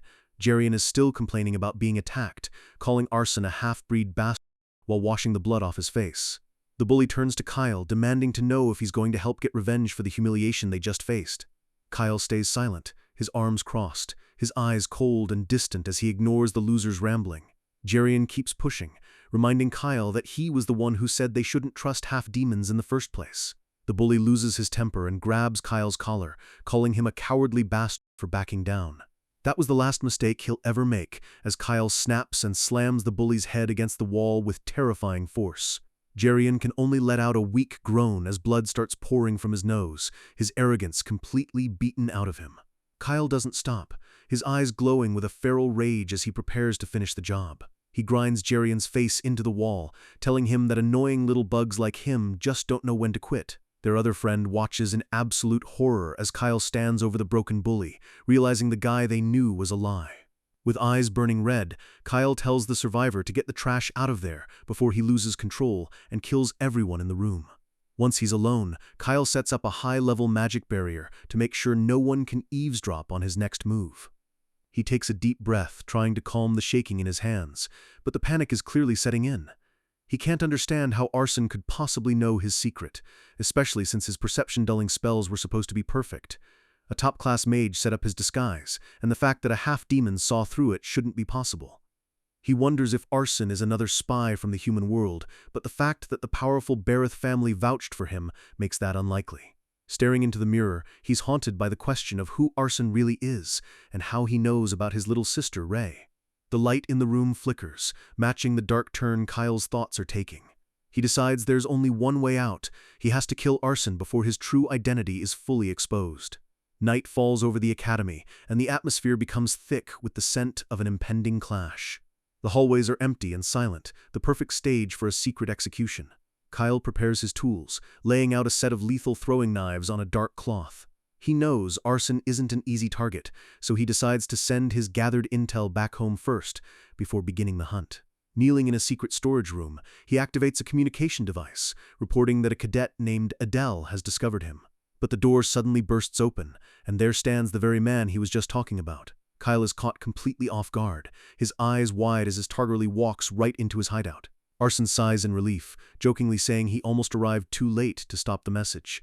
Kyle is stunned, demanding to know how Arson was able to track him down to such a hidden location. With his usual nonchalant charm, Arson just offers a simple good evening, as if they weren't about to kill each other. Kyle doesn't waste time on small talk, instantly launching a throwing knife straight at Arson's head.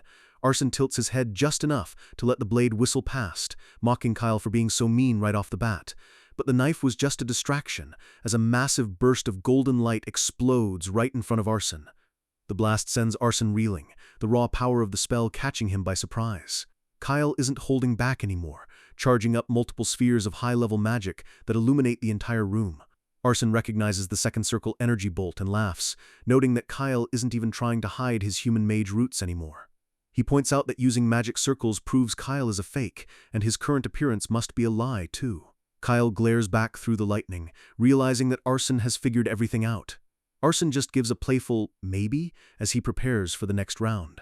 Driven by desperation, Kyle screams, demanding to know how Arson knows his sister Ray, while unleashing a barrage of spells. Arson dodges the attacks effortlessly, thinking about how Kyle is a good person at heart because he's worried about his sister even in this crisis. He recalls his knowledge of the book. Ray has a condition where mana builds up in her heart, a death sentence for most humans. Kyle becomes a human spy only because the Royal Academy promised to cure her incurable disease, and he's desperate for answers. Arson narrowly avoids another beam of energy, realizing there's one vital thing Kyle doesn't know yet. Our boy decides it's time to really get under Kyle's skin to break his spirit. He plays dumb, claiming he's never actually met Ray in person. Then he drops a bombshell, describing Ray's trembling, sorrowful smile as something truly beautiful. Kyle's vision turns red with rage as Arson cruelly adds that her smile was so beautiful he just wanted to break it.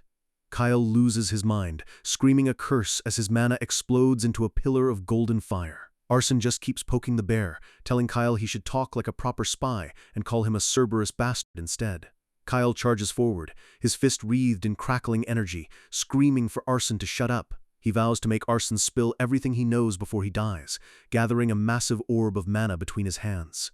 Arson just smiles and says gotcha, telling Kyle to try and take him down if he can. Kyle unleashes the blast, a massive beam of energy that tears through the floor and heads straight for Arson. In a split second, Arson activates his position switch, his body flickering with blue digital-like energy. The blast hits nothing but air as Arson teleports, the explosion rocking the entire building. Kyle stares at the smoke, his jaw dropping in disbelief as his target simply vanishes. He can't wrap his head around it. Is he really dealing with a teleporter? He turns around to see Arson standing there, completely unharmed, looking like he's just taking a casual stroll. Arson chuckles, asking Kyle if he's done investigating him yet. Kyle realizes the power gap is massive, asking if Arson has known his identity from the very beginning. Arson steps closer, telling Kyle that as things stand now, he doesn't have a single chance of winning. Kyle grits his teeth, the sound of his jaw clenching echoing in the quiet room as he prepares one final, desperate move. He decides to go all out, unleashing a flurry of magic bolts, but Arson just sighs, looking almost bored by the effort. Kyle pushes his body to the limit, using third circle multicast magic to surround Arson with over 20 mana orbs. Arson just closes his eyes, thinking about how this is actually getting easier than he thought it would be. Kyle is offended by Arson's relaxed attitude, his face contorted with effort as he maintains the complex spell. He screams for Arson to die as he throws every single ounce of mana he has left into one final attack. Arson calmly sets his target, his position swap skill activating with a high-pitched hum. He flickers through the air, weaving between the energy bolts as if they were standing still. Kyle laughs hysterically, claiming he was waiting for Arson to use that exact move, thinking he's finally predicted the teleport. But he's wrong. Arson executes a chain swap, appearing directly behind Kyle before the spy can even blink. Kyle's heart sinks as he feels the cold presence behind him, unable to understand how Arson is chaining his abilities so perfectly. A thick, dark mist of chaos energy begins to swirl around them, swallowing the light of Kyle's magic. Kyle is paralyzed with fear as the overwhelming pressure of Arson's aura crushes his spirit. Arson leans in close to his ear, his voice a terrifyingly calm whisper as he tells Kyle to take a short nap. With a swift strike to the neck, Arson knocks Kyle senseless, the spy's body going limp instantly. Kyle's eyes roll back as he collapses, his mission and his life now entirely in Arson's hands. Arson exhales a long breath, glad that he finally managed to catch the slippery rat. Looking at the wreckage of the room, he admits that Kyle actually did put up a pretty good fight. Arson looks down at the spy, weighing his options while the silence of the night returns. The thought of just ending it right here and killing Kyle crosses his mind. But he quickly dismisses it. He needs the intel Kyle has, and killing him would make Ray his permanent enemy. He recalls that Ray is destined to become a powerful dragon contractor with the help of the original story's hero. If that future powerhouse spends her life trying to avenge her brother, even Arson wouldn't be safe. He looks at the communication device, realizing Kyle is still under the impression that Ray is suffering in pain. He needs a way to tame this guy, to turn a dangerous spy into a loyal hound. Kyle begins to stir, groaning as he slowly regains consciousness. A wicked, red-eyed grin spreads across Arson's face as he realizes he has the perfect plan to force Kyle's submission. Kyle winces in pain, his head throbbing from the impact of Arson's strike. He gasps as he sees Arson standing over him, the reality of his defeat crashing down. Arson greets him with a mockingly friendly, "You're awake?" as if they were old friends. Kyle looks at his empty hands, realizing he's been completely disarmed and defeated. He demands to know what kind of scheme Arson is cooking up now. He's baffled why Arson didn't just kill him while he was unconscious. Arson admits he was waiting for him, but he wasn't just sitting around doing nothing. He pulls out a small box, revealing a glowing purple parasite inside that sends a shiver down Kyle's spine. Kyle's eyes bug out of his head as he recognizes the horrifying creature. He stammers in fear, realizing that Arson has access to some of the darkest tools in the demon realm. Arson confirms he can control parasitic poisons, specifically one called twin venom. He explains that this parasite can kill the host with the slightest stimulation, but it only works when split between two people. Kyle is terrified, demanding to know what Arson has done to him. A look of pure dread washes over Kyle's face as the realization hits him. Arson confirms his worst nightmare. The other half of the parasite is already inside his sister, Ray. He lies through his teeth, claiming he found Ray's body fascinating because her mana sensitivity was so high. Kyle can only stare in silence as Arson brags about how easy it was to insert the parasite while she was vulnerable. He's completely broken, unable to comprehend how this monster reached his sister. Then Arson offers a glimmer of hope, claiming that Ray's condition can be cured if he decides to help. Kyle tries to fight back, asking how a punk like Arson could do what the world's top human mages couldn't. Arson explains that the parasite devours the host's mana to survive. Since Ray's problem is too much mana, the parasite actually acts as a regulator, consuming the excess that's killing her. Arson laughs internally, amazed at how well Kyle is falling for his improvised bluff. Kyle is stunned, processing the idea that this horrifying parasite is actually the key to saving his sister's life. He slumps back, defeated, asking Arson what he wants in exchange for his sister's safety. Arson walks up to him, his shadow looming large, telling Kyle he has a few things in mind. He drops down to Kyle's level, his voice dripping with menace, as he says he really doesn't like Kyle's attitude. He reminds the spy that both his life and Ray's life are now firmly in his hands. Kyle finally gives in, whispering a defeated "fine" as he accepts his new reality. Arson holds up 2 fingers, stating that he wants exactly 2 things from his new servant. First, Kyle must use his device to send false information to the Royal Academy, claiming Saitan is planning an attack on the third-year candidates. Kyle is hesitant, realizing this would distract the humans from the actual target, but he has no room to negotiate. Arson knows Kyle is worried because Ray is at that academy, but he tells him not to sweat it. He promises to personally guarantee Ray's safety as long as Kyle cooperates. Kyle grits his teeth and agrees to send the fake intel, then asks what the second demand is. Arson tells him to withdraw from Saitan Academy immediately.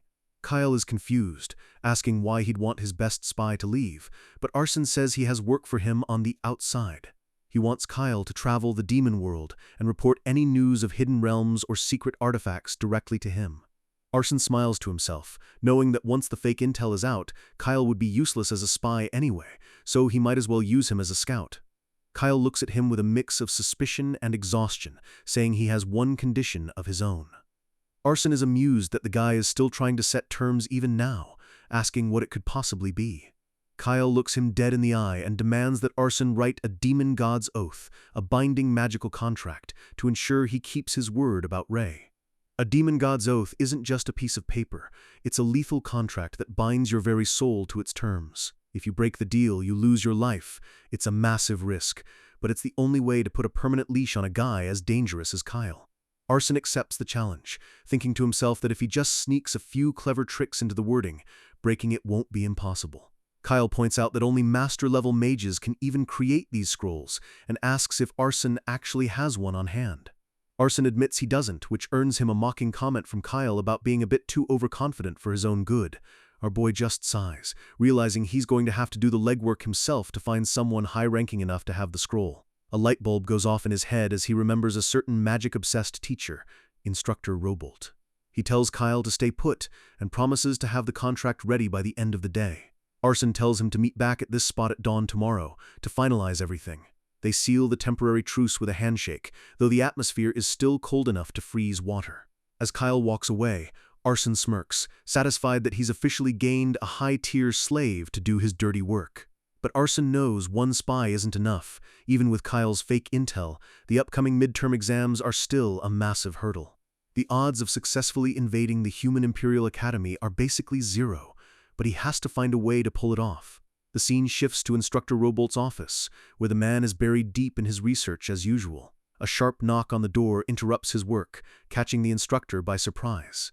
Arson pops his head in with a polite greeting, looking way too innocent for someone about to start a blackmail scheme. Robolt is actually happy to see him, standing up and noting that Arson showed up exactly when they agreed. The instructor plays the host, offering Arson a seat and some tea to get the conversation started. Arson notices a chalkboard filled with complex rituals and diagrams, realizing he's walked into a goldmine of secrets. He casually mentions that the lab is exactly what you'd expect from a top-tier magic instructor. The tea is poured, but neither of them is really there for a social visit. Robolt thanks him for coming, while Arson offers some hollow gratitude for the hospitality. Getting straight to the point, Arson asks why exactly the instructor needed a first-year student like him. Robolt gets serious, adjusting his glasses and hinting that this is an incredibly important matter he can't just share with anyone. Arson plays along, teasing that if the instructor is worried about a leak, they might have a problem. Then, he drops the bait, offering to sign a demon god's oath to prove his silence. Robolt's eyes light up, and Arson realizes he was right. The instructor definitely has one of the scrolls hidden away. With a flare of red mana, Robolt summons the contract out of thin air, proving he's been prepared for this. Arson acts surprised that he produced it so quickly, but secretly, everything is going exactly as planned.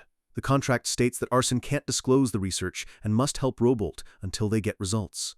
Arson asks if he had this ready in advance, and Robolt just lets out a nervous laugh.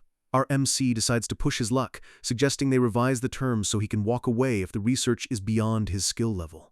Robolt agrees it's fair and asks what kind of payment Arson wants for his help.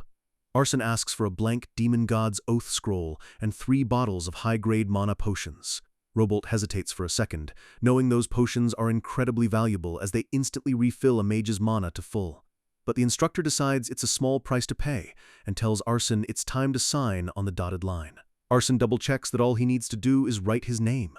Before signing, he asks why Robolt chose him specifically when there are much more talented upperclassmen.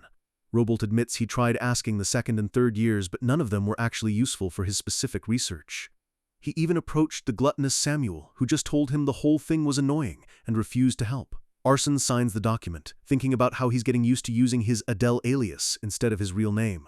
As soon as the ink hits the paper, the contract erupts into dark red flames.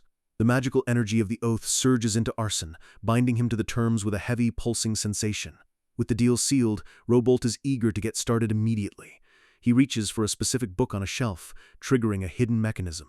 The entire bookshelf slides away, revealing a dark, hidden passageway behind it. Arson follows him in, wondering if the headmaster even knows this secret bunker exists under the school.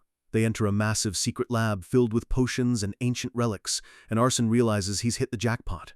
Robolt leads him to a pedestal holding a thick, worn-out manuscript. The instructor explains that he believes this is a legendary ancient item from a lost era. Arson stares at the book, his mind racing through everything he wrote in his original novel.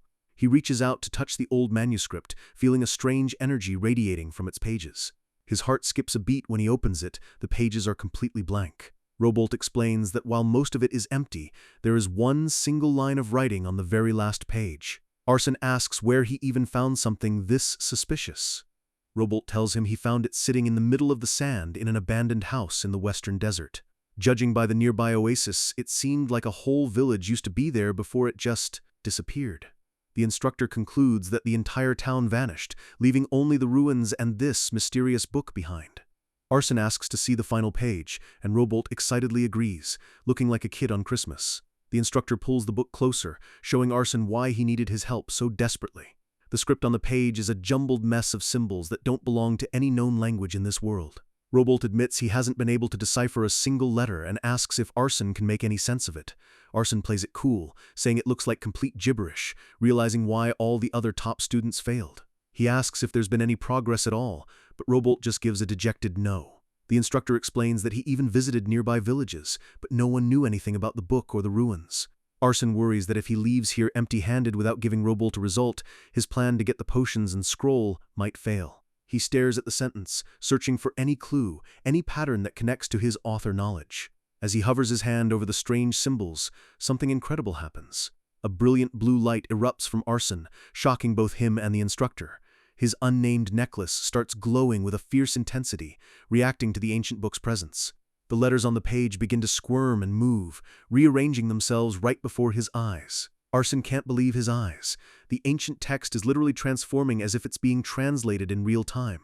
The symbols settle into a readable sentence. Defying the law was brutal. Everything is vanishing, and the destruction won't stop until the world ends. He recognizes the words but doesn't fully understand the context, only knowing it must be linked to the demon god. Robolt notices Arson's stunned expression and asks if something is wrong. Arson drops the bomb. He tells the instructor that he's already translated the phrase. Robolt is speechless as Arson explains the meaning of the sentence, though he keeps the most dangerous parts to himself. The instructor is ecstatic, realizing the syllables fit perfectly and confirming his theory about its link to the chaos attribute. He stares at the book in awe, realizing he's finally made a breakthrough after years of failure. Robolt calls it an incredible discovery, though they'll need much more study to understand the full picture. He tells Arson that he's done enough for today, looking more motivated than ever. Arson prepares to leave, and Robolt promises that his payment will be ready immediately. Arson is surprised that the potions are already available, as he expected those to take more time to brew. Our MC smirks to himself. He walked in with a plan and walked out with everything he wanted. But then he pauses, thinking about what happens if Robolt keeps researching other relics. He looks down at his necklace, noticing that 3 of the stones are now glowing bright red from the book's influence. He realizes the more Robolt digs into these ancient secrets, the more it might affect his own power in unpredictable ways. He briefly considers letting the instructor keep studying it since he doesn't even know how to use the necklace yet, but he quickly decides against it. They might be partners for now, but Robolt isn't someone he can truly trust with a demon god relic. Robolt returns with a bag packed and ready to go, filled with the promised loot. Arson takes the bag, while Robolt insists that he's the one who should be grateful for the translation. They both offer fake smiles, promising to work together again in the future. Robolt adds a final warning, telling Arson to make sure he doesn't mention this research to a soul. Arson's eyes glow a menacing red as he tells the instructor that keeping a secret is entirely up to how well he's treated. Robolt panics, asking if Arson is already planning to break their magical contract. Arson puts the pressure on, pointing out that this research was clearly never authorized by the headmaster. If Robolt had proper approval, he wouldn't have needed a secret demon god's oath to keep a student quiet. Arson laughs, telling him that if this gets exposed, Robolt would be the one getting expelled, not him. But then he softens the blow, reaching out a hand and saying they're in this together now. The instructor is clearly rattled, realizing Arson is much more dangerous than he looks. Robolt hands over even more potions just to keep him happy, and Arson decides that's a fair trade. As Arson heads for the stairs, Robolt asks what he even plans to do with that blank contract scroll. With a mysterious smile, Arson simply says he's going to use it to save a slave. The sun sets over the academy, signaling the start of Arson's dawn meeting with Kyle. The sound of boots clicking on the stone floor echoes through the quiet storehouse.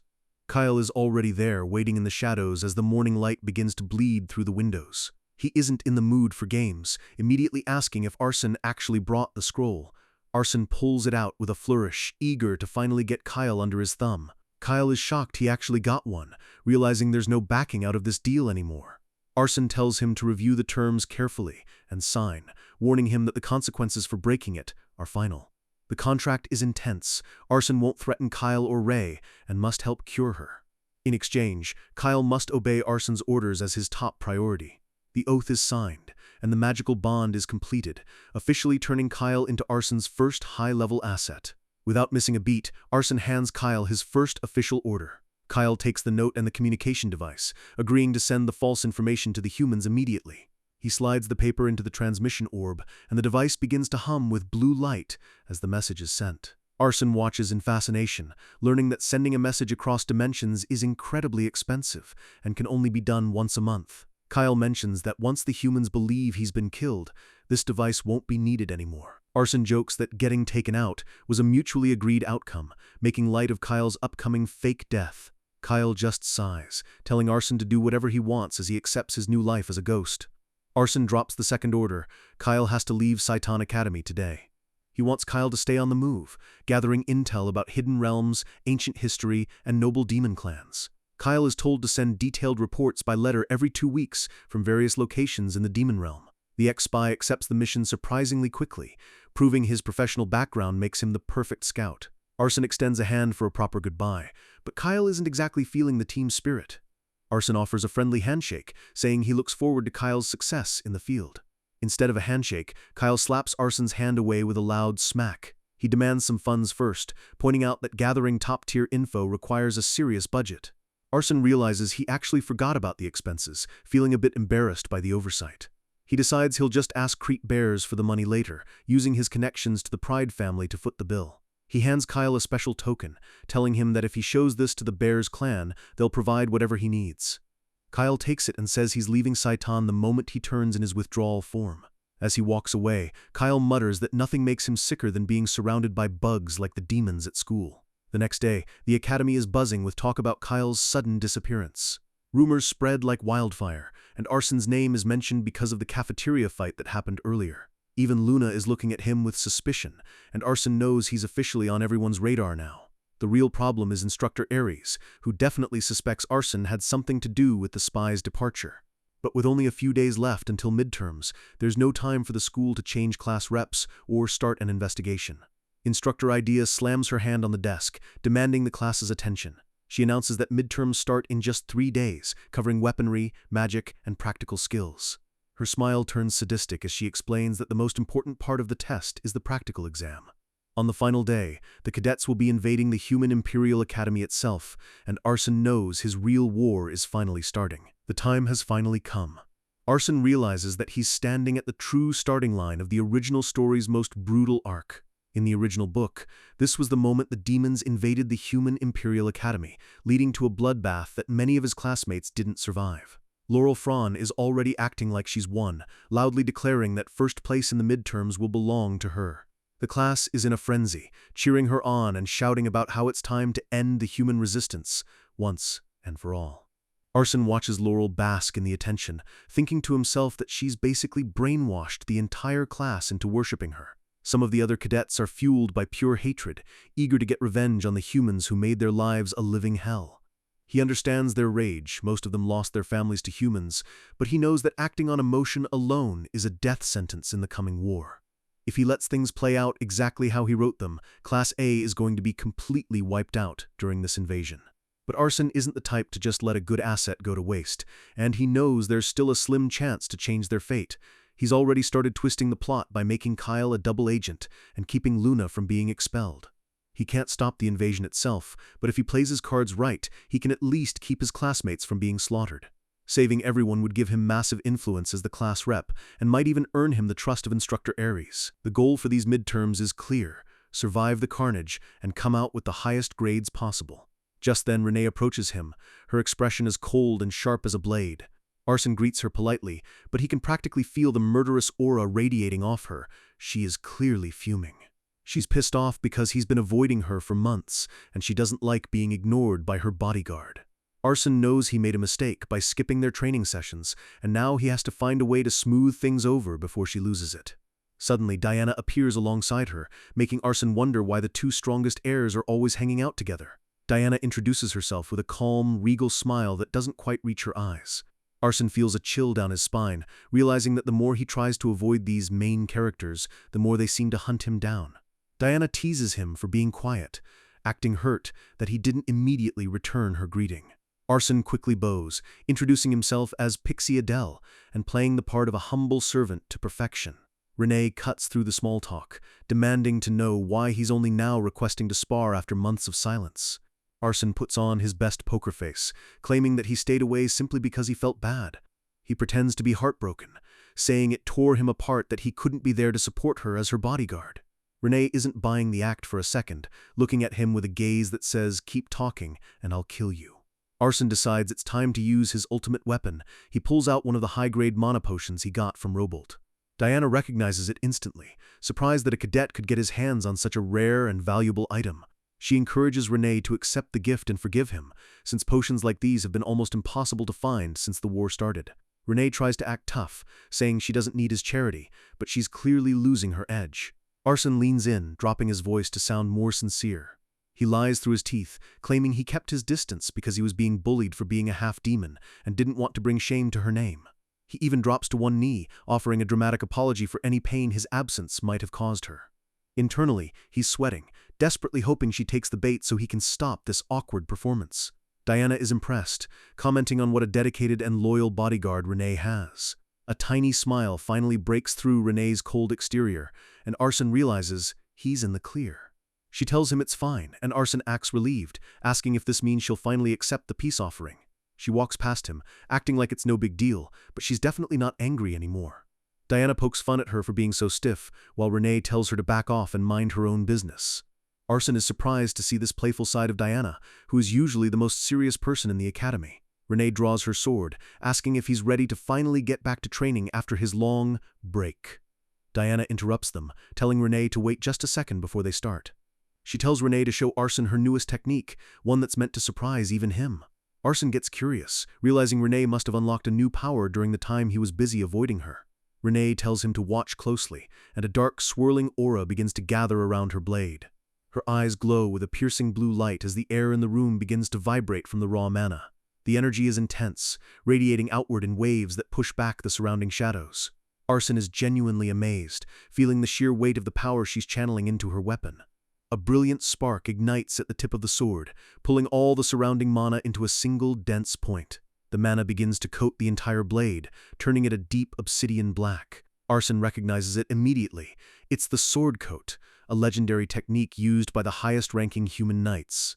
Usually, demons just blast mana around, but this technique involves refining it into a layer thinner than paper for maximum cutting power. The fact that she managed to master this proves she truly is the elite heir of one of the 7 deadly sins. She stands there with the black-coated blade, looking like a goddess of war. She admits it isn't perfect yet, but Arson knows he'll have to focus to his absolute limit just to survive a spar with her now. He draws a simple training dagger, telling her he's ready for a go. He decides to use a regular blade first, wanting to test the actual cutting power of her new technique without relying on magic. The two clash, moving so fast they become a blur to the naked eye. Metal shrieks against metal, sending sparks flying through the air as Arson barely deflects her first strike. Renee flips over him with incredible grace, her movements fluid and unpredictable. Arson groans as he's forced to dodge a lethal follow-up, realizing that her speed has increased drastically. Using his enhanced dynamic vision, he's just barely able to track her movements and stay in the fight. Renee's eyes glow with a feral intensity as she pours even more mana into her blade. With a single clang, her sword shatters Arson's training dagger into a dozen pieces. Arson is stunned. She's able to form and maintain the sword coat instantly, even in the middle of a high-speed exchange. He praises her, admitting that her progress is nothing short of incredible. Diana claps her hands, mocking Arson by saying it's not every day you see a noble lady who's way stronger than her own bodyguard. Renee stays silent, but the look in her eyes shows that she's proud of her growth. Diana notices Renee is actually blushing from the praise, teasing her for acting so out of character. Then, Diana turns her gaze toward Arson, her eyes glowing with a mysterious, overwhelming light. Arson feels an intense pressure, as if his very soul is being picked apart and examined under a microscope. Diana's smile turns predatory, as she admits that the more she sees him, the more curious she gets about who he really is. Diana looms over Arson, her silence and glowing eyes putting him in a state of high alert. Arson recalls her secret power, contemplation, which lets her see every detail of a person's body and mana, down to the finest hair. He's terrified that the next demon lord is taking a personal interest in him, unsure of how to hide his true nature from her. He briefly considers releasing some killing intent to push her away, realizing that if she figures him out, she'll become his greatest enemy. Diana just gives him a wicked smirk, clearly enjoying the way she's getting under his skin. Arson is unsettled by her smile. Most people would flinch if exposed to a power like hers, but she just stands there with the composure of a true monster. Renee notices the tension and asks what Diana is so curious about. Diana quickly plays it off, claiming she was just fascinated by the unique swordsmanship Renee showed earlier. Arson joins in, asking Renee to explain how she actually performs the sword coat technique. Renee tries to explain it as filling the sword from the inside, proving that even geniuses have a hard time teaching their skills to others. Arson just nods, thinking to himself that people like Renee are just built differently. He decides to end the spar there, claiming he needs to head back and study for the upcoming written exams. As he leaves, he asks Renee if she's fully prepared for the midterms. She gives a confident, perfectly, not showing a single hint of doubt about the coming invasion. Arson smiles, knowing that in his original story, the protagonist's group and Renee's team don't cross paths during the first exam. That means Renee will definitely survive, but it also means his own class, Class A, is still in grave danger of being wiped out. He wishes her good luck, and Renee tells him to be careful as well. Diana watches him go with a lingering gaze, that same unsettling smile still on her face. She whispers "see you next time," and Arson knows this isn't the last he'll hear from her. He lets out a massive sigh of relief once he's out of their sight, feeling like he just escaped a trap. He realizes he's officially on the radar of the most dangerous being in the academy, and he needs to be more careful than ever. The sun rises on the first day of the midterms, and the atmosphere at Seitan Academy is charged with excitement. A small bird pecks at some crumbs on the ground, a peaceful scene before the upcoming chaos.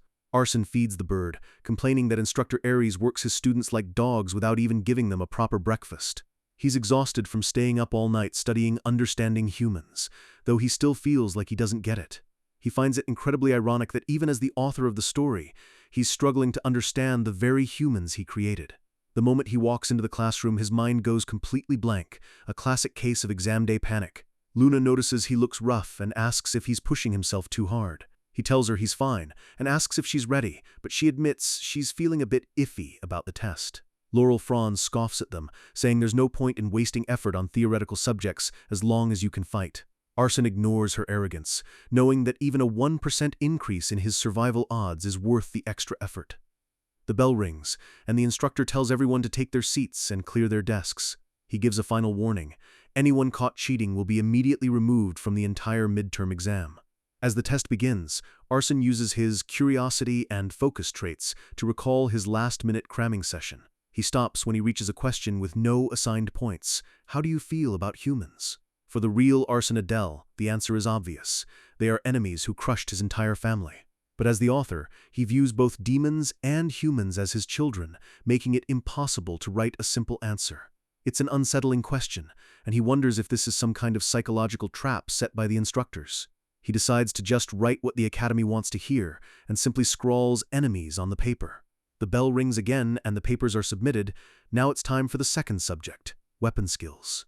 Instructor Ares stands before them, looking like a literal mountain of muscle and rage. He tells the class that today's exam will be a live duel, where they can use any magic or weapons they have. He warns them that fear is no excuse, and calls them forward one by one to face him.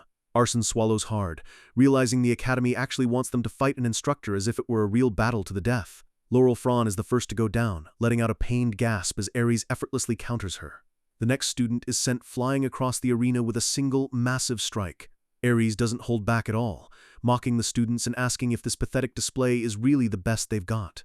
Everyone is being taken out in seconds. Even though Ares is only using his fists, the cadets can't even touch him.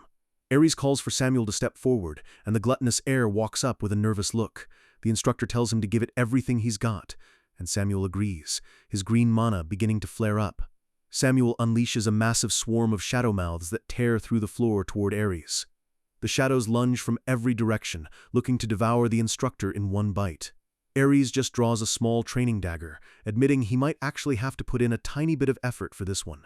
His eyes burn with an intense light as he prepares to respond properly. Arson watches in awe as Ares activates his own sword coat, its glowing bright red, indicating it's a flame-type technique. With one swift motion, Ares cleaves through the entire shadow swarm, leaving Samuel stunned and defenseless. The power is overwhelming, and Arson realizes that Instructor Ares is on a completely different level than any cadet. Samuel screams as a pillar of green light erupts from him, but it's not enough to stop the instructor's advance. Ares is impressed that Samuel recovered so quickly, but his smile says the fight is already over. He charges forward, his red-coated blade appearing right in front of Samuel's face. With a sudden punch, Ares slams his fist into Samuel's stomach, the impact shaking the entire arena. Samuel collapses to his knees, coughing up blood and gasping for air. He grits his teeth, trying to force his broken body to stand back up. In a desperate move, he tries to launch a surprise attack from behind with his shadow mana. Ares barely flinches, letting the shadow strike his shoulder but looking completely unfazed. He notes that shoulder injuries have been common lately and commends Samuel for the smart move, though it didn't do any damage. Samuel finally hits his limit and falls face first onto the tiles, completely unconscious. Ares tells them to remove the loser from the test area and barks out a call for the next victim. His eyes lock onto Arson, and he shouts, "Come forth, Adele! It's time for our MC to face the beast." Arson stands his ground against the massive instructor Ares, who looks ready to tear him apart. Ares doesn't waste words, he just gives the command to begin. Arson can feel the heavy, murderous aura coming off the instructor, knowing that even if this is just a test, Ares is perfectly fine with taking an arm or a leg. The instructor tells him to come at him with everything he's got, but Arson just holds up a hand and asks for a second. Ares asks if he needs more time to prep, but Arson says there's just one thing he wants to see first. Making requests to an instructor during a test is insane, but Ares is curious enough to ask what it is. Arson asks to see Ares use his sword coat from the very start of the fight. Ares scoffs, telling him that sword energy isn't something you can just copy by watching, you have to spend years grasping the concept. Our boy just smiles, saying he thinks one look is all he needs to get the feel of it. Ares laughs at his nerve but agrees to show him once, telling him to watch very closely. In a flash of pure hype, red mana compresses around Ares's blade, coating it in a shimmering layer of lethal energy. Arson is impressed, thanking the instructor for the demonstration as he draws his own training dagger. He knows he can't master this by thinking with his head, he has to let his body take over. The air around Arson begins to ripple as he taps into his innate talent. He stops overthinking and just trusts the raw, chaotic power flowing through his veins. Dark purple mana begins to swirl around his dagger, turning the edge of the blade a deep, shadowy black. Arson calls it Fang of Darkness, though he's slightly disappointed he couldn't imbue his Chaos attribute yet, which would have turned the mana gray. He shows off the black-coated blade to Ares, asking what the instructor thinks of his fast-learning skills. Ares gets a wild look in his eyes, admitting that the kid actually has some serious talent. But Arson realizes his version is unstable. The strain on his mana is enormous. He figures out he can only maintain this high-level form for about 5 seconds before he runs dry. Still, he decides 5 seconds is more than enough time to make a statement. Ares roars for him to come on, his own blade glowing red with anticipation. Samuel and the other students watch from the sidelines, completely stunned by the level of combat they're seeing. The two clash in a massive explosion of red and purple energy that lights up the entire training field. Arson moves like a shadow, weaving through Ares' guard with surgical precision. He smirks as he pushes his speed to the limit, his dagger a blur of dark energy. Instructor Ares is genuinely shocked. He didn't expect a cadet to actually be able to keep up with his pace. The instructor realized Arson is only coating the blade at the exact moment of impact, calling the performance absolutely brilliant. But Ares is still a master. He releases a shockwave that sends Arson stumbling backward. Arson doesn't skip a beat, activating his position swap skill to flicker through the air and close the distance instantly. He lands a heavy blow on Ares, catching the giant off guard for the first time in the exam. Arson follows up with a series of lightning-fast strikes, pushing the instructor back. He lands a solid kick to the instructor's chest, sending the massive man skidding across the floor. Arson sees Ares drop his sword and realizes this is the golden opening he's been waiting for. He summons 3 black blades of shadow energy, looking to end the duel right here and now.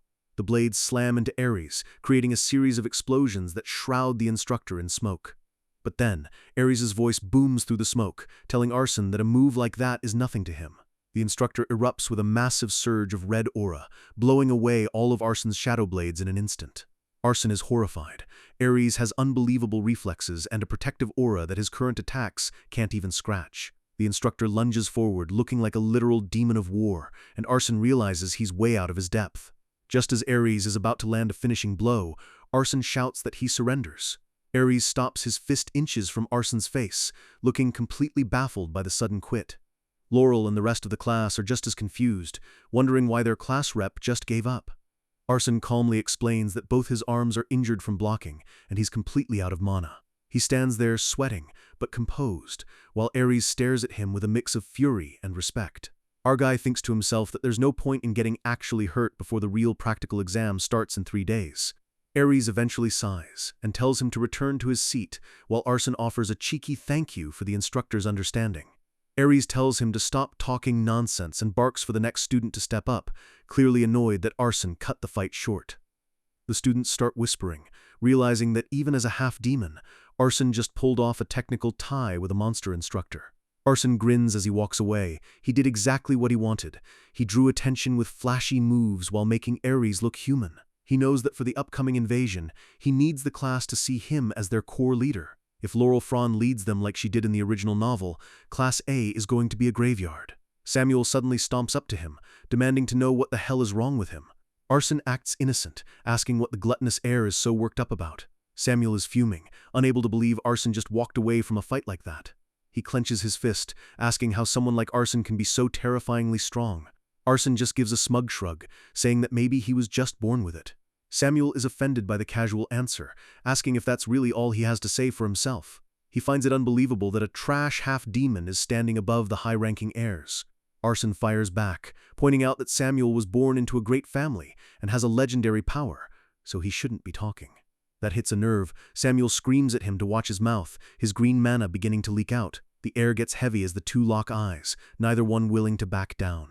Samuel suddenly pauses, his shadow energy flickering as he senses something from Arson. He eventually turns away, calling Arson a piece of trash, but his voice lacks its usual bite. Arson watches him go, worried that Samuel's pride might keep him from following orders during the invasion. Laurel walks over next, asking why Arson is acting so aggressive toward everyone. Arson reminds her that Samuel was the one who picked the fight first, but she says that's not the point. She doesn't understand why Arson keeps provoking Samuel's family specifically. Arson is confused, thinking Samuel is just a typical arrogant noble who looks down on him. Laurel sighs, realizing that Arson actually doesn't know the dark history of the student he's been poking. She drops the bombshell. Samuel isn't just an heir, he's the current head of the House of Greed. Samuel stands alone, the burden of his entire ruined family weighing heavily on his shoulders. Arson can't believe it. A first-year student who just entered the academy is already the head of a major house? He realizes his theory was right. Samuel's entire family must have been wiped out years ago. Laurel stands over him, her expression unusually serious as she explains the situation. Now Arson understands why Samuel snaps every time family is mentioned. It's an open wound that never healed. During the war, all of Samuel's relatives were slaughtered by humans, and he became the head only because he was the only one left alive. Arson thinks about his own situation. He possessed this body, so he doesn't feel the real Adele's sorrow, but Samuel had to live through that misery firsthand. Realization hits him hard. The settings he wrote in his novel are now living, breathing tragedies right in front of him. He tells Laurel he'll be more careful from now on, and she accepts the apology, preparing to leave. Arson wishes her good luck on the next exam, but Laurel just laughs, calling him a slave for worrying about his master. She brags that the rest of the tests will be a piece of cake and tells him to just sit back and watch her greatness. She walks off with a confident flick of her hair, acting like the narcissist she's always been. Arson smiles, realizing that behind all that bluffing, Laurel actually has a serious side that she tries to hide. The sounds of students failing and screaming during the next tests echo through the halls. Our boy decides it's time to stop daydreaming and go get ready for his own specialty exams. The scene shifts to the main academy building as the sun begins to set on the first few testing rounds. The third exam covers stealth arts and magic theory, the two things Arson knows better than anyone. He breezes through the written portion, his author knowledge making the complex magic theory look like basic math. The instructor calls an end to the session, telling everyone to rest up before the final practical exam. Arson leans back at his desk, feeling good because he likely got a perfect score on the magic portion. But the good mood doesn't last. He knows that if he dies during the final invasion, his high grades won't matter at all. The thought of the upcoming massacre makes his stomach churn, and he wonders if he's actually prepared for real war. He rests his head on the desk, lost in thought, when someone suddenly calls out to him. It's Laurel again, asking if he managed to do well on the magic exam. He says he did all right and asks how she felt, but she just gives him a mysterious, "Ho-ho, take a guess." Arson decides to play along and humor her, just so she doesn't spend the rest of the day pestering him. He assumes she got a perfect score, then teases her by saying she probably failed the weapons skill portion earlier. Laurel's face goes blank for a split second, and Arson realizes he might have hit a little too close to home. She snaps, grabbing his collar and calling him a brat, while Arson just laughs and says it was a mistake. She jokingly tells him to die, but the playful atmosphere is suddenly cut short as the door swings open. A group of upperclassmen walks into the room, their presence immediately commanding attention. Arson recognizes the guy in the lead. It's Bolton, the Class E president. Bolton walks up to Arson with a wide grin, noting that the kid seems to be doing pretty well for himself. Arson greets him as Lord Bolton, wondering why this battle-hungry maniac has suddenly shown up in Class A. Bolton is pleased that Arson remembers him, waving off the formalities. But then Bolton's aura shifts, his eyes glowing as he notes that Arson has grown significantly stronger since their last meeting. Arson tries to play it off with a polite thank you, but he can feel the dangerous heat coming off the orange-haired cadet. Bolton admits he really wants to test himself against Arson right now, but unfortunately he has other business to attend to. He recognizes Laurel as the child of lust from the entrance exams, noting this is their first time meeting since then. Laurel is happy to be recognized, giving a big "that's right" as she basks in the attention. Bolton ignores her and tells Arson that he needs him to come along to a special meeting. He explains that all the class presidents are gathering, and since the principal will be there, Arson has to participate. Laurel is confused, pointing out that she is the one in her group, but she isn't the class president. She claims that the actual president is just her subordinate, gesturing toward Arson. Bolton stares at Arson, who just stays quiet, confirming Laurel's ridiculous claim. The realization hits Bolton like a freight train, and his jaw drops in shock. Bolton's eyes burn with an even more intense fire as he asks Arson if he is the class president. Arson just sighs and tells him that another time would be better for a fight, asking him to lead the way to the meeting. Bolton grumbles but agrees, telling Laurel to come along too, while she keeps insisting she's the real master. The three of them head down the hallway, Laurel leading the way and Bolton laughing at how funny Class A operates. They reach the heavy wooden doors of the council room, where the atmosphere feels completely different. As they walk, Arson asks what the real reason for this sudden meeting is. Bolton explains that it's for the area assignments, the official plan for which class will attack which part of the human realm. Arson realizes the weight of the situation. This meeting will decide the front lines of the upcoming war. Bolton is impressed that Arson figured it out so quickly, admitting that he's smarter than most muscleheads in the academy. The doors open, and they enter a grand hall where the other presidents are already waiting. Diana is there representing Class C, looking bored but dangerous as she notices Arson's entrance. Guwar, the Class D president, sits with his arms crossed, and Aaron, the Class B rep, appears to be half asleep at the table. Bolton announces to the room that everyone has finally arrived. At the head of the table sits Principal Lucian, who looks like a small girl but radiates an aura of absolute authority. Renee is stunned to see Arson there, and the other presidents are equally shocked that a half-breed is representing Class A. Arson offers a calm, polite smile, thanking the principal for calling him. Diana whispers to Renee that her escort is actually much more impressive than they initially thought. Arson realizes he never actually told Renee he was the class president, and dreads having to explain this to her later. Principal Lucian calls for order, telling everyone to take their seats so they can begin the strategy session. But Guwar isn't having it, slamming his hand on the table and calling the whole situation ridiculous. He points at Arson, calling him a fool who is unworthy of the name of the 7 deadly sins and likely just stole the seat. He insults the entire meeting, saying even a common Cerberus would laugh at having to discuss war with insects. Aaron just mumbles from the table that Guwar isn't entirely wrong, clearly not caring about the drama. Arson can feel the heat rising in the room, realizing this meeting has turned into a lethal trap for him. Guwar glares at him with glowing blue eyes, telling Arson to get out of his sight before things get violent.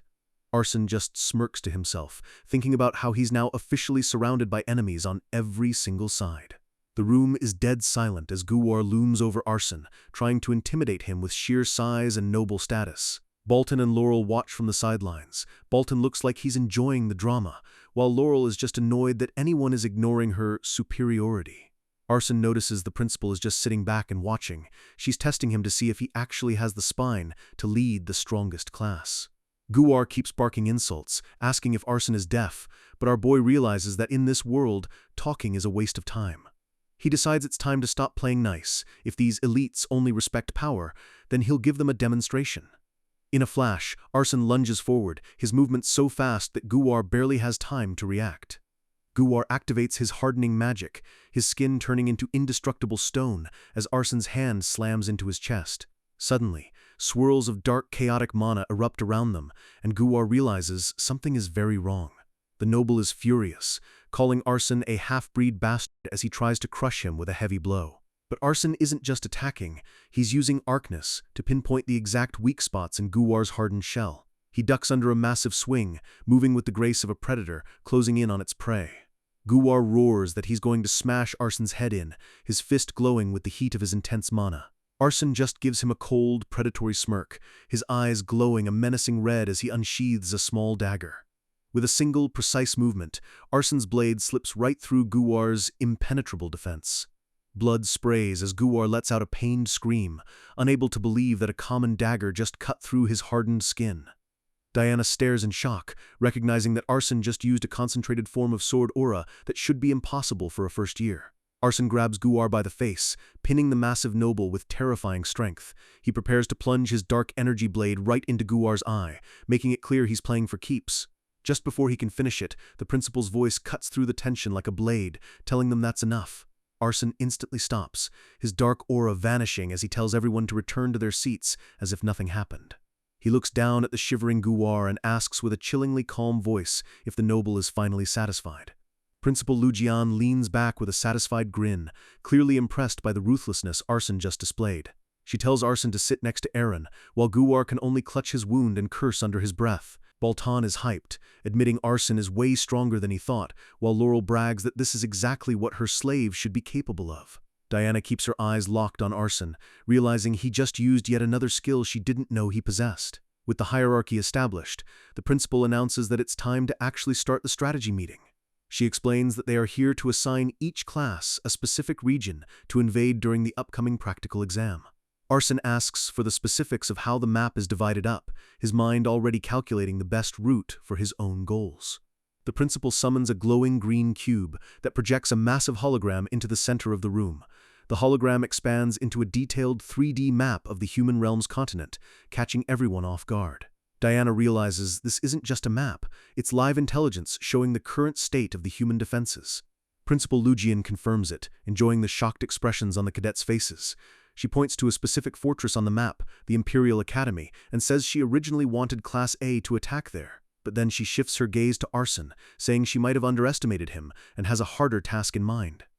Arson starts sweating. Attacking the Imperial Academy is already a suicide mission, so he wonders what could possibly be worse.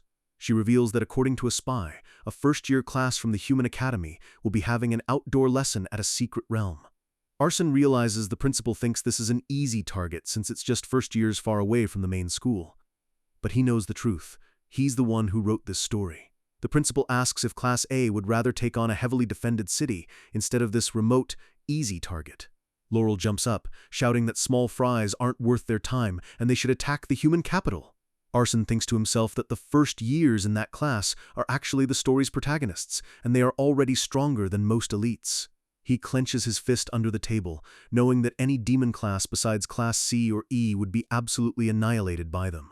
He has to choose, go to the capital for glory, or go to the secret realm and face the main characters. Our boy makes his choice. Class A will attack the first-year human class at the secret realm.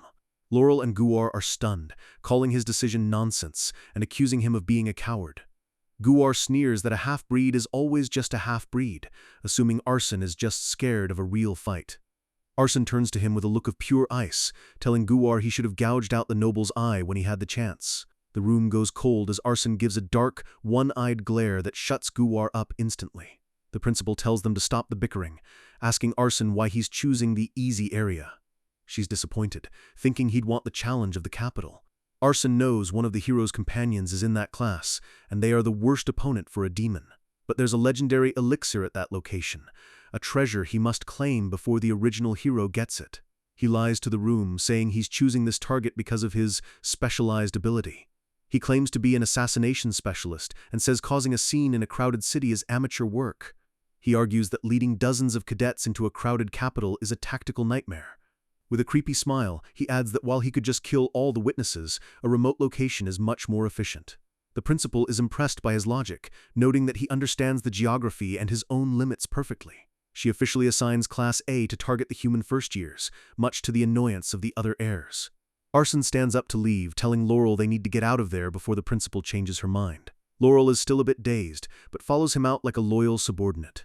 The other presidents stay behind, the atmosphere in the room still heavy from Arson's presence. Bolton laughs, commenting on how the Bears family managed to find such an amazing guard. Renee looks down, her mind racing. She remembers when Arson couldn't even manifest basic aura, and now he's a monster. She feels a strange ache in her chest, realizing Arson has been hiding his true strength from her this entire time. Bolton leans back, admitting that Arson's growth rate is absolutely insane. He admits he really wants to fight our boy, his battle fever reaching a boiling point. The principal stands by the window, recalling a warning from Instructor Ares about keeping an eye on Arson. She thinks he's too promising of a seed to discard, even if he's dangerous. Her smile turns truly demonic as she thinks that if he can be tamed, he'll be her greatest hound, but if not, he'll have to be destroyed. Arson prepares for the next day, knowing the real practical exam starts tomorrow, and he has zero room for error. The day of the invasion has arrived. Seitan Academy's grand architecture looks even more imposing under the morning sun. Arson stands at the head of Class A, wearing a dark tactical uniform that makes him look like a true commander. The cadets are buzzing with excitement, bragging about how they're going to kill the humans' hero and get revenge for their families. Arson watches them cheer, staying silent as he realizes they have no idea they're walking into a slaughterhouse. He recalls his plan. He sent fake intel to the humans that the demons would attack the third-year dorms. Because of that lie, the human mages and instructors will be busy defending the dorms, leaving the first years vulnerable. Only one five-circle mage instructor will be with the students, and Arson's primary goal is to hunt that person down first. Once the instructor is dead, he'll seize the elixir from the secret hideout before anyone else can touch it. Instructor Ares barks for silence, announcing that the principal is about to give her final address. Principal Lugian steps onto the balcony, her small frame radiating a pressure that makes the air feel thick. She tells the cadets that the war is finally beginning, and it's time to face the humans who killed their loved ones. She reminds them that every demon in Seitan has felt the pain of loss at human hands. The cadets look grim, remembering the sight of their destroyed homes and the corpses of their families. The principal's voice rises to a crescendo, her pink hair whipping in the wind. She screams that now, it is finally their turn to hunt the humans. The entire academy erupts in a deafening roar of approval, the cadets' morale reaching a fever pitch. Arson watches the sea of cheering demons, thinking to himself that this sight is pure, unfiltered madness. The principal raises her hand, a massive wave of green light washing over the entire crowd. Arson is stunned. She just granted a blessing to thousands of students at once. She really is a monster. Instructor Idea takes over, telling the cadets to follow her to board the train in an orderly manner. A massive armored steam train pulls into the station, venting clouds of thick white smoke. Arson and Class A board the train, the rhythmic clack-clack of the tracks the only sound in the tense cabin. Idea announces that they'll arrive at the dimensional station in 1 hour and tells them to rest up while they can. Arson thinks about the sheer cost of this operation. It must take hundreds of sacred stones to warp this many students across dimensions. He knows that eventually, the gates will become more common, and the two worlds will merge into one. Suddenly, Luna taps him on the shoulder, offering him a piece of dark food. It's buck meat jerky, and she tells him it's really good as a pre-battle snack. Arson takes a bite and admits it's actually pretty tasty, letting the casual moment distract him from the coming war. He pulls up his status screen to check his current progress. His mana is at 1381, pathetic compared to the elites, but he knows he needs that elixir to bridge the gap. Luna notices him staring off and asks what he's thinking about so deeply. Instead of answering, Arson decides to test his psychokinesis. Luna suddenly lets out a gasp as her body starts to float. She panics, asking why her body is suddenly moving on its own. Arson only lifted her a few centimeters, but he realizes even this tiny amount of control is usable in real combat. He knows that if he evolves this power, it will eventually become a transcendent force capable of controlling gravity itself. A vision of his future power shows him holding a floating stone between his hands like a god. He ends the checkup, but there's still one major thing bothering him. There's a high chance he might run into the human Knights of the Six Families, the ones who tried to kill the real Adele. Captain Peltz reported that Adel died falling off a cliff, but the truth is he came to the demon realm. If Peltz or the principal's spies find out he's still alive, his Asin traitor identity will be exposed. The train screeches to a halt, and Idea announces they've finally arrived at their destination. The doors hiss open, and the cadets step out into a massive, cavernous station. Arson's boots hit the cold ground, his senses sharpening as he prepares for the mission. In the center of the station stands a massive, pointed crystal structure, the dimensional gate. Arson is blown away by the size of the magic stones powering it. Just one of those could buy a mansion. He thinks it's a waste to spend this much on a one-time gate, but Seitan clearly isn't short on cash. Instructor Idea gathers Class A, asking if they have an idea of where they're heading. She pulls out a crate and tells everyone to take one item before they depart. Arson reaches in and pulls out a two-tone mask, looking half black and half white. He's relieved, as he was just wondering how he'd hide his face from the human knights. Idea explains the masks have recognition reduction magic, making it impossible for humans to identify them. The masks create a blurry, glitchy effect over the face that only other mask wearers can see through. Arson slides the mask on, the cool material molding to his face instantly. He adjusts it, noting that even with the mask on, he can see perfectly fine. Idea smiles, telling him she really likes the look of it on him. She asks if he can see clearly, and Arson confirms the visibility is better than he expected. Then, she hands him a stack of small, gray bars. It's food supplies, military rations that can keep a demon energized for a whole day. She admits she used to eat these often during her own battles, making them sound like a delicacy. Arson takes a bite, and his face immediately contorts in disgust. It tastes like a mix of dirt and insect guts. She tells him to just deal with it, and eat one a day as she walks off toward the gate. Idea gives the final procedure. The instructors will not be accompanying the cadets through the gate. The class is confused, asking who will lead them if the teachers aren't going. She reminds them that this is their exam, and having instructors there would defeat the purpose of the test. The teachers need to stay behind to maintain the mana flow and reopen the gate for their return. She announces that all authority is now delegated to the class presidents. The cadets must follow Arson's orders as if they were law. She walks up to Arson, her expression softening as she pins something to his lapel. It's the Enzer flower, a silver badge symbolizing Saitan and the absolute leader of the group. She also hands him a map, saying the principal told her that Arson is surprisingly good at navigation. Arson takes the map, thanking her for the trust as he feels the weight of his classmates' lives on his shoulders. Idea starts channeling her mana, the gate behind her beginning to hum with intense purple energy. A pillar of light shoots up from the gate, tearing a hole in reality and revealing the lush forests of the human realm. Arson pulls his mask down, his red eye glowing through the eye slit. He's ready to turn this unknown world into a living hell for his enemies. Our boy Arson and the rest of Class A are officially making their move, stepping through the dimensional void as they prepare to invade the human realm. The pressure inside the portal is insane, and you can see the other cadets struggling just to keep their lunch down while the mana crushes them. Arson is feeling the burn too, realizing that even he can't stay in this pocket dimension for long without his body falling apart. He spots a light at the end of the tunnel and shouts for everyone to move their asses before they get trapped in the void forever. Suddenly, the portal starts spinning out of control, the purple energy swirling into a violent vortex that threatens to swallow them whole. "The gate is closing! Run!" Arson yells, his face tight with panic as the exit begins to shrink. The cadets scream as the dimension literally starts to tear itself apart, the ground beneath them vanishing into thin air. Shadows flicker, and the sound of reality cracking fills the air as they dive toward the closing light. Arson grabs Lady Luna, throwing her toward the exit with everything he's got, while the light of the human world blares in front of them. They crash onto the grass, tumbling through the air as the portal collapses behind them in a flash of blinding energy. Arson does a final heave-ho, throwing himself through the gap at the very last second like an absolute boss. He sticks the landing, looking up to see his entire squad has made it through, even if they're a bit shaken up.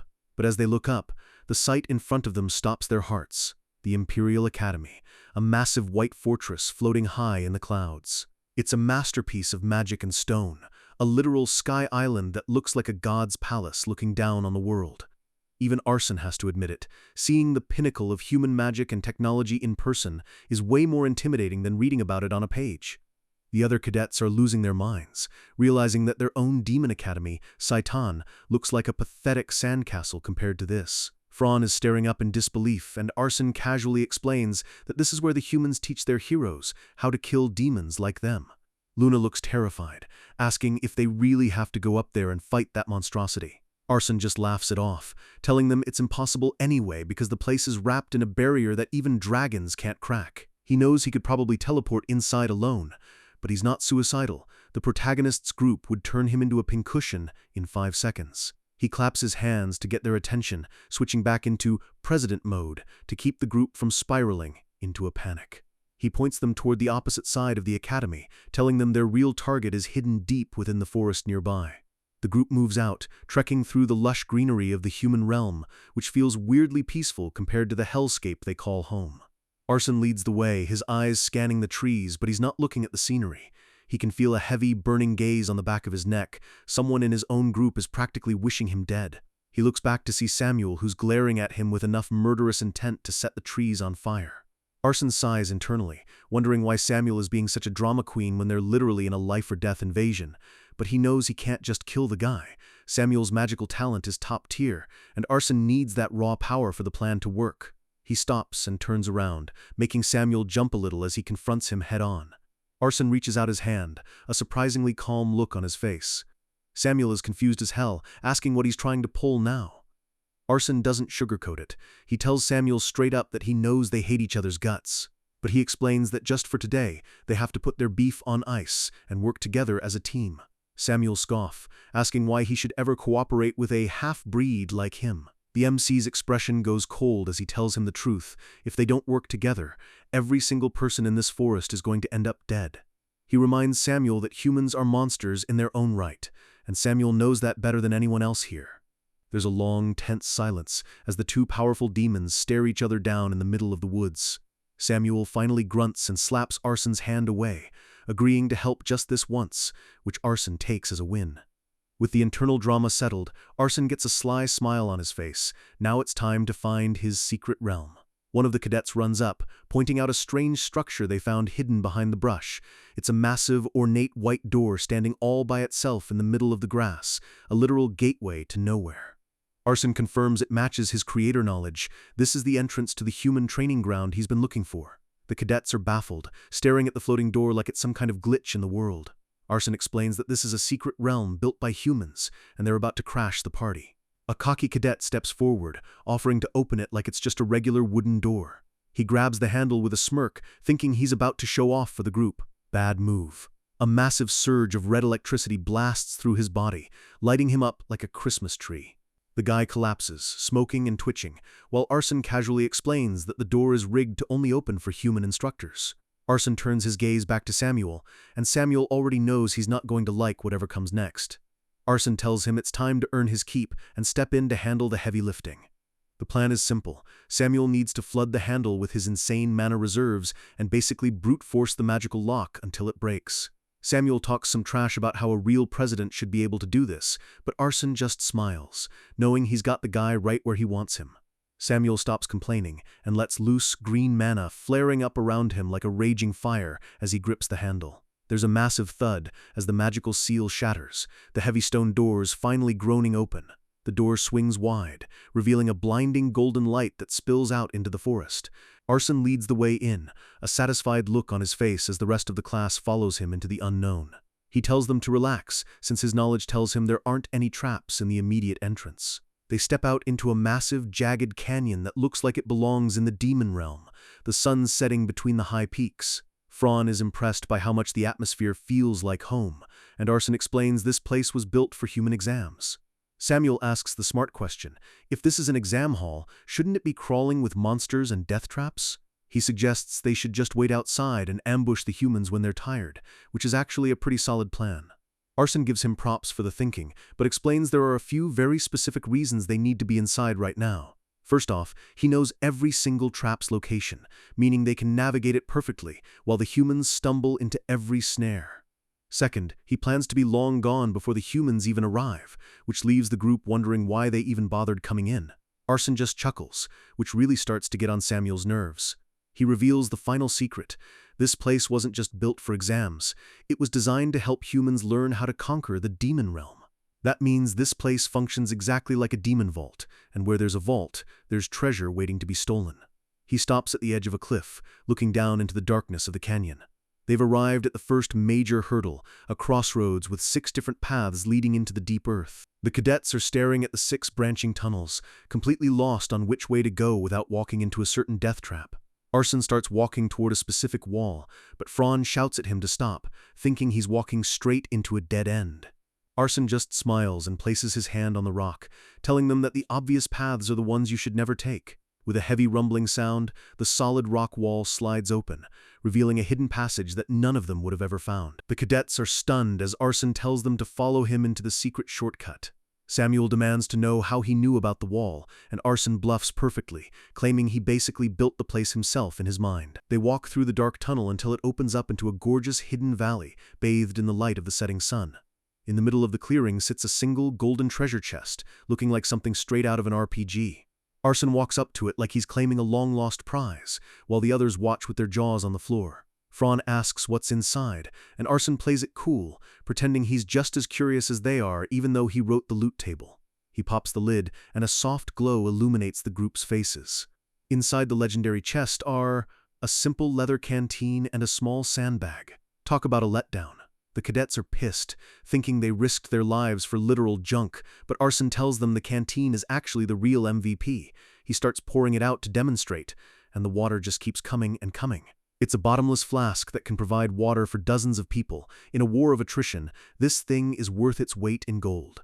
Samuel is still unimpressed, thinking it's weird that a school meant for killing people would hide a water bottle underground. Arson ignores the hating and tells them to get ready, because a real battle is about to erupt in this very spot. They head back out into the woods, the peaceful greenery hiding the fact that a massacre is looming. Arson pulls Samuel and Fran aside to give them their specific roles for the mission ahead. He tells Samuel he's in charge of reconnaissance, and Samuel immediately gets defensive, asking why the class rep isn't doing it himself. Arson hits him with some top-tier manipulation, telling Samuel that his stealth and magic are simply second to none. He looks Samuel in the eye and tells him he's the only one he can truly trust with a job this important. It works like a charm. Samuel starts blushing and looking all pleased with himself, totally falling for the praise. Arson thinks to himself that as long as he strokes Samuel's ego, the guy will do basically anything he asks. But Samuel isn't going alone. Arson tells him he's going to have a partner for the scouting mission. The cadets look around for another demon, but Arson reaches into his cloak and pulls something else out. It's a tiny bird, sitting right in the palm of his hand. Fran recognizes it instantly. It's a hawk from the demon realm, famous for being the ultimate spy bird. Arson explains that this is Shijo, Instructor Ares' personal bird that he borrowed, like a Anipula, for the invasion. Samuel is horrified, wondering how the hell Arson survived a conversation with the terrifying Instructor Ares, let alone got his bird. The bird suddenly pecks Arson's finger hard, proving that it still misses its real master and doesn't fully trust the MC yet. Arson decides to test the bond, focusing his dark mana into the bird to sync their senses. The bird flies off, and Arson realizes he can't fully control it like Ares can, but it'll have to do. Suddenly, Arson's vision snaps, a wave of blue energy washing over his eyes as his perspective shifts. He's looking down from the sky, seeing his own face looking up from the ground. He's officially shared vision with the bird. The bird chirps and takes flight, giving Arson a perfect aerial view of the entire forest. He tells Shijo to accompany Samuel, and the bird dives down toward the blue-haired demon. Shijo lands right on top of Samuel's head, making him look absolutely ridiculous. Samuel starts panicking, waving his hands and yelling at the beast to get off his royal head.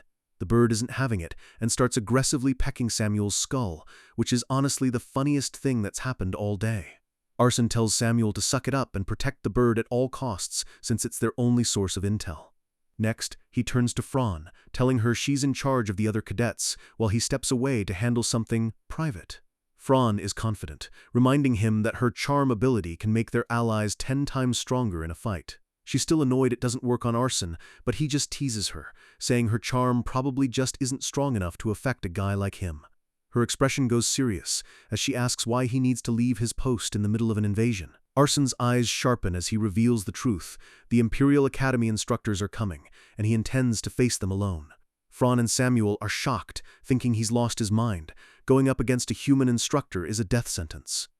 Arson jokes that maybe they just want him to die, but then reassures them he'll regroup if things get too hairy. But deep down, he knows the instructor has to come. If he wants to expand his pathetic mana capacity and survive this story, he needs the loot that instructor is carrying. The roles are set, Samuel scouts, Fran commands, and Arson hunts the big game. Fran asks what they should do while they wait for the humans to show up. Arson goes into deep thought, his face getting all intense while the others wait for a brilliant tactical command.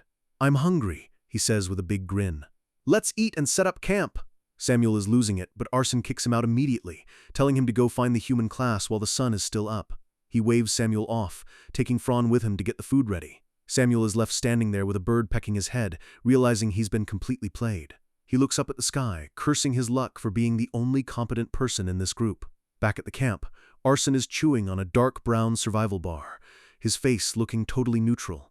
Fran takes one bite and looks like she's about to meet her maker. In the background, you can see the other cadets literally vomiting their guts out from how bad the rations taste. Arson just scoffs at them, calling them pampered nobles who don't understand that nutrition is essential for battle, no matter how gross it is. He keeps a straight face, but internally he's dying. The bar literally tastes like worm droppings. Luna is sitting nearby, nibbling on her bar and staring at Arson with a look of pure respect.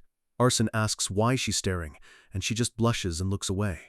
She offers him some of her jerky since the rations are so bland, but Arson refuses, saying he can't eat better than his men if he wants to be a leader.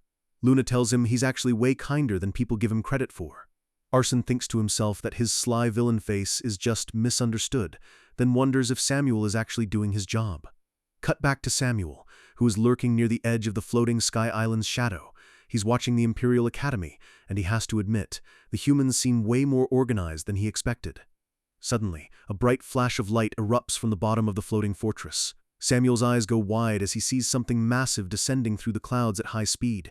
It's a golden carriage pulled by 4 horses made of literal fire, streaking across the sky like a meteor toward the forest below. Arson stares down as the golden carriage arrives, a magnificent vehicle that can travel between the floating academy and the solid ground. Through his bird's eyes, Arson can see Samuel scouting from the distance, though the inability to communicate directly is clearly driving our boy crazy. He just has to hope Samuel is smart enough to stick to the plan and not do anything stupid. The carriage lands sooner than expected, which is a bit of a problem for the timeline. Arson watches the flaming horses touch down, realizing the human instructors are already here. The emblem on their uniforms shines, the golden hawk of the Imperial Academy. These aren't just some random guards. These are the elites. A man with green hair and a sharp monocle steps out of the carriage with an air of total arrogance. This is the man Arson has been waiting for. Arson identifies him as Basaha, the first target on his list that absolutely must die today. Basaha is a 5th circle wind element mage, which means he could turn a normal demon into mincemeat in seconds. But Arson knows a secret. Like Instructor Robolt, Basaha is a theory nerd who lacks real combat experience, which makes him vulnerable. But then, another figure steps out, and the air in the forest suddenly feels a lot heavier. It's Leon Terrius, the son of Count Leon. He's walking with a girl on each arm, laughing like he's on a field trip instead of a training mission. Arson's heart sinks. Leon is a major character in the original novel, and is actually even stronger than Instructor Basaha. If those two fight together, Arson's entire squad is toast. But Arson remembers a detail from his own book. Leon is a total narcissist who usually shows up 30 minutes late to the fight because of some stupid bet. That 30-minute window is the only chance Arson has to win. Suddenly, Arson sees Samuel withdrawing from his scouting position, moving fast through the brush. Our guy immediately signals the rest of his team that it's time to get into position. Fran looks worried, but Arson stays calm, telling them the targets are heading their way right now. He orders the cadets to erase any traces of their camp and double-check their gear. It's time for the real work to begin. The plan is risky. Arson will stay outside to 1v1 the human instructor, while the rest of the class enters the secret realm to ambush the exhausted human cadets later. Luna is shaking, asking if the instructor is really coming. Arson just gives her a cold yes. He bluntly tells them that this guy is even stronger than their own instructor Ares, and he's not even sure if he can win this fight. Luna looks like she's about to faint from the pressure, hearing that someone that monstrous is heading their way. Arson ignores her panic and puts Fran in charge, telling her he's trusting her to lead the cadets properly inside the realm. Suddenly, a bleep sound echoes. Samuel is back, and he's not alone. Samuel sprints into the clearing with the bird still on his head, confirming that the humans are just minutes away. Arson tells Samuel to join the others inside the secret realm and to take the bird with him for vision. Samuel pauses, looking at Arson with genuine concern. He can't believe Arson is actually going to face an instructor solo. He tells Arson don't die, and our boy just gives a casual "I'll try." Before they split, Arson gives one final warning. Watch out for the blonde-haired guy with the tan skin. That's the real monster. Samuel opens the secret realm door, and Arson watches them leave, praying they can hold out until he finishes his business with Basaha. He takes a deep breath and disappears into the trees, heading toward his ambush point. Using position swap 2, Arson teleports onto a high branch, perching like a predator as he looks down at the secret realm entrance. He puts on his half-mask, his red eye glowing with murderous intent. Everything is ready. The sound of boots on grass echoes through the quiet forest. The humans have arrived. Basaha raises his hand, signaling the human cadets to halt right in front of the door. He points to the gate, telling the students that this is where their field training begins today. Arson watches from above, his face tight as Basaha begins giving the cadets their instructions. In the back of the group, Leon Terrias puts a hand on Sylvia's shoulder, acting like a total creep. He laughs and tells her that her disgraceful behavior ends today, and she's about to pay up on their bet. He's already acting like Sylvia belongs to him, completely ignoring the fact that they're in a dangerous training zone. Basaha snaps at them, telling them to stop the useless chatter and focus on the task at hand. He explains that whichever team clears the secret realm first will get a massive reward. The human cadets cheer, full of life and excitement, the complete opposite of the child soldiers Arson is used to. They start filing into the gate, and Arson watches them go, waiting for his moment. Arson can't help but feel a bit bitter. Humans are raised with joy, while demons are raised as pawns. Yet it's always the demons who end up losing in the end. He stares specifically at Leon, who is still too busy playing love games to realize he's being watched. Leon laughs one last time, looking completely relaxed as he prepares to follow the others. He tells Sylvia he'll start his raid in 30 minutes, and that she's destined to be his woman by the end of the day. Sylvia tells him to keep dreaming and walks away, leaving Leon with a cocky smirk on his face. Basaha finally chases them both inside, and the massive stone doors groan shut. Arson shifts on his branch, his eyes locked on the instructor. Finally, the instructor is alone. This is the moment Arson has been planning for weeks. Basaha looks around, his sharp eyes scanning the trees as he senses something might be off. Arson stays perfectly still, realizing this guy is way more thorough than he expected. Suddenly, Basaha releases a massive wave of green mana, an area search spell that sweeps through the entire clearing. Arson's eyes widen. The mana wave is coming right for him. The light flashes through the leaves, illuminating everything in a bright green glow. Arson is hanging off the back of the branch with just one hand, his body pressed against the bark to avoid the detection pulse. He lets out a breath of relief. If he had been a second slower, the search spell would have tagged him. Basaha grumbles to himself, convinced that nobody is there, and starts walking toward a nearby tree. Arson watches him go, realizing the instructor is heading toward a secret hideout. He lets Basaha get some distance before he starts to follow him through the canopy. Basaha stops again, looking back over his shoulder with a suspicious glare. He stands frozen for a moment, his hand hovering near his belt. He mutters that it feels like someone is there, but then shrugs it off as his imagination. He stops in front of a massive, ancient tree that looks slightly different from the others. He curses under his breath, wondering what kind of terrorist acts the demons are planning that forced a fifth circle mage to come all this way. Arson watches closely from the shadows, wondering what the hell Basaha is doing with that tree. Basaha places his hand on the bark, and green magic circles begin to swirl around his fingers. The tree begins to glow with an intense, eerie light as a hidden mechanism activates. The massive trunk begins to shift and twist, revealing a hidden door carved directly into the wood. Arson realizes that tree was a deadly trap. If he had touched it without the right key, he would have been blown to bits. Basaha steps into the hidden tree vault, muttering to himself about doing a quick inspection. But just as he turns his back, a ripple appears in the air behind him. A purple-tinted blade cuts through the space, aiming directly for Basaha's head! Basaha spins around at the last millisecond, his eyes wide with shock as he sees the masked demon. Arson's voice is cold as ice. What a shame. I almost had you. Basaha fires a massive beam of wind energy, and Arson has nowhere left to run. Who are you? Basaha screams, his voice cracking as he scrambles to put distance between them. Arson doesn't answer. He just grips his dagger, the metal humming with chaos energy, his body turning into a ghostly blur that's almost impossible to track in the forest light. Basaha fires a wind blast, but it hits nothing but air as Arson vanishes into the environment. The instructor is furious, screaming at the demon to stop playing tricks and face him like a man. Wind that wraps around me! Tear the enemy to pieces! Basaha roars, casting a high-level spell. A massive tornado erupts around Basaha, shredding everything in its path. Arson is thrown back by the sheer force of the gale. Arson grinds his teeth. This guy's reaction speed is way faster than the theory book suggested. Basaha isn't done. He orders the wind to find the demon hiding in the brush. The entire forest floor is being ripped up as the wind mage goes full nuclear, trying to flush Arson out. Arson uses Position Swap 2 to blink through the storm, moving like a glitch in reality. He teleports to a high branch, but the wind is so strong it's literally snapping the ancient trees like toothpicks. Arson realizes he can't win a long-distance fight against a fifth circle mage. He has to get close, or he's dead. Basaha starts a new incantation, his hands glowing with a blinding green light. Arson dives from the tree, falling through the air like a terminal velocity assassin. He uses Position Swap, Exchange, swapping places with a falling leaf right in front of Basaha's face. The mage is stunned as Arson appears out of nowhere, his blade inches from Basaha's chest. "Dark Fang! Sword Pierce!" Arson yells, his dagger turning into a spear of black energy. Crack! The blade hits a shimmering green wall. Basaha has a mana shield, and it's a thick one. Arson curses as his hand vibrates from the impact. This guy has way more layers of defense than he expected. Basaha sneers, calling Arson a filthy bastard as he prepares to blast him at point-blank range. A massive explosion of wind energy rips through the clearing, flattening everything for 50 yards. 2 pillars of green light shoot into the sky, signaling the sheer power of Basaha's counterattack. A figure lands on the grass, their boots sliding across the dirt. It's Arson, his clothes torn and his breathing heavy, but he's still standing.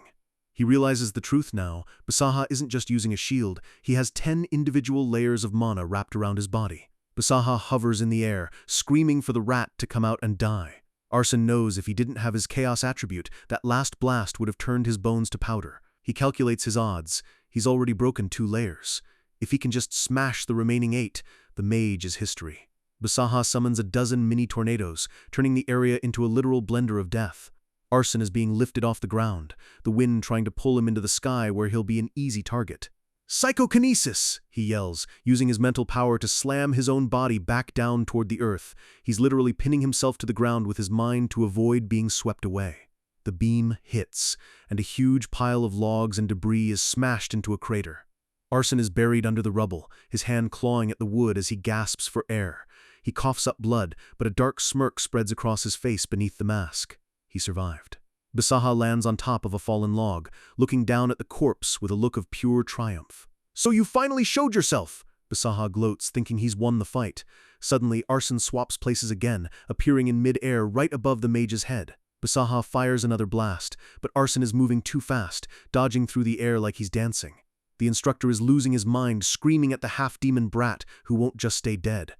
Basaha summons a massive wind wall, trying to push Arson back into the forest. Arson pushes through the pressure, his mask cracking as the wind tears at his face. He wonders why Basaha is so aggressive. Wasn't the human plan to attack the third-year dorms, not this remote forest? Basaha's eyes go wide for a split second. He's realized that Arson knows their secret military plans. He starts laughing like a maniac, telling Arson that he's just digging his own grave by knowing too much. Basaha raises both hands, the air around him turning into a glowing sphere of pure destruction. "Dai!" he roars, unleashing his ultimate spell. Arson just lets out a long breath. Time seems to slow down. A single drop of water ripples in Arson's mind as he enters a state of absolute focus. Basaha's face is twisted with madness as the green light consumes everything. Purple leaves float through a dark, empty space, the mental world where Arson's chaos mana lives. Basaha's eyes snap open. Huh? Suddenly, the instructor is floating in a void of purple and blue. He's confused, wondering if he was the one who was actually ambushed. He sees the masked face of Arson in the darkness, the red eye glowing like a star. Back in reality, Arson is diving through the explosion, his blade trailing purple lightning. "Dark Fang! Black Blade Rain!" Arson shouts. A dozen black portals open around Basaha, firing spears of chaos energy into his shield from every angle. Clang! Clang! Clang! Basaha is screaming, trying to keep his barriers up as the pressure mounts.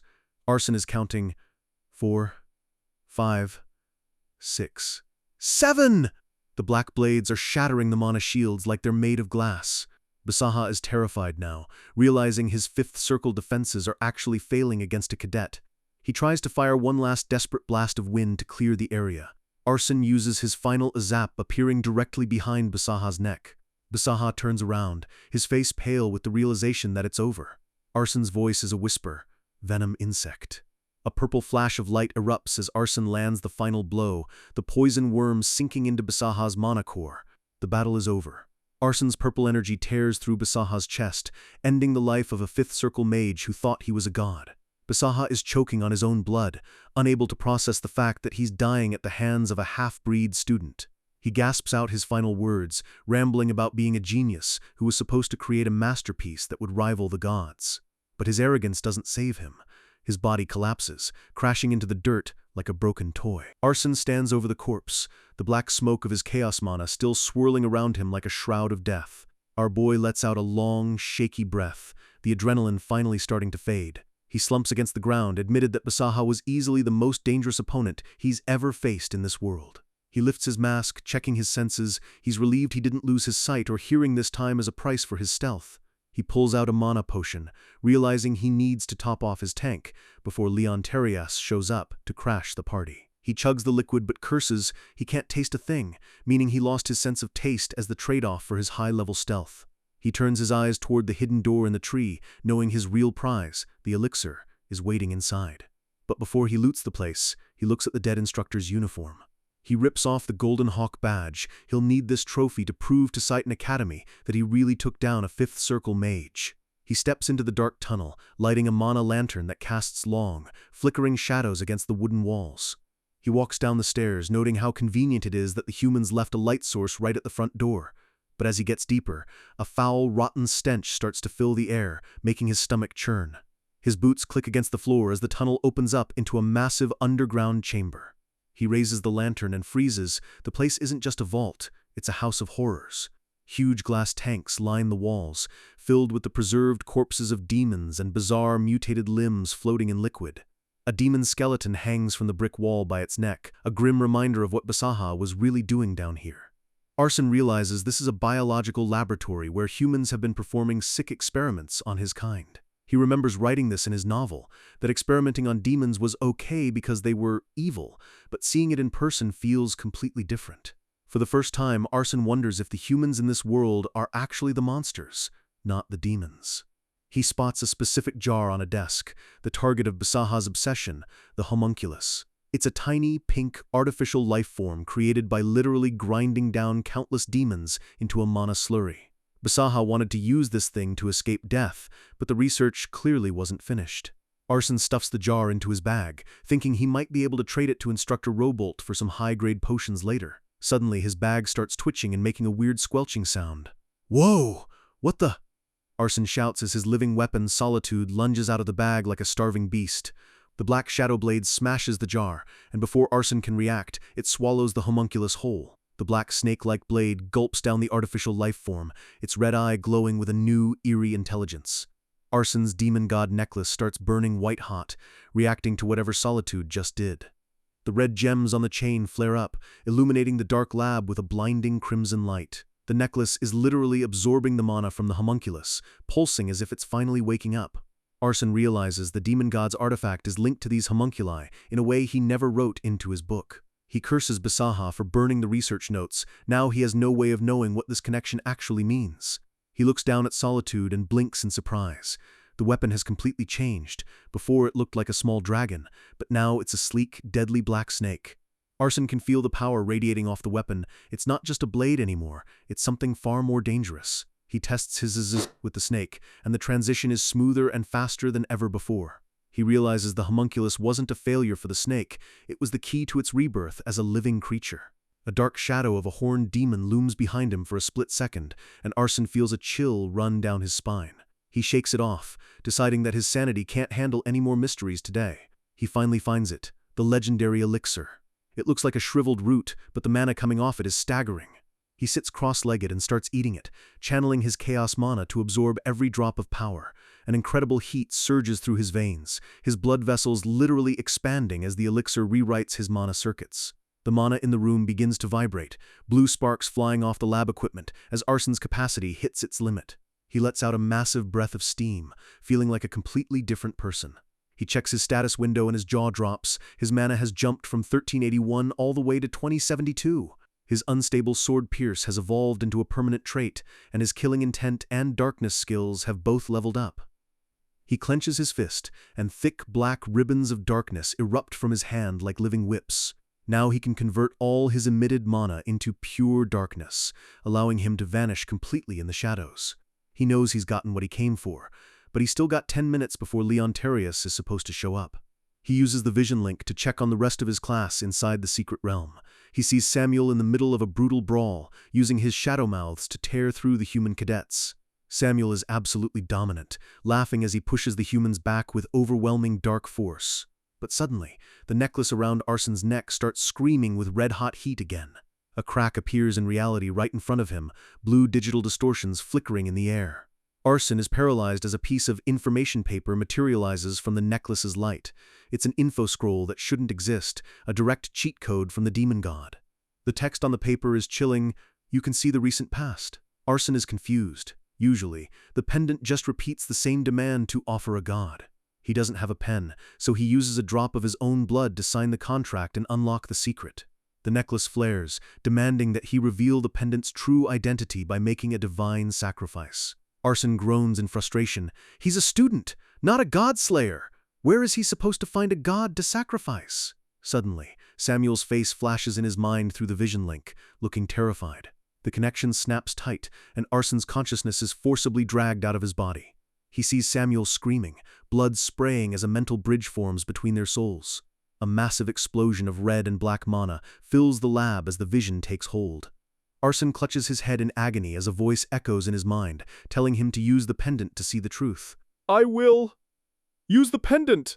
Arson roars as he's plunged into Samuel's deepest, darkest memories. Arson wakes up with a splitting headache, but when he opens his eyes, he's not in the lab anymore. He's looking through a window at a city on fire, and someone is screaming for mercy just outside. Human soldiers are storming a mansion, laughing as they slaughter demons in cold blood. Arson is horrified, wondering what the hell is going on and why he's seeing this. He catches his reflection in a mirror, and his heart stops. He's in Samuel's body.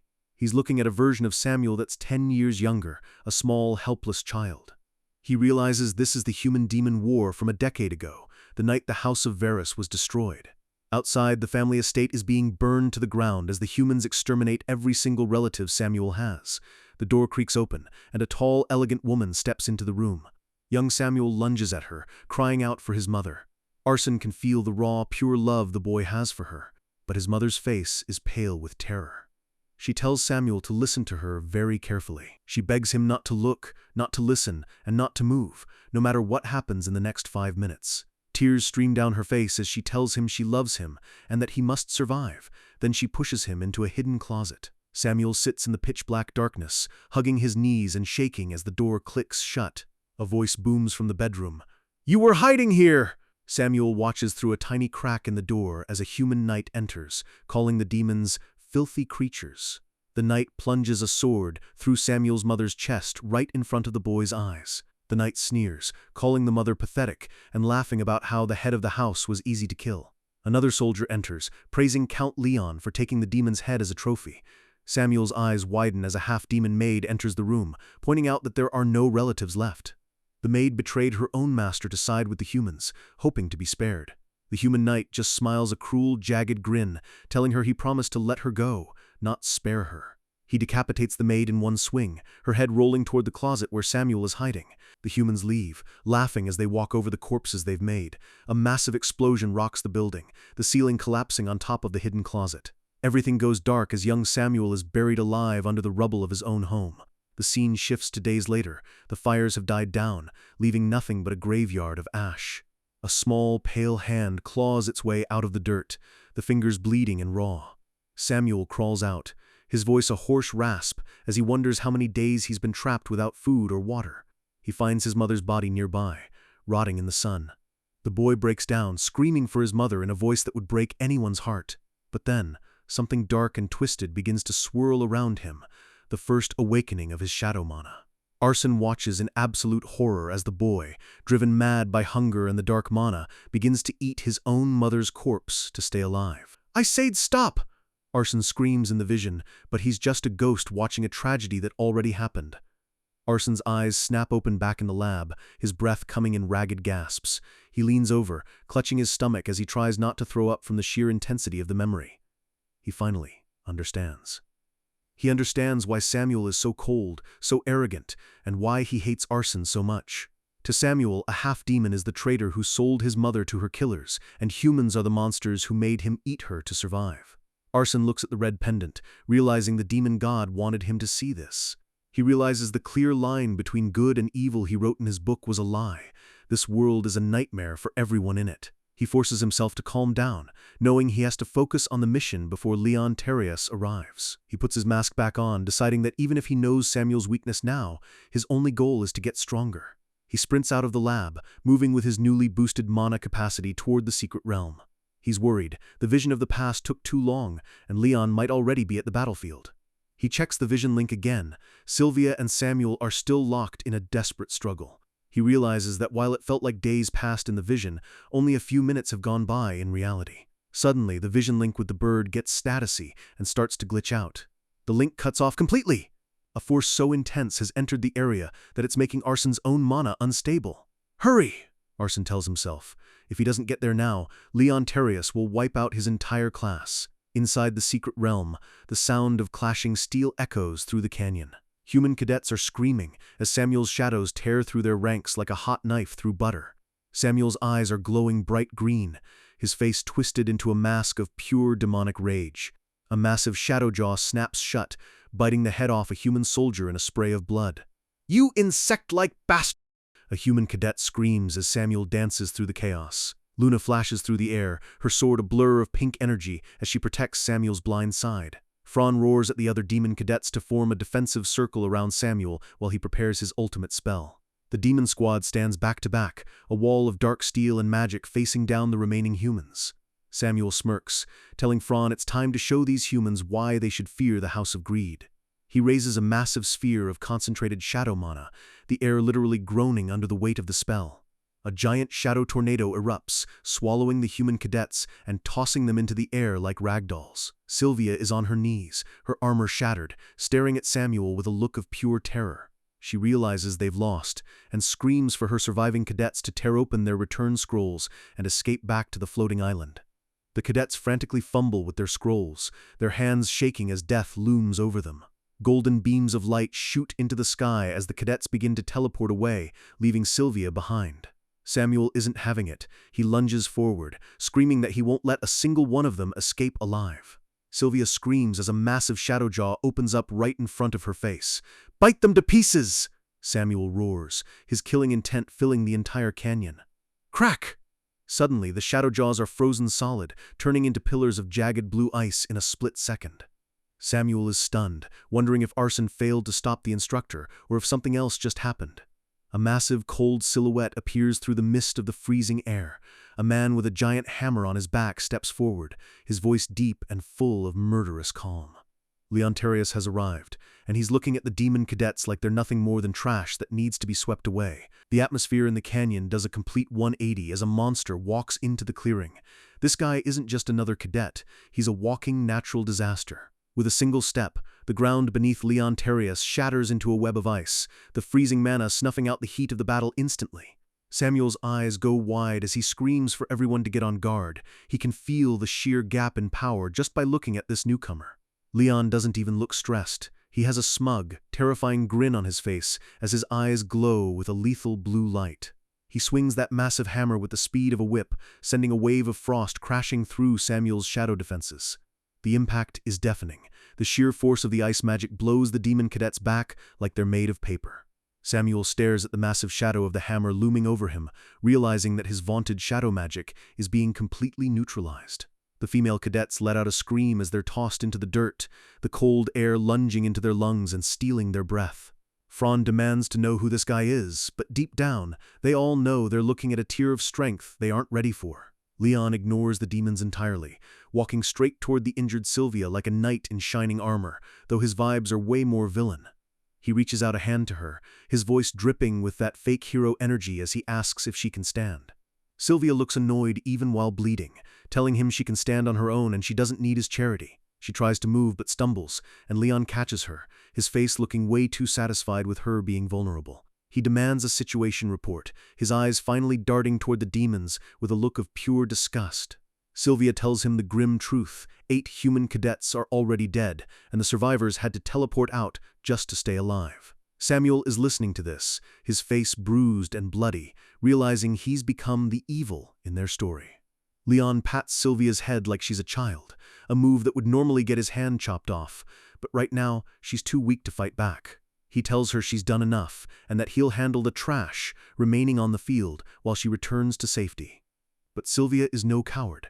She refuses to leave, promising to fight by his side even if she's a burden. Leon just laughs, telling her that's exactly why he fell for her, which honestly just makes the whole scene feel creepier. The demon cadets have had enough of the talk and lunge forward, desperate to take these two down before Leon can get serious. Samuel sees the move and screams for them to fall back, but it's too late. They're charging straight into a meat grinder. Leon doesn't even look at them. He does a casual, one-handed spin with his hammer, releasing a 360-degree burst of freezing energy. Ha! A single grunt of effort, and the air itself turns into a storm of jagged ice shards. The demon cadets are shredded instantly, their bodies being tossed into the air as the cold mana freezes the blood in their veins. Samuel stands in front of his group, his eyes glowing green as he tells everyone to run for their lives. He unleashes every drop of mana he has, a massive wall of dark energy rising up to try and stall the blonde monster. Leon just gives a bored "oh," looking at Samuel's ultimate defense like it's a minor inconvenience. Samuel roars at Fran to get the cadets out of there and to keep running until they find the exit gate. Fran is hesitant, asking if he's really going to fight that monster all by himself. Samuel tells her that if they all stay, they all die. This is the only way anyone survives the day. Fran finally makes the call, ordering the retreat and telling the cadets to carry the wounded while they have a chance. Luna screams out Samuel's name, her heart breaking as she sees him standing alone against certain death. Samuel doesn't look back, he just tells her to take care of the injured for him. This is his redemption for the past he's been running from. Luna begs him to come back alive, but the look in Samuel's eyes says he's already prepared to never leave this canyon. Leon's eyes flash with a cruel light as he prepares to end the cockroach standing in his way. The hammer comes down with the force of a falling star, a massive explosion of blue mana illuminating the entire canyon. Samuel is barely holding on, his arms trembling as the cold starts to numb his very soul. Through the steam and snow, two silhouettes emerge, Leon and Sylvia, walking toward him like gods among men. Leon scoffs, calling the demons pathetic and wondering how Sylvia's team could have ever been beaten by such weaklings. He notices the other cadets are gone and realizes they must have found a hidden passage while he was busy showing off. Well, Leon sneers, his confidence reaching peak levels. Wherever they run, they can't escape from me. He turns his full attention to Samuel, telling him to show some strength and not to disappoint him. Samuel grinds his teeth, his face a mask of rage and desperation as he roars, "As you wish!" He slams his hands down, and a forest of jagged black shadow spikes erupts from the ground, racing toward Leon. The spikes fill the canyon, a lethal briar patch designed to impale anything in its path. Leon just smiles, his boots glowing with blue mana as he prepares to shut the whole thing down. He smashes the ground, and a massive glacier erupts, instantly crushing Samuel's spikes into dust. Leon leans in close, his face inches from Samuel's, asking if that's really all the air of greed has to offer. Samuel spits out a mouthful of blood and mocks Leon, pointing out that the human is already bleeding from the exchange. Leon looks down at a tiny scratch on his arm, and his expression goes from smug to murderous in half a second. He admits he underestimated the demon, but the fun and games are officially over. He grips his hammer with both hands, the mana around him swirling into a violent icy vortex. Leon moves faster than the eye can follow, appearing right in front of Samuel like a blue flash. The strike is absolute. A pillar of pure ice energy blasts Samuel into the canyon wall. The ground shatters as Samuel is buried under tons of rock and ice, the shadow mouths around him dissolving into nothing. Samuel is coughing up blood, realizing the only reason he's still breathing is because his gluttony passive is keeping his heart beating. Leon stands over the crater, disappointed that his strike didn't hit properly, calling Samuel a weakling who should just quit. Samuel gasps for air, his ribs feeling like they've been put through a wood chipper. He can't even draw a full breath. But still, he forces his broken body to move, looking up at the monster looming over him. "I won't let anyone die in front of me again," he roars, finding a second wind fueled by pure trauma and spite. A massive eruption of green mana flares up as Samuel prepares one final, suicidal charge. Leon just stares, his face going completely cold as he realizes the demon is still trying to resist. He calls Samuel persistent like a cockroach, looking to Sylvia for validation of his cruelty. Sylvia tells him to finish it quickly so they can hunt down the rest of the demons, who haven't fully escaped yet. Leon raises his hammer high, the air humming with the promise of a killing blow. He screams that since the demons dared to lay a hand on his woman, he can't let them die easily. The hammer descends like the gavel of a god, aiming straight for Samuel's skull. Samuel closes his eyes, blood dripping from his mouth as he wonders if this is finally the end of his nightmare. In his final moments, he thinks about him, the only person who might have been able to change this outcome. A distorted image of a masked demon flashes in his mind, Arson, the half-breed who always seems to have a plan. Whoosh! A sudden ripple in space tears through the canyon, and Leon's hammer hits something that isn't Samuel. Arson has arrived! He's standing there, catching the shockwave of the hammer, looking like an absolute badass. He looks down at Samuel and gives a smug little "You're still alive, I see," despite the fact that Samuel looks like he's been through a blender. Samuel curses him out for showing up late, and Arson just tells the patient to stop complaining while he's being saved. Arson stands up, his red eye glowing behind his mask as he tells Samuel to just rest and sleep. It's his turn now. Leon is baffled, wondering where this guy came from and how he managed to move so fast. Samuel gasps out a final "be careful" as his consciousness fades, leaving Arson alone with the blonde titan. Leon tells Sylvia to step back. He can feel that this new demon is a completely different level of insect. Arson acts confident, but internally he's panicking. He used absolute stealth to get here, and the price was his entire sense of touch. He can't feel his hands, his feet, or even his weapons. The odds are trash, but he has to pull this off or they're both dead. "This time, I'll be your opponent," Arson says, his darkness mana flaring up like a black sun around him. Samuel watches from the ground, realizing that Arson's aura feels fundamentally different than before. Leon lunges with his hammer, hoping this demon is at least better than the last one he crushed. Clang! Arson blocks the massive weapon with his dagger, but the impact sends a shockwave through his entire body. Leon is shocked that the demon actually managed to block a direct hit from his artifact.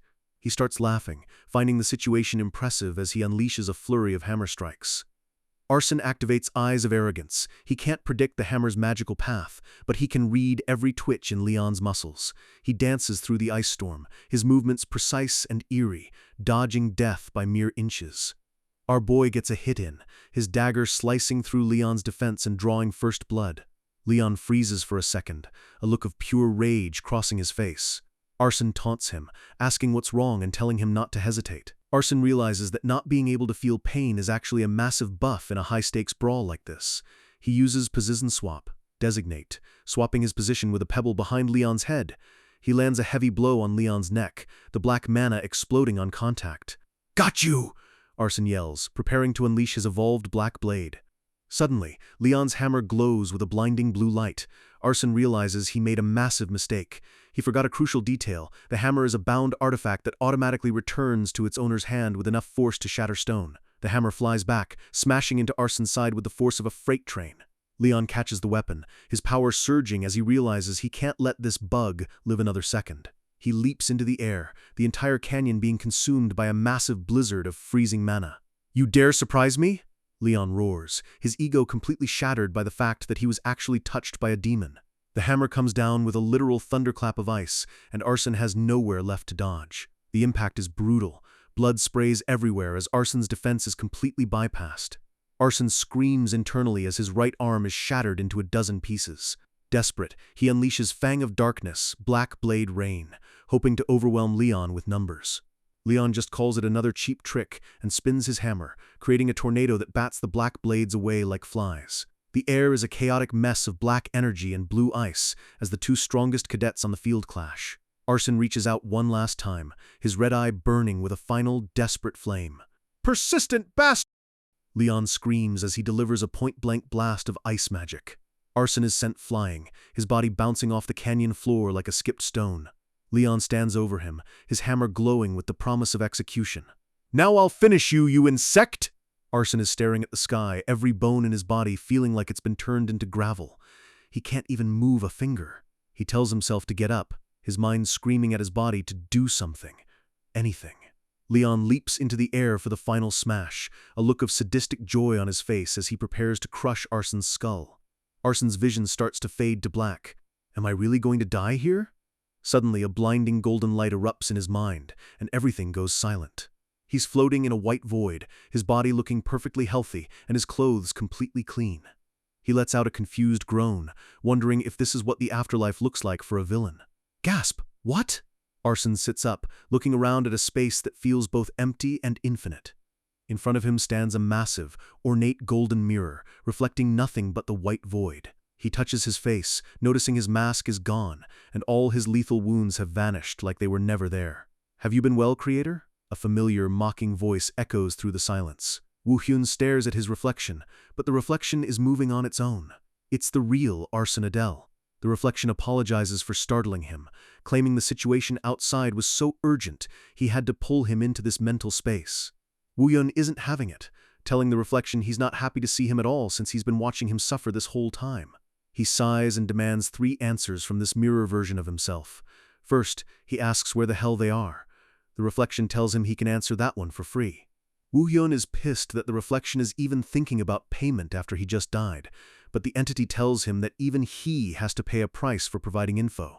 He explains that this is a space of chaos, a place where anything can exist or not exist simultaneously. Woo-hyun calls it vague nonsense and asks his second question, what kind of power is chaos exactly? The reflection gives a sinister grin, telling Woo-hyun he knows the answer but the creator must discover it for himself. He offers a shortcut. If Woo-hyun brings him all the holy relics from both the human and demon realms, he'll spill the beans. Woo-hyun realizes the entity is just messing with him, and clutching his head in frustration, he asks his final, most important question, am I still alive? The mirror shows a vision of the real world, Arsen's body lying broken under Leon's shadow. You are still alive, for now. The reflection warns him that without intervention, he'll be a corpse in less than 60 seconds. Woo-hyun refuses to go out like this. Not yet? No. He looks at the reflection of the villain and asks him to lend him his strength to survive. The real Arsen smiles a jagged, terrifying smile, claiming that bringing Woo-hyun here for this exact moment was his plan from the start. He tells Woo-hyun he won't ask for gold, artifacts, or mana this time. I will take a part of what is most precious to you. Do you accept? Most precious thing. Arsen stares at his reflection, wondering if a guy who lost his original world even has anything left that's worth that kind of price. He knows if he dies here, the real him back on Earth might just vanish too, and that's a gamble he isn't willing to take. His fist trembles as the fear of death finally catches up to him. Even after everything he's done, he just wants to stay alive. Arsen looks his reflection in the eye and gives the answer the demon wanted. I accept. The mirror entity grins, promising to lend him 20% of his true power for exactly 1 hour. Arsen's aura explodes into a violent purple flame as he vows to see this cursed story through to the very end. Back in reality, Samuel screams out in horror as Leon's hammer is about to turn Arsen's head into a red smudge on the pavement. But suddenly, a blinding purple light flashes from Arsen's broken body, pushing back the shadows. Boom! A massive shockwave of chaos mana erupts, catching Leon's hammer mid-swing and sending a ripple through the entire canyon. Leon is stunned, his face twisting in confusion as he realizes his execution just got cancelled by a corpse. Samuel can only stare in shock, unable to understand how Arsen is still breathing after a hit like that. Arsen stands up slowly, his boots crunching on the frozen ground as purple electricity dances around his feet. He looks like a demon god incarnate, his presence so heavy it's making the air itself feel like lead. A massive pillar of dark mana shoots into the sky, signaling that our boy just hit the biggest power spike of his life. Leon grits his teeth, realizing that the bug he just stomped on has somehow mutated into a predator. Arsen notices his arm is still shattered.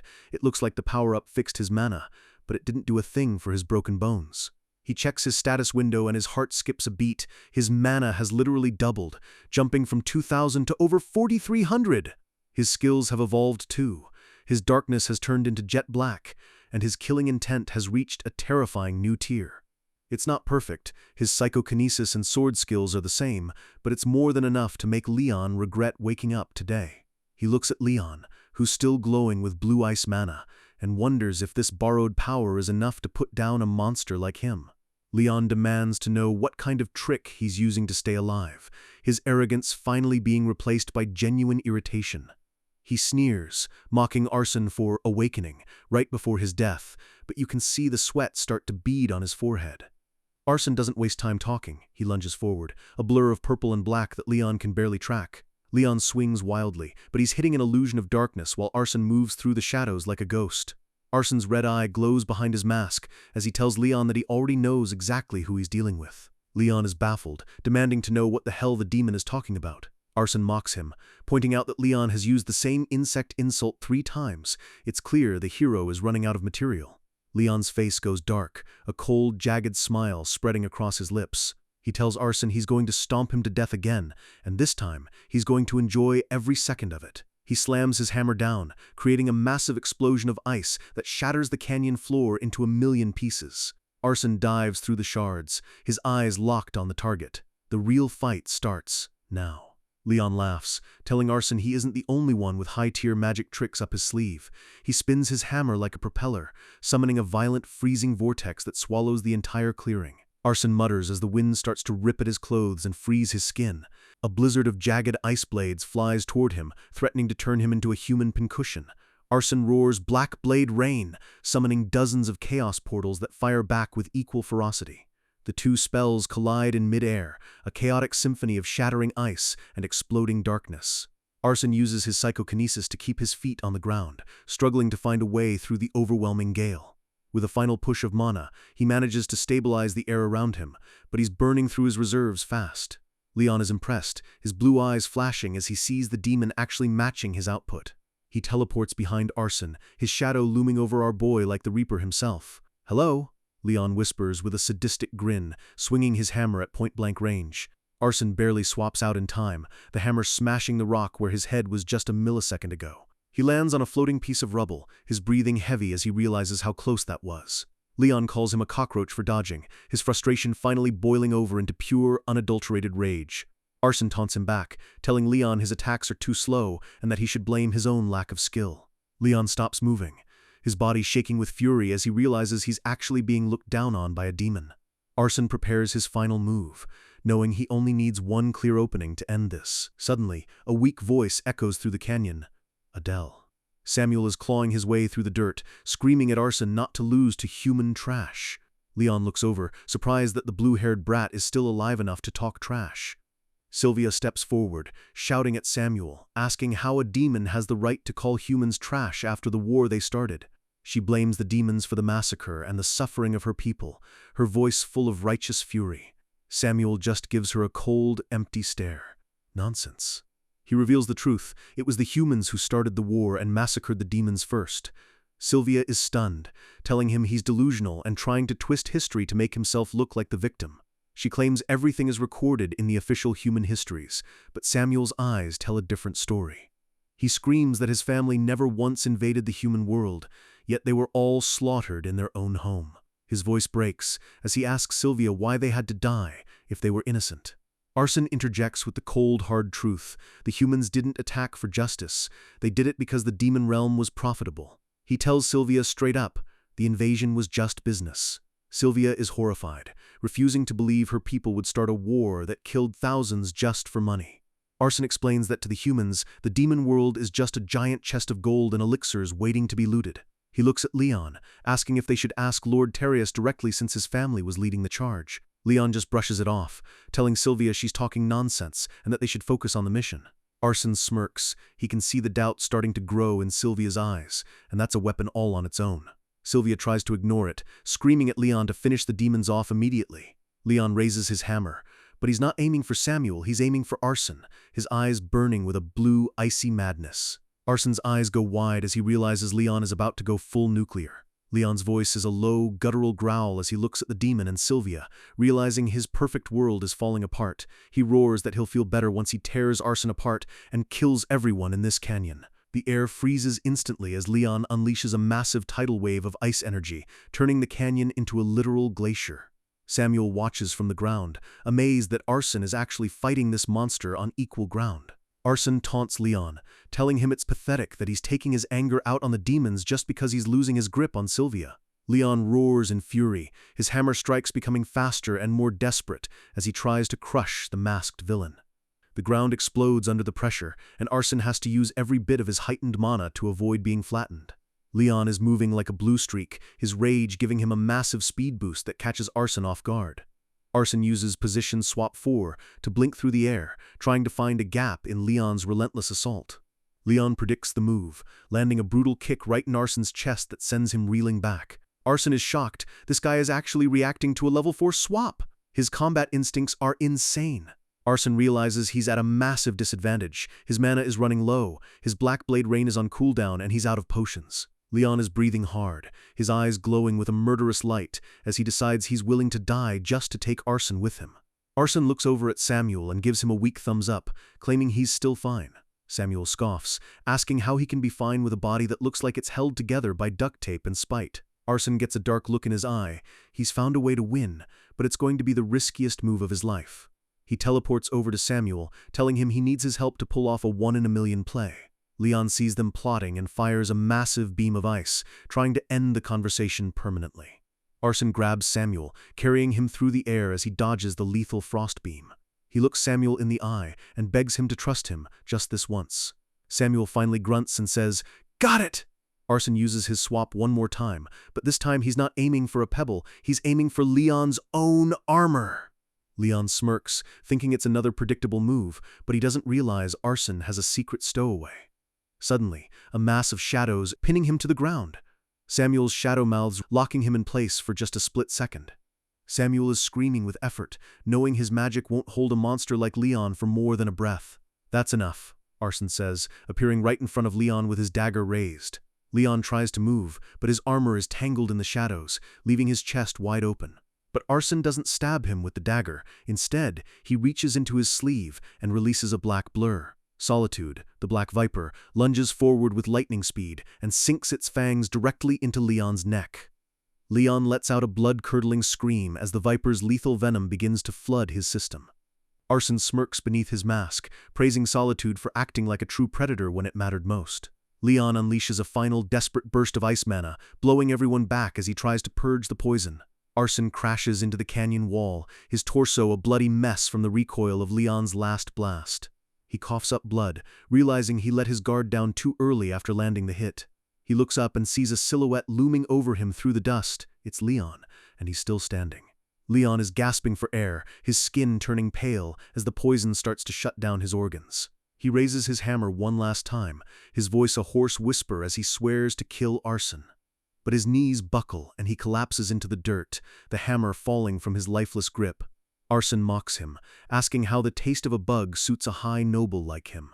Samuel stares in awe, unable to believe they actually brought down the blonde monster. Arson looks at Leon with a cold grin, telling him he hopes to see him again, while Leon is forced to use a return scroll just to save his own life. A golden light consumes Leon as he's teleported back to the Imperial Academy, leaving the demons as the masters of the battlefield. Arson collapses into a crater, his body finally giving out as the chaos mana starts to fade. He coughs, asking Samuel if it's finally over. Samuel lies nearby, exhausted and broken, admitting that for a second there, he really thought they were dead. He looks at Arson with a complicated expression, asking why a half-demon stayed behind to save him. Arson just shrugs, claiming he stayed to protect his teammates, and that's all there is to it. Samuel asks if that includes the half-demons he usually hates, and Arson confirms that they're all fellow students and friends. Samuel is confused, pointing out that everyone looked down on Arson, yet he was the one who came back for them. Arson gives a weak laugh, telling Samuel that being hard to read is just part of his charm. Samuel calls him a crazy bastard, and the two of them share a rare moment of genuine connection in the middle of the carnage. But the mood darkens as Arson realizes his internal bleeding isn't stopping. They might have won the fight, but they're still dying. Samuel asks if the other cadets got away safely, and Arson tells him he hopes so. Suddenly, Solitude slithers onto Arson's shoulder, looking concerned for its master. Arson pets the snake, thanking it for the win and realizing that his weapon is the only thing that kept him in the game. His vision starts to blur as he realizes he's reached the end of his strength. Is this the end? Suddenly, the sound of boots on gravel echoes through the canyon, and Arson's heart sinks. Is it more humans? He looks up to see Fran, Luna, and the rest of Class A sprinting toward them. Arson grumbles, calling them idiots for coming back into a dangerous zone, but you can tell he's relieved. Luna dives toward him, her hands glowing with green healing magic as she tells him not to talk. Tears stream down her face as she begs him not to die, her mana pouring into his wounds. Arson thanks her, but tells her to tend to Samuel instead since his own bleeding seems to have stabilized for a second. But Samuel stops her, his own green eyes glowing with a strange, eerie light. A massive eruption of shadow mana explodes from Samuel's body, shocking everyone in the group. Fran screams, asking if Samuel is trying to kill himself by using magic in this condition.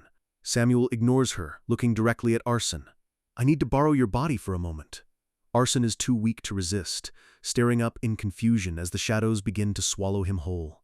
Samuel takes that as permission, his shadow mouths lunging forward to merge with Arson. The deal with his inner demon is over, and the pitch-black mana is swirling around Arson's arm like a hungry beast. Our boy Arson can only watch in confusion as a glowing green maw rips through the darkness, letting out a guttural roar. He starts panicking, wondering if the power of gluttony that ate Samuel is now coming for him too. But strangely enough, there's no pain, just a cold, sharp sensation as the green energy stabilizes. A small, toothy green mouth emerges from his skin, and Arsene is left completely stunned. He realizes the power of gluttony has literally seeped into his arm, and a strange, glowing flame begins to flicker. A holographic contract appears before his eyes, burning with a mystical light. The system notifies him that since the price he paid was slightly higher than the agreed 20%, some of that extra power is being handed back to him. He pulls up his status window and sees his mana has tanked from 4301 all the way down to 2631. It's a huge drop, but on the bright side, his skills like position swap and darkness have actually leveled up. He's relieved, but he can't help but wonder what most precious thing the original Adele actually took from him. Luna rushes over, looking worried sick, asking him why he's just staring at his hand like a crazy person. Arsene realizes the system window and the paper are invisible to her, so he just plays it off like he's checking for injuries. But then he notices something impossible on his status screen. Samuel's name is listed right there in his status window, next to his weapon, Solitude. Suddenly, a familiar voice echoes through the area, startling everyone as it announces it's not dead yet. Fran and the others freeze. That's definitely Samuel's voice, but he's nowhere to be seen. The little mouth on Arsene's arm speaks up, explaining that it's literally Samuel, hitching a ride on Arsene's body. Arsene looks down at his arm in disbelief, and Samuel confirms he'll have to rely on Arsene's mana for a while.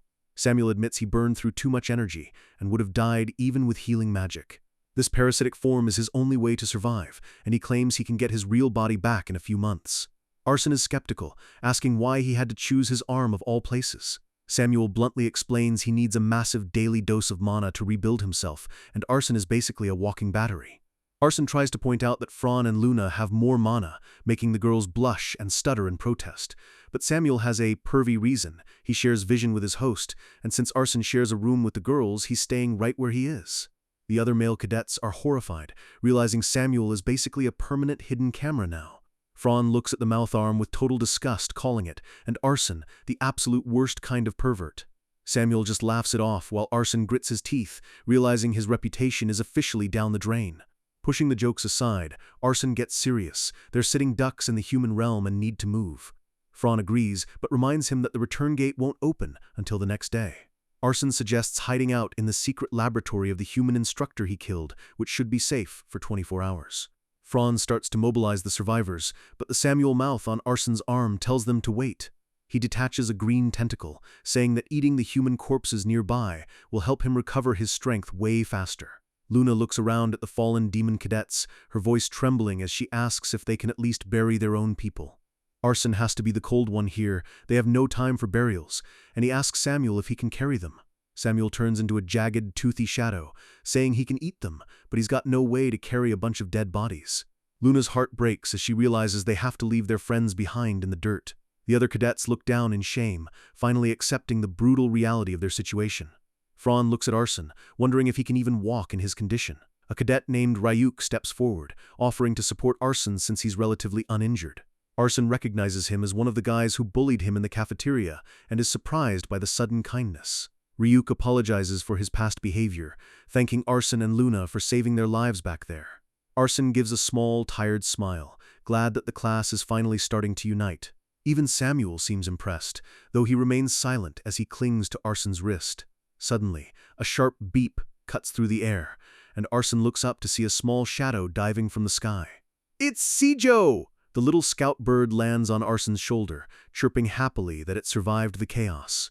Arsene pats the bird, relieved that his little helper is safe after hiding through the battle. With everyone gathered and Sijo scouting ahead, they finally begin their trek toward the hidden lab.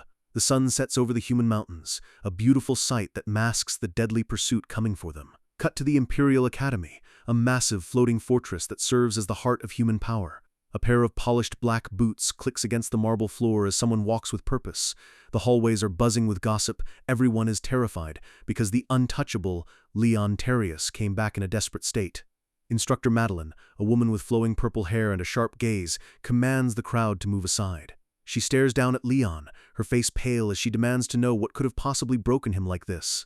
Leon is a mess, gasping out that they were ambushed by demons during their raid and that Sylvia is dead. But the real kicker is when he mentions that Instructor Basaha has also been wiped out.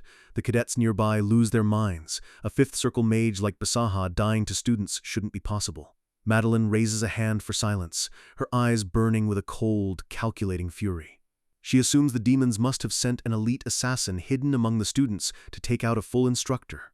Leon interrupts her, coughing up blood and claiming only 2 of them were actually strong, though even the best one was weaker than him. He tells Madeline there's no need for the instructors to mobilize, his comrades will be enough to finish the job. Suddenly, purple electricity and dark smoke explode from Leon's arm, sending him crashing to the floor. The healers rush in, but the darkness is eating through their magic like a virus. Leon's skin starts to crack and turn a sickening shade of black. Arson's poison is finally taking its toll. The boy screams in agony as the viper's curse from Arson's sword begins to rot his body from the inside out. His hand shrivels up, turning into a blackened, useless husk right before Madeline's eyes. Madeline is horrified, realizing the demons left a lingering lethal gift inside her star student. Through the pain, Leon's eyes glow with a psychotic blue light as he curses the worm who did this to him. He clenches his good fist, freezing the air around him, vowing to rip Arson apart with his own hands. Madeline looks down at him with a mix of pity and cold resolve, knowing the boy's pride is as broken as his body. She orders the guards to drag Leon to the medical facility immediately, but her mind is already on the next step. She calls for the student council, the academy's true elite, and specifically summons their leader, Nene Hamel. The next morning at the academy is quiet, but the atmosphere is heavy with the scent of an upcoming slaughter. Madeline sits in her office, waiting as a group of students enters with a presence that dwarfs the regular cadets. A blond boy, with cold blue eyes and a regal uniform, asks if she called for them. Madeline looks up. These are the comrades Leon mentioned, the heavy hitters of the school. This is the student council, a group of geniuses destined to lead the empire and crush anything in their path. And their leader is Nene Hamel, the son of the legendary sword saint, and the man who literally killed the original Arson in the book's timeline. A girl with messy blonde hair and sharp eyes, Cicella, wonders why the instructors are so worked up. The guys beside her realize that if Madeline is calling them, the situation must be a total disaster. Madeline stands, thanking them for coming on such short notice. She explains the gravity of the situation. Leon is crippled, Basaha is dead, and the students were slaughtered. She even drops a bombshell. There's a chance their high-level spy inside Saitan Academy has betrayed them. Nene listens calmly, noting that the instructors can't leave because they have to guard the dorms against a potential counterattack. Madeline realizes Nene is just as sharp as the rumors say. He's already figured out why the teachers are stuck. She confirms that they can't leave the third-year dormitory unguarded while the demons might be plotting something big. She officially asks the student council to act as the Empire's sword and hunt down the survivors in the secret realm. Nene Hamel lets out a small, chilling smile, the kind of smile a predator makes when it finds new prey. He agrees to help and immediately orders Cicella to head to the secret realm first to track them down. Madeline looks relieved as she begins to brief them on the last known location of the demon group. Nene stares out the window, his eyes cold as he promises that not a single demon bastard will leave their lands alive. Meanwhile, back in the secret lab, Arson wakes up in a cold sweat, his heart hammering against his ribs. The temperature in the lab has dropped, and he feels a lingering chill that has nothing to do with the weather. He looks around at the dark, dusty room where his classmates are all slumped over, fast asleep from exhaustion. They made it to Basaha's lab safely, but Arson knows the hardest part. The escape is still ahead of them. He remembers the student council from his own book, the elite group that drove the original Arson Adele to a gruesome death. With his borrowed power gone and Samuel reduced to a mouth, Arson knows if they meet those monsters now, it's game over. Samuel speaks up from his arm, asking him why he's thinking so hard in the middle of the night. Arson admits he's worried about tomorrow's escape, knowing that luck is the only thing they have left. Samuel looks around the horrific lab, seeing the remains of demon experiments, and admits he never knew his kind was treated this badly. Arson makes a grim request. He wants Samuel to eat the demon corpses scattered around the lab. Samuel is outraged at first, asking if Arson really expects him to cannibalize his own kind. Arson explains it's for the best. The corpses will rot and spread disease to the survivors if they stay here. He argues that if these fallen demons could help protect the survivors, they'd be glad to contribute one last time. Samuel sighs, realizing the logic is sound, and admits that surviving death together has actually made them a decent team.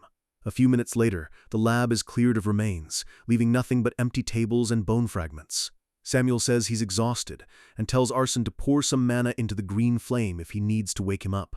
Arson lies back down, hoping to get at least a few hours of rest before the sun comes up. But the silence of the lab is heavy, and he finds himself staring at the ceiling, unable to close his eyes. Suddenly, a soft voice whispers his name, and he looks over to see a figure standing over him.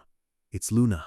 She's looking down at him with those big, expressive eyes, clearly unable to sleep either. She leans in close, way too close for Arson's comfort, asking him if he's really okay. She pulls out a cloth and starts gently wiping the sweat from his forehead, telling him he shouldn't hide his struggle. She blushes, stuttering that she's only doing this because they're friends, but her face says something else entirely. Arson closes his eyes, feeling the gentle touch of the cloth, even if his curse makes it hard to actually feel it. In his head, he knows how Luna feels about him, but as the author, he knows he can't give her the response she wants. Luna suddenly leans her head against his chest, her voice small and trembling. She admits she's absolutely terrified of what's coming next. Arson asks if she's afraid of the human soldiers or that monster Leon Terrius. She shakes her head, her grip tightening on his uniform. Arson jokes, asking if she's afraid of him, which makes her snap her head up in a hurry to deny it. He shushes her, reminding her that she'll wake the others if she keeps shouting. He looks her in the eye and asks what it is she's actually so scared of. Luna goes quiet for a moment, the shadows of the lab dancing in her eyes. She finally whispers the word, death. Arson tries to comfort her, saying everyone is afraid of dying, even him, but Luna clarifies it's not her death she's afraid of, it's seeing him bleed and collapse again. She's terrified of losing the people she cares about, and the trauma of seeing her classmates die is tearing her apart. Arson listens as she pours her heart out, admitting she tried her best but still couldn't save everyone. She starts to tear up, asking what she's supposed to do to keep everyone from dying. Arson's expression goes cold, and he tells her that she should already know the answer. He drops a brutal truth: more of their friends are going to die, and tomorrow, even Fran might not make it. He asks if she's just going to cry every single time a friend falls, telling her she needs to leave her regrets behind. Luna looks shocked, but Arson explains that leaving regrets behind doesn't mean forgetting the people you lost. He tells her to use that guilt as fuel to harden her heart and improve her magic so she can actually protect the survivors. He gives her a confident look, telling her she's more than capable of becoming the healer they need. Luna stares at him, her fear slowly being replaced by a spark of resolve, and she nods, promising to try. Arson tells her to get some sleep since they have to leave at dawn, and she finally settles down. As they drift off, Fran opens one eye from across the room. She was awake the whole time, listening to every word. Morning arrives, and the group moves out of the lab and into the lush green mountains of the human realm. They move through the tall grass as quietly as possible, the tension thick enough to cut with a blade. Fran leads the way, her eyes scanning the tree line for any sign of an Imperial ambush. Arson leans on Ryuk, thinking they might actually make it since the humans still don't seem to know their location. He prays for the gate to open before anything happens, but a sinister blonde girl's grin appears in the distance. It's Cicella! She's standing on a ridge with a massive golden bow, calling them disgusting little pests. The return gate is right there, but the silence of the forest feels like a death sentence as the students wait for the signal. Arson asks Fran if the gate is ready, and she confirms that while the mana waves are still dormant, they aren't late yet. They've made it this far, but the tension is visible on Arson's face as he asks what the next move is. He tells everyone to stay low and hide while he prepares to climb a tree to keep a lookout for the human hunters. Samuel, the mouth on his arm, asks if it's really necessary for him to move in his battered state. Arson senses the danger. He knows a monster as strong as Leon Terrius, or maybe even stronger, is already breathing down their necks. Samuel tells him to keep his voice down, sensing that multiple high-level threats are closing in on their position. The parasitic mouth mocks him, asking if Arson chose this specific spot just to get them all killed. Arson grits his teeth, realizing that his author knowledge about the elixir might have led them straight into a meat grinder. He forces a nervous laugh, telling Samuel to just calm down and help him get into the trees before the sky falls on them. He spots a high vantage point and activates his position exchange skill, warping himself into the branches. Boom! A massive pillar of golden light smashes into the ground, exactly where Arson was standing a second ago. Arson's heart stops as he looks down, the heat from the explosion nearly singeing his skin. The forest canopy is ripped apart by a shockwave that echoes for miles, turning the tranquil woods into a war zone. 5 kilometers away, Cicella curses under her breath, her fingers trembling against her golden bow. She's frustrated. She aimed perfectly at the most unusual mana signature she could find, but somehow, the pests managed to dodge. Back in the forest, the students are coughing and wheezing through a thick cloud of dust and debris.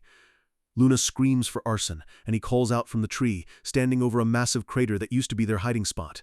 He checks on the group, relieved to see no one was directly hit, but the terror in their eyes is real. He stares at the golden arrow embedded in the rock. It was a sniper shot fired from a distance that shouldn't be possible. He barks orders for everyone to scatter and keep their heads down, telling them to run for the gate the second it opens. Arson is sweating. He's been monitoring the mana in the area, yet he never saw this attack coming until it was too late. He asks Samuel to use his intuition to find the shooter, but even the parasitic demon is struggling to sense someone that far away. Samuel's aura flares green as he expands his senses, desperate to find the human archer before the next shot. Arson prays to whatever gods are listening that they aren't facing who he thinks they are, because if they are, they're all dead. Samuel finally catches a trace, but his voice drops in shock when he realizes just how far away the shooter is. She's 5 kilometers north on a hill, a distance so extreme it defies the laws of regular magic. Arson's face pales. He knows exactly who has that kind of range. It's Wenti Sisela, the divine archer of the student council, and she's currently a walking weapon of mass destruction. Her arrows are imbued with resolve, a power that far surpasses regular sword aura and manifestation. He realizes that the second they leave the cover of the trees for the open gate, Sisela will pick them off like sitting ducks. The return gate begins to swirl with white energy, and the students look to Arson for a miracle. Arson drops a dark joke, saying he and Samuel could just sacrifice themselves to let the others escape. Samuel actually goes along with it, asking what he needs to do, his voice sounding resigned to his fate. Arson smirks, telling him he's just kidding, but his aura suddenly explodes with a terrifying purple pressure. He forces his eyes of arrogance open, the veins in his face bulging as he prepares to push his body past its limits. He vows to save everyone, even if it means tearing himself apart in the process. Blood begins to stream down his face like tears as the strain of the skill threatens to blow out his retinas. He stares down the 5-kilometer gap, demanding Sisela to show him what she's got. Suddenly, the world slows to a crawl. He can see every falling leaf and even the microscopic vibrations in the air. He spots her on the distant cliff, a tiny silhouette glowing with an overwhelming golden light. Sisela pulls her bow to the limit, the mana around her roaring like a physical storm as she prepares her finishing move. Arson sees the rock attribute mana combining with her resolve. She's not just aiming for him, she's aiming to level the whole forest. He starts sprinting through the woods, knowing he has to act as a decoy to pull that devastating arrow away from his classmates. Sisela locks on, a predatory grin on her face as she prepares to erase the demon captain from existence. Ham! The golden arrow streaks through the sky like a falling star, trailing fire and destruction in its wake. At that exact moment, the return gate fully stabilizes, glowing with a purple light that means, "Get out now." Franz screams for everyone to run, and the students charge toward the portal as the world literally begins to explode behind them. Arson calls out to Sidel, ordering him to unleash a mana storm to act as a buffer against the incoming arrow. A massive green tornado erupts from the ground, swirling with enough force to uproot trees and shatter stones. But Arson isn't done. He charges straight into the heart of Sidel's storm, much to the horror of his classmates. Samuel screams that he's a lunatic, but Arson doesn't stop, his eyes glowing with an unstable light. He activates his darkness skill, plunging his blade into the center of the wind. The green storm begins to turn a deep, oily purple as Arson's chaos mana infects the wind. Samuel is stunned. Arson has literally hijacked someone else's magic and turned it into a dark, devouring barrier. The golden arrow slams into the black storm, and the collision sounds like the world is being ripped in half. Arson screams as the sheer force of the resolve arrow threatens to crush his internal organs. The two massive energies grind against each other, creating a blinding explosion of gold and purple light. Samuel is in agony, feeling the raw power of the human student council for the first time. Luna looks back, her eyes wide with terror as she sees the massive explosion where her friends were just standing. The golden arrow begins to shatter, its energy being scattered and neutralized by Arson's dark vortex. Arson is barely holding on, his vision blurring as he tells Sidel to push just a few seconds longer. He uses telekinesis, reaching out with his mind to literally grab the remaining shards of the arrow's energy. Clang! The final piece of Sisela's attack is deflected, flying off into the distance and exploding harmlessly. The black storm dissipates, leaving Arson standing in the middle of a wasteland, gasping for air. 5 kilometers away, Sisela's eyes widen in disbelief. Her strongest shot was just swatted aside like a fly. Arson doesn't wait for a second shot. He turns and sprints toward the gate with every ounce of strength he has left.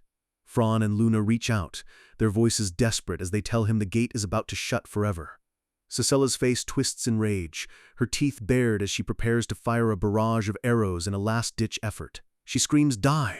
as she releases another massive golden bolt, the sky lighting up with her fury. Arson looks back, seeing death closing in, and curses his luck as he dives headfirst into the portal. He tumbles through the void, Samuel's green light flickering as the girl's screams echo in his ears. Samuel warns him there's still an arrow right on his tail, and Arson gasps out that he's well aware. He uses the last of his mana for one final position exchange, swapping himself with a falling rock just as the arrow pierces the space he was in.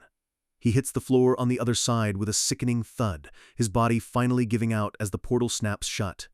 The survivors of Class A surround him, calling out his name in a mix of relief and absolute horror at his condition. Arson wheezes that he's fine, immediately asking if everyone else made it through safely. A low, rumbling sound fills the area. It's the dimension itself collapsing now that the anchor is gone. Fran tells him they need to hurry to the exit of the staging area before they're buried alive. Luna helps support his weight, her hands trembling, as Arson thanks her for being there. They emerge from the portal into the bright, clear sky of the demon realm, the massive gate crystal glowing behind them. A silver-haired instructor greets them with a smirk, noting that Class A is fashionably late. The students collapse on the grass, gasping for air, their faces caked in blood and dirt from the most traumatic week of their lives. Arson closes his eyes for a second, a small, tired smile on his face, as he realizes they actually made it back alive. He stands tall despite his injuries, reporting to the academy that out of 21 students, 17 have returned. The instructor's smile fades, 4 students dead is a heavy toll, and Arson admits they couldn't even bring the bodies back. His voice is heavy with grief as he promises to remember every single one of their names. The instructor places a hand on his shoulder, acknowledging his hard work as a captain during an impossible mission. Arson hands over the Enzerflower, the objective of the mission, though it feels like a hollow prize after everything they lost. Other class leaders nearby start talking trash, calling Class A pathetic for losing so many members under a half-demon leader. Arson ignores them, thinking to himself that if those arrogant bastards faced Leontarius, they'd all be in pieces. Suddenly, a dark, heavy presence looms over him. It's Retina and Diana, the future demon lord herself. Diana looks him up and down, relieved that he's unharmed, though her eyes soften when she sees his bruised face. Arson tries to play it off, but Diana's intensity is overwhelming as she demands he go to the infirmary. Luna watches from the side, sensing the strange, possessive energy radiating from Diana. Luna tries to introduce herself, but Diana's gaze turns cold and sharp as a razor. A dark, demonic aura erupts from Diana, her eyes glowing with a terrifying light that makes Luna jump back in fear. Arson is sweat-dropping, wondering why Diana is acting like a jealous monster in the middle of a debriefing. Diana bluntly tells Luna that Adele is mine, and orders her to back off, causing a massive scene. Luna is clutching her chest, her face red with embarrassment and confusion at the sudden declaration of war. Retina suddenly draws her sword, her own aura flaring as she looks ready to start a duel right then and there. Arson waves his hands frantically, trying to explain that Luna was just helping him walk, because he's literally half dead. Retena sheathes her blade with a huff, while Diana keeps her eyes locked on Arson, clearly not done with this conversation. The headmaster tells Arson to go get treated, promising to speak with him properly once he's recovered. Arson leans on Luna again, whispering that the girls in the demon realm are way scarier than the human soldiers. The headmaster calls for everyone's attention, her voice echoing with a power that demands absolute silence. She acknowledges the pain and the loss everyone suffered during the exam, her face uncharacteristically somber. But then her tone shifts to ice. She tells them it's too early for tears, and they can only mourn after their enemies are annihilated. Fran listens intently as the headmaster tells them to use their anger as fuel to become the monsters the Empire fears. She dismisses them, telling the survivors to go back to their dorms and rest. They've earned it. As they walk away, Arson notices the other classes suffered almost 0 casualties and wonders if Class A really is the weakest. Samuel scoffs, telling him that objectively, Class A is stronger than the others, they just had the luck of being targeted by elites. Arson feels a pang of guilt, knowing that if he'd chosen a different mission area, his friends might still be alive. Samuel tells him to stop living in the past and focus on getting stronger so he doesn't have to fail anyone ever again. Suddenly, a heavy hand claps onto Arson's shoulder, and he turns to see a massive, orange-haired student. It's Bolton, the king of mercenaries, and he's looking at Arson's injuries with a predatory curiosity. Arson greets him politely, noting that Bolton looks completely fine after his own mission. Bolton shrugs, saying his target was a legendary warrior, but the guy was so old he basically died of a heart attack mid-fight. Arson is stunned. The warrior Bolton fought was a hero of the human-demon war, and Bolton is treating him like a joke. Bolton asks who beat Arson up so badly, clearly interested in finding a new opponent to crush.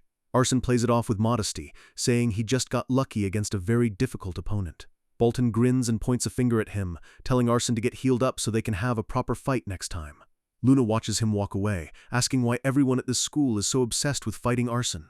Samuel notes that Bolton is a real monster. He's likely on the same level as that ice demon Leon Terrias. Arson realizes that Bolton is even stronger than he was when his power was being amplified by the elixir. He lists the only students who could stand against the Human Student Council, Bolton, Diana, and maybe Samuel and Retina in a few years. Fran catches up to them, asking why they're still loitering in the hallway instead of going to the infirmary. She strikes a dramatic pose, claiming a true leader must personally oversee the recovery of her subordinates. Samuel tells her to shut her mouth, calling her an annoying brat, which immediately sets her off. Fran snaps, grabbing Arson's arm and shaking it violently as she screams at the parasitic mouth. Arson is being used as a human tug-of-war rope, thinking to himself that he's suffering more here than he did in the human realm. Luna finally loses her patience, yelling at them both to stop because Arson needs immediate medical attention. The Academy's infirmary is a massive, cathedral-like building that looms over the campus. Arson leans on Luna as they walk through the grand hallways, thanking her again for staying by his side. Luna looks down, her voice trembling as she apologizes for not being a better healer yet. Arson gives her a warm smile, telling her she has a good mindset and that she'll definitely save everyone next time. They arrive at a set of massive wooden doors, and Arson wonders why even the infirmary has to look so intimidating. Luna pushes the doors open with a creak, and the scent of medicinal herbs and blood hits them instantly. A fierce-looking woman with tiger ears and amber eyes snaps her head toward them, her bared teeth making it clear that the healing process might be just as painful as the battle. The adrenaline is finally wearing off, and the tiger healer takes one look at Arson and knows he's basically a walking corpse. She tilts his head back, her amber eyes scanning for signs of internal mana collapse or worse. Arson tries to play it cool, but the way she's staring makes him feel like a lab rat about to be dissected. She presses her hand against his core, feeling the jagged, unstable mana swirling inside his battered body. She bluntly tells him he needs immediate surgery, surprised he could even walk into the room in this condition. Luna's heart drops, her voice trembling as she asks if the surgery is dangerous or if he'll have permanent damage.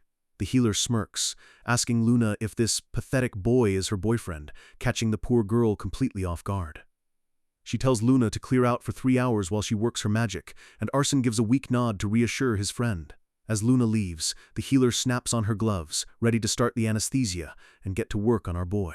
Arson closes his eyes, praying that he actually wakes up from this after surviving so much hell in the human realm. Meanwhile, the mood is heavy in the instructor's lounge as they prepare to evaluate the performance of the first-year cadets. The headmaster orders them to play the footage from the Enzer flowers, the magical plants that acted as cameras during the raid. Instructor Ares crosses his massive arms, assuming the top spot will go to either his class or the elite Class E. The instructors note that Class C has the Demon King's daughter, but their focus is on raw combat power. Ares brags that Bolton has already surpassed him in pure swordsmanship, which is high praise coming from a meathead like him. The magic instructor agrees, noting that while Bolton's magic is weak, his physical growth is legendary.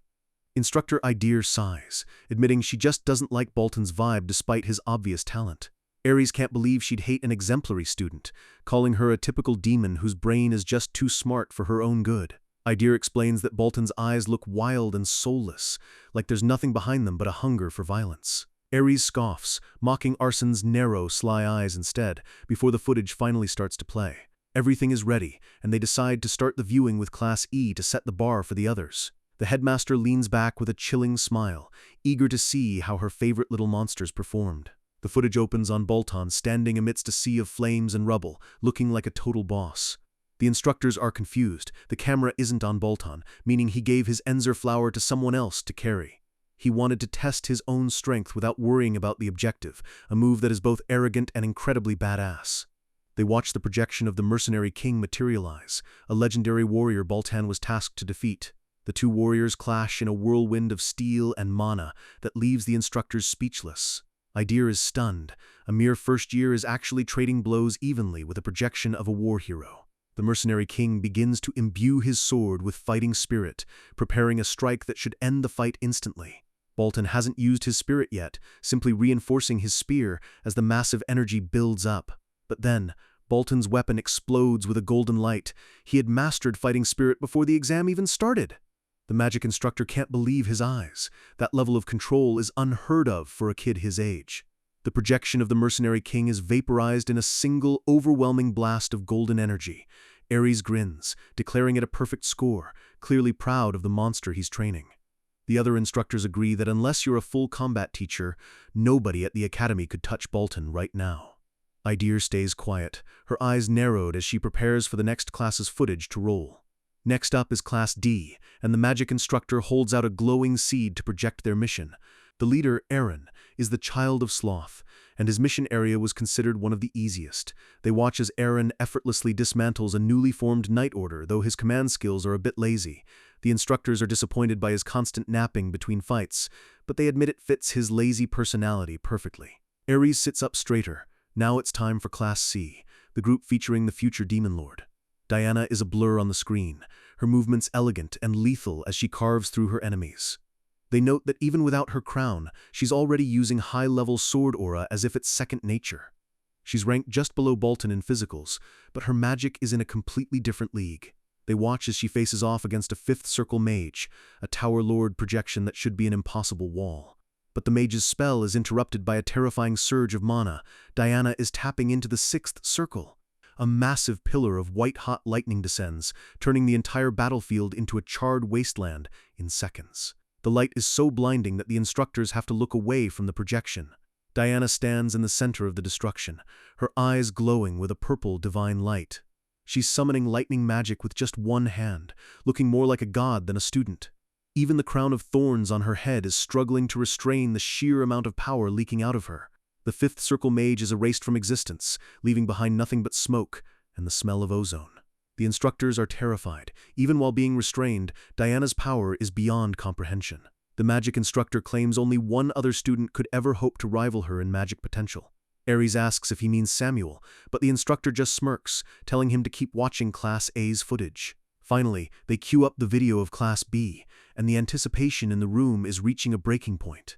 The leader, Guwar, shows excellent, albeit forceful, leadership as he drags his class through their mission. Idir gives him a high score, noting that while he's overshadowed by the heirs, he's a solid commander. Ares tenses up. Now it's time for Class A, the group he's been waiting to trash for losing 4 students. The room goes silent as the first images of the Secret Realm raid appear on the screen. Idir looks genuinely pained, knowing that 4 of her students died under Arsen's watch. The headmaster leans forward, her eyes fixed on Arsen, curious to see how the novelist-turned-villain really operates.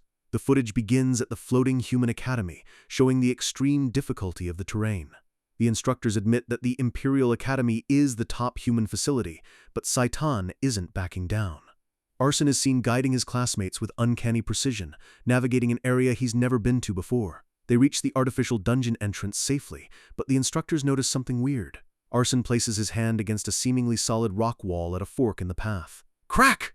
A secret passage opens up instantly, revealing a hidden shortcut into the heart of the base. Ares slams his fist on the table, demanding to know how Arsen could possibly find a secret path that even their spies didn't know about. The magic instructor suggests it's just sharp detection magic, but Ares isn't buying it for a second. The camera zooms in on Arsen's calm, narrow eyes, and Ares realizes this kid is either a genius or a high-level traitor. Ares rants that Arsen is wandering around an enemy base like he literally built the place himself. Idir snaps back, asking what he's trying to say, reminding him that Arsen's area was supposed to be the easiest one. Ares points out that even with 2 heirs of the 7 sins, 4 students died and everyone else came back broken.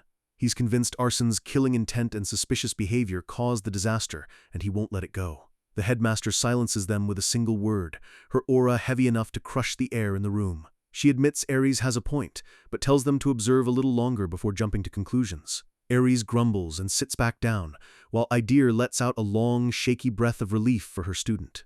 Cut back to the infirmary, where the surgical tools are laid out and the smell of chemicals fills the air. Arsen's eyes flutter open, his head spinning as he tries to remember where he is. He realizes the surgery is already over and wonders just how long he's been out of commission. He looks down at his hand, seeing the green parasitic mouth of Samuel is still attached and sleeping. He flexes his fingers, the pain is gone, and he can move freely, even if the bandages feel a bit tight. The tiger healer walks in with a cup of tea, noting that the patient is finally back among the living. She hands him a steaming cup, her expression uncharacteristically calm. She tells him to drink up, explaining that it's brewed from rare tea leaves designed to jumpstart his stamina recovery. Arson takes a sip and feels a rush of energy, thinking to himself that it tastes like the ultimate hangover cure. He thanks her, admitting that the treatment feels like a success and he's ready to get back to the dorms. The healer stops him, warning him to avoid anything strenuous for a few weeks if he doesn't want his insides to liquefy. Arson smiles, realizing he can finally take a break and treat this as a much-needed vacation. But then he remembers the plot. Isn't the final exam coming up in just 2 months? He tries to ask Samuel for the exact date, but the parasite is still fast asleep from the anesthesia. Arson asks the healer if the pink-haired girl who brought him in stopped by while he was under. The healer chuckles, saying Luna waited anxiously for 3 hours and rushed in to cast healing magic the second the surgery ended. Arson feels a pang of guilt, picturing Luna exhausting herself to heal him when she was already at her limit. The healer notes that Luna's healing talent is extremely rare among demons, who usually focus on destruction. She wonders if it's because Luna is a half-demon, though she notes the girl's medical knowledge is still a bit amateur. She taps her chin, surprisingly offering to take Luna under her wing and teach her professional medical magic. Arson is thrilled. If Luna combines her raw talent with expert knowledge, she'll become an S-tier asset for the future. The healer asks why he's so happy, and Arson beams, knowing his favorite healer is about to get a massive buff. She tells him to lie back down for a bit longer before he tries to walk, and Arson happily complies. He thinks to himself that this is a huge win. Luna getting stronger means his survival rate just went up significantly. Back at the evaluation meeting, the sun is beginning to set outside the academy's tall windows. Ares is fuming, his arms crossed so tightly they look ready to snap as he stares at the final footage. The instructors sit in a tense silence, the gravity of what they just witnessed sinking in. The assistant instructor announces that the viewing is concluded and asks for the final scores. Slam! Idir hits the table with a triumphant grin, her eyes practically sparkling with pride. She shouts that everyone saw it. Arson wasn't a spy. He was a hero who saved his class from a suicide mission. The magic instructor pushes his glasses up, admitting he didn't know Arson was strong enough to kill a fifth circle mage. Ares grumbles that it was just good luck, but Idir counters that luck is just another form of skill in the demon realm. She mocks Instructor Robolt, telling him he should be careful if he only focuses on boring theories instead of results. Ares still hates it. The sudden power boost and the way Arson hid the Enzer flower just doesn't sit right with him. But even he has to admit that fighting a monster with an ice hammer and a divine archer is nightmare-inducing. Idir agrees, noting that the students Arson faced were far stronger than anything the other classes had to deal with. Ares sighs, realizing they underestimated the Imperial Academy and that they almost sent their students to a massacre. The headmaster speaks up, her voice low and dangerous as she notes the student who fought Arson was stronger than even Balton. She stares at the screen, her red eyes glowing as she realizes Arson faced a threat meant for high-ranking instructors. The magic instructor is pale, realizing the region they thought was easy was actually a death trap. The headmaster states that except for Balton and Diana, every other class leader would have been slaughtered in Arson's position. Idir feels a chill, realizing how close she came to losing her entire class, if not for Arson's leadership. Ares looks down, finally admitting that the operation required instructor-level fighters risking their lives. The magic instructor concludes that Arson's coordination with Fran and Samuel was perfect, and he's a student worth studying. The headmaster gives the final verdict. Class A gets a perfect practical score, a decision that is now unanimous. Idir is ecstatic, shouting that nobody can belittle her proud class leader anymore. She gives Ares a smug look, enjoying every second of his defeat. Ares lets out a long, annoyed "hoo," finally agreeing to the score despite his personal hatred for the boy. The headmaster orders them to submit the final scores and dismisses the meeting. A few hours later, Arson is officially discharged from the infirmary, bowing politely to the tiger healer. She waves him off, reminding him to take his recovery medicine and not to be an idiot for the next week. As he turns to leave, she mentions that an instructor was outside earlier looking specifically for him. Arson wonders if it's Idir coming to check on him, feeling a rare moment of peace as he walks down the hallway. He hears the tack-tack of heavy boots clicking against the marble floor behind him. He smiles to himself, thinking about taking a hot bath and finally getting some decent sleep in his own bed. Suddenly, Sijo flies in from an open window, chirping frantically as if trying to warn him of something. Arson chuckles, asking the bird when it got outside, but the bird's terror is real. A massive dark shadow looms over him, blocking out the light from the hallway windows. Arson freezes, his heart skipping a beat as he senses a murderous pressure radiating from behind him. He spins around and his blood turns to ice. It's Instructor Ares, and he looks absolutely demonic. Without a word, Arson tries to activate position swap to escape the hallway, sensing he's in a trap. Ares roars, "Stop right there!" and the sheer power in his voice literally shatters the air around them. Ares grabs Arson by the back of his neck, his grip like a vice made of iron and hatred. The instructor leans in, his eyes burning with a terrifying intensity as he tells Arson they have something very important to talk about. The tension in the hallway is thick enough to choke on as Arson stares into the glowing eyes of Instructor Ares. Ares lets out a gruff cough, breaking the silence that felt like a death sentence just a second ago. He admits he watched the footage and saw how Arson put his life on the line to keep his classmates from getting wiped out. Arson tries to be humble, but Ares cuts him off, saying they can't deny that the half-demon was the hero of the day. Suddenly, Ares extends his massive hand, shocking Arson with a gesture of respect he never expected. Arson is totally confused, wondering if this is some kind of trap or a new way to test his reflexes. Ares grumbles another ahem, waiting for Arson to stop staring and actually finish the handshake. Their hands meet, and you can feel the raw power of the instructor even in a simple greeting. It's a huge moment. The meathead instructor has officially recognized the guy he once thought was a total loser. Ares tells him to keep working hard and walk away before things get even more awkward between them. He warns Arson to focus on his recovery, reminding him that the final exams are just around the corner. Arson watches him walk away, stunned that the man who wanted him expelled is now acting like a concerned mentor. The camera pans to a beautiful stained glass window in the academy as the day begins to settle down. Inside the lounge, Instructor Idir mocks Ares, noting that he finally went to talk to the perfectly innocent class rep. She tells him that bullying a student who did everything right was totally unbefitting of an academy instructor. Ares slams his papers down, telling her to shut up, but his face shows he's actually starting to reconsider Arson. He admits Arson is strong, but he still insists the kid is hiding something dangerous beneath that calm smile. Idir just laughs it off, calling Ares a stubborn old fool who doesn't know when to admit he's wrong. She heads for the door, telling Ares to hurry up and finish the evaluation reports like the headmaster ordered. Ares sits in silence for a moment, his mind clearly racing with everything he saw in that footage. He looks down at a document filled with demonic runes, realizing his job just got a lot more complicated. He wonders if Arson Adel will be the salvation of the demonic realm or the poison that kills it. The instructor realized Arson's combat level was way beyond what any first year should be capable of. He looks out the window, already thinking of how he'll have to punish Arson for breaking some minor rules just to keep him in line. Cut to Arson walking through the dorms, looking like he's about to collapse from pure mental exhaustion. He turns on the faucet, the sound of running water being the first peaceful thing he's heard in days.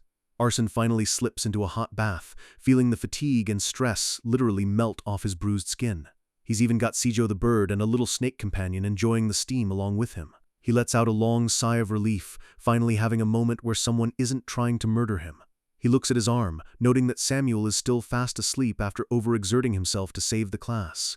Arson reflects on the raid, knowing the price was high, but he's one step closer to reaching his full potential. But he knows his current plan is flawed. If he stays at this level, he won't survive the endgame. He realizes it's not enough for just him to grow. He needs a team of monsters to back him up. He thinks about the potential in Samuel, Fran, and Luna, knowing they need to become strong enough to handle human elites. The Imperial Academy is only going to get stronger, and Arson knows he can't waste any more time relaxing. He steps out of the tub, his eyes filled with a new, sharp determination to master his destiny. He sets two goals: gain the original Arson's true power and turn Class A into a force of nature. To do that, he pulls out a blank scroll, needing a unique mana cultivation technique that actually suits his body. He knows the standard techniques are too slow, so he asks the demon god's pendant for the ultimate cheat code.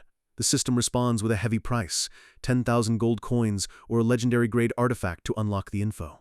Arson nearly chokes on the price tag, realizing his author knowledge is going to cost him a literal fortune.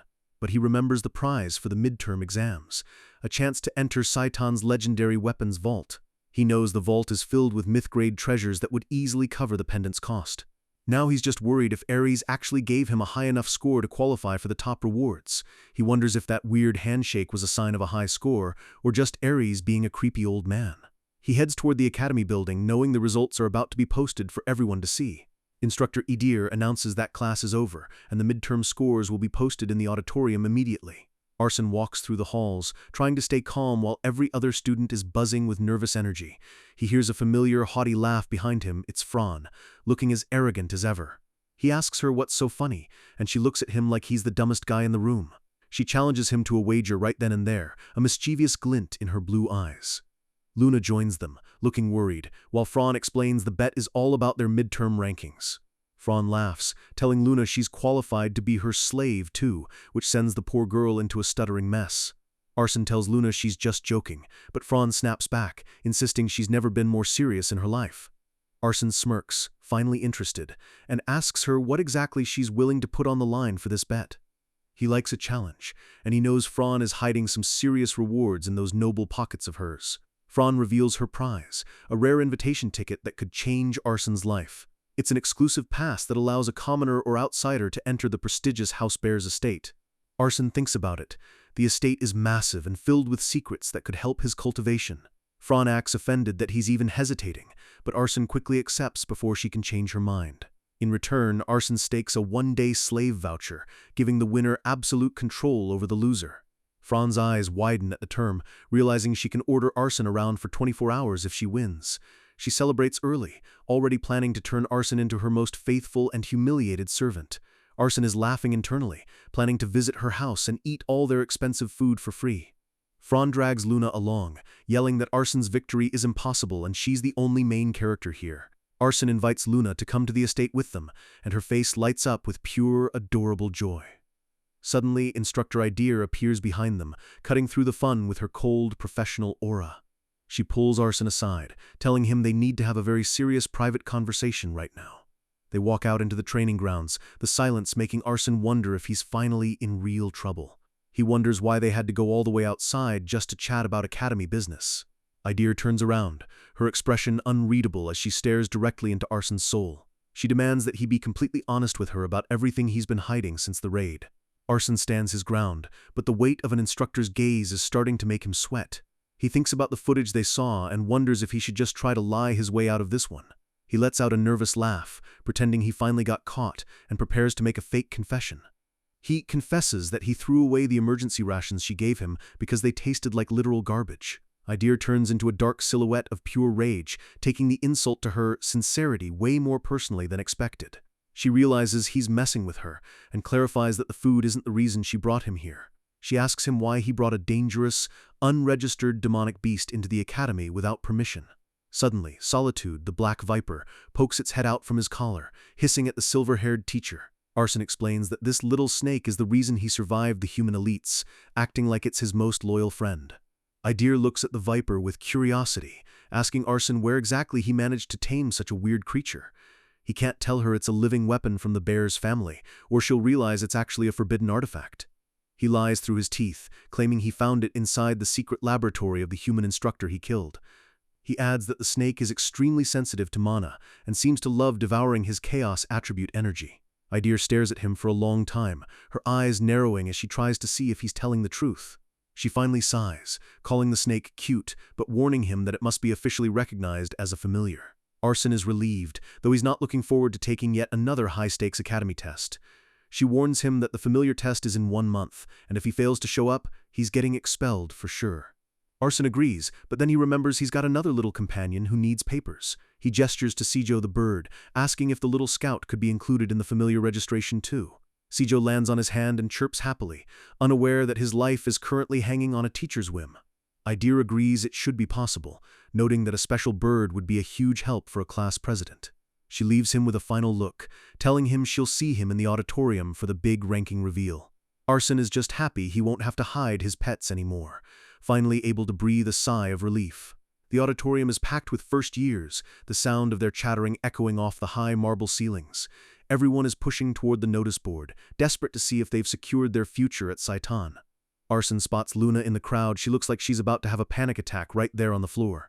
She admits she needs a scholarship to cover her living expenses, otherwise, her life at the academy is over. Arson gives her a reassuring smile, telling her she's more than good enough to earn her spot without his help. He thanks her again for the work she did in the infirmary, causing the poor girl to blush a deep shade of red. He knows Luna played her role perfectly in the human realm, and his faith in her is at an all-time high. Suddenly, Fran lets out a loud, obnoxious laugh, standing in front of the crowd with her hands on her hips. She claims she's the main character of the day and that everyone is about to see her greatness. Arsène whispers to Luna that their noble friend has officially lost her mind from the pressure. Fran hears him and snaps, looking ready to murder him before the results are even announced. Samuel finally wakes up on his arm, groaning about how noisy everyone is and mocking Fran's nonsense. Arsène tries to calm Fran down as the instructors approach the board to pin the final rankings. The crowd goes silent as the teacher calls for attention, announcing that the scores are officially live. A massive white board is revealed, filled with the names of all 120 first-year students and their final grades. Arsène suggests checking from the 50th spot upward, since the scholarship benefits start at 40th. They scan the mid-range names, but they don't see Luna or anyone from their group yet. Suddenly, they spot it. 38th place belongs to Luna, securing her scholarship and her future. She jumps for joy, practically glowing with happiness as Arsène congratulates her on the big win. Fran is getting nervous, wondering why her name hasn't appeared yet and insulting Arsène's intelligence to hide it. Arsène just laughs, telling her to keep her eyes on the board as they hit the top 10 rankings. They spot Aaron in 8th place, and the boy looks frustrated that he didn't rank even higher. Samuel is listed at 7th, and the parasitic mouth actually seems satisfied with being in the top tier. Guar takes 6th, looking smug that he beat the child of greed in the final tally. Then comes 5th place. It's Renee! The room goes quiet as they realize the rankings are getting insane. Arsène starts to worry. If the top noble is 5th, where the hell did he end up in this mess? The board reveals 4th place. Arsène Adel! The entire auditorium erupts in whispers and shock. Arsène can't believe it himself. A half-demon trash student just beat almost every elite in the school. The only names left are the giants, Bolton, Diana, and the mystery first-place winner. 3rd place goes to Diana, and the heir of wrath looks absolutely disgusted that she isn't at the top. 2nd place is Bolton, the mercenary king, and he looks like he's ready to kill whoever beat him. Finally, the 1st place name is revealed. It's Prawn. The heir of lust has officially taken the crown. Fran is doing a victory dance, mocking Arsène and the others with her oh-ho-ho laugh. She points at Arsène, screaming that he's her slave now, and demanding he prepare himself for a long day of work. Samuel is screaming on Arsène's arm, unable to accept that they lost to a silver-haired brat like her. Fran orders everyone to kneel and call her first-place Prawn as she revels in her new power. Arsène just sighs, realizing that this might actually be a good thing for his long-term survival. Samuel asks him what he means, but Arsène is keeping his cards close to his chest for now. He remembers that the head of lust has hundreds of children, and Fran had to survive a bloodbath just to become the heir. He realizes Fran isn't just a lucky girl, she's a survivor who crushed hundreds of rivals to reach this spot. Fran brags about how her buffs saved the class while Arsène was busy fighting for his life. Arsène knows that from the instructor's perspective, her leadership and support magic were practically flawless. Samuel is still whining, begging Arsène to tell him this is all just a bad dream. Fran forces Arsène to drop to his knees, using her one-day slave privilege to humiliate him in front of the whole school. Arsène gives a faint smile, thinking to himself that having someone else take the spotlight is the best defense he could ask for. Fran is basking in the attention, but Arsène can feel the murderous intent radiating from the other students. He looks around at the dark, glowing eyes of his rivals. Bolton is absolutely fuming. He looks like he's ready to tear Prawn apart right in the middle of the hallway. Our boy Arsène just watches with a smirk, knowing that taking the number 1 spot would have just painted a massive target on his own back. Renee walks away in silence, her mind clearly racing with everything that's changed since the midterm raid began. She can't wrap her head around how Arsène, who used to be so weak, managed to claw his way up to 4th place. She realizes he's been a walking mystery since the day they met, hiding his true identity behind that calm, narrow-eyed smile. She looks at the ring on her finger, wondering what exactly he swore to her and what his ultimate goal really is. Suddenly, Diana pokes her in the cheek, snapping her out of her deep thoughts with a playful but sharp gesture. Diana teases her about getting 5th place, though she's clearly trying to hide her own frustration at the rankings. Renee fires back, noting that Diana taking 3rd is just as much of a shame for the future Demon Lord. Diana laughs it off, stretching Renee's cheeks like dough, telling her if she's going to comfort someone, she needs to do it with more effort. As Arsène walks past them, the air around the girls turns heavy, the silent rivalry for his attention more obvious than ever. They watch Bolton stomp off in the opposite direction, admitting it's the first time they've ever seen him that genuinely pissed off. Bolton is glowing with a murderous aura, vowing that he's going to have a proper fight with Prawn to see who truly deserves the crown. Night falls over the academy, but the shadows in the dormitory seem more alive than usual. A door creaks open, letting out a sliver of warm light into the dark hallway. Prawn sneaks out of her room, her movements quiet and deliberate as she looks around to make sure no one is watching. She freezes for a second, her single horn glinting in the dark as she senses someone, or something, nearby.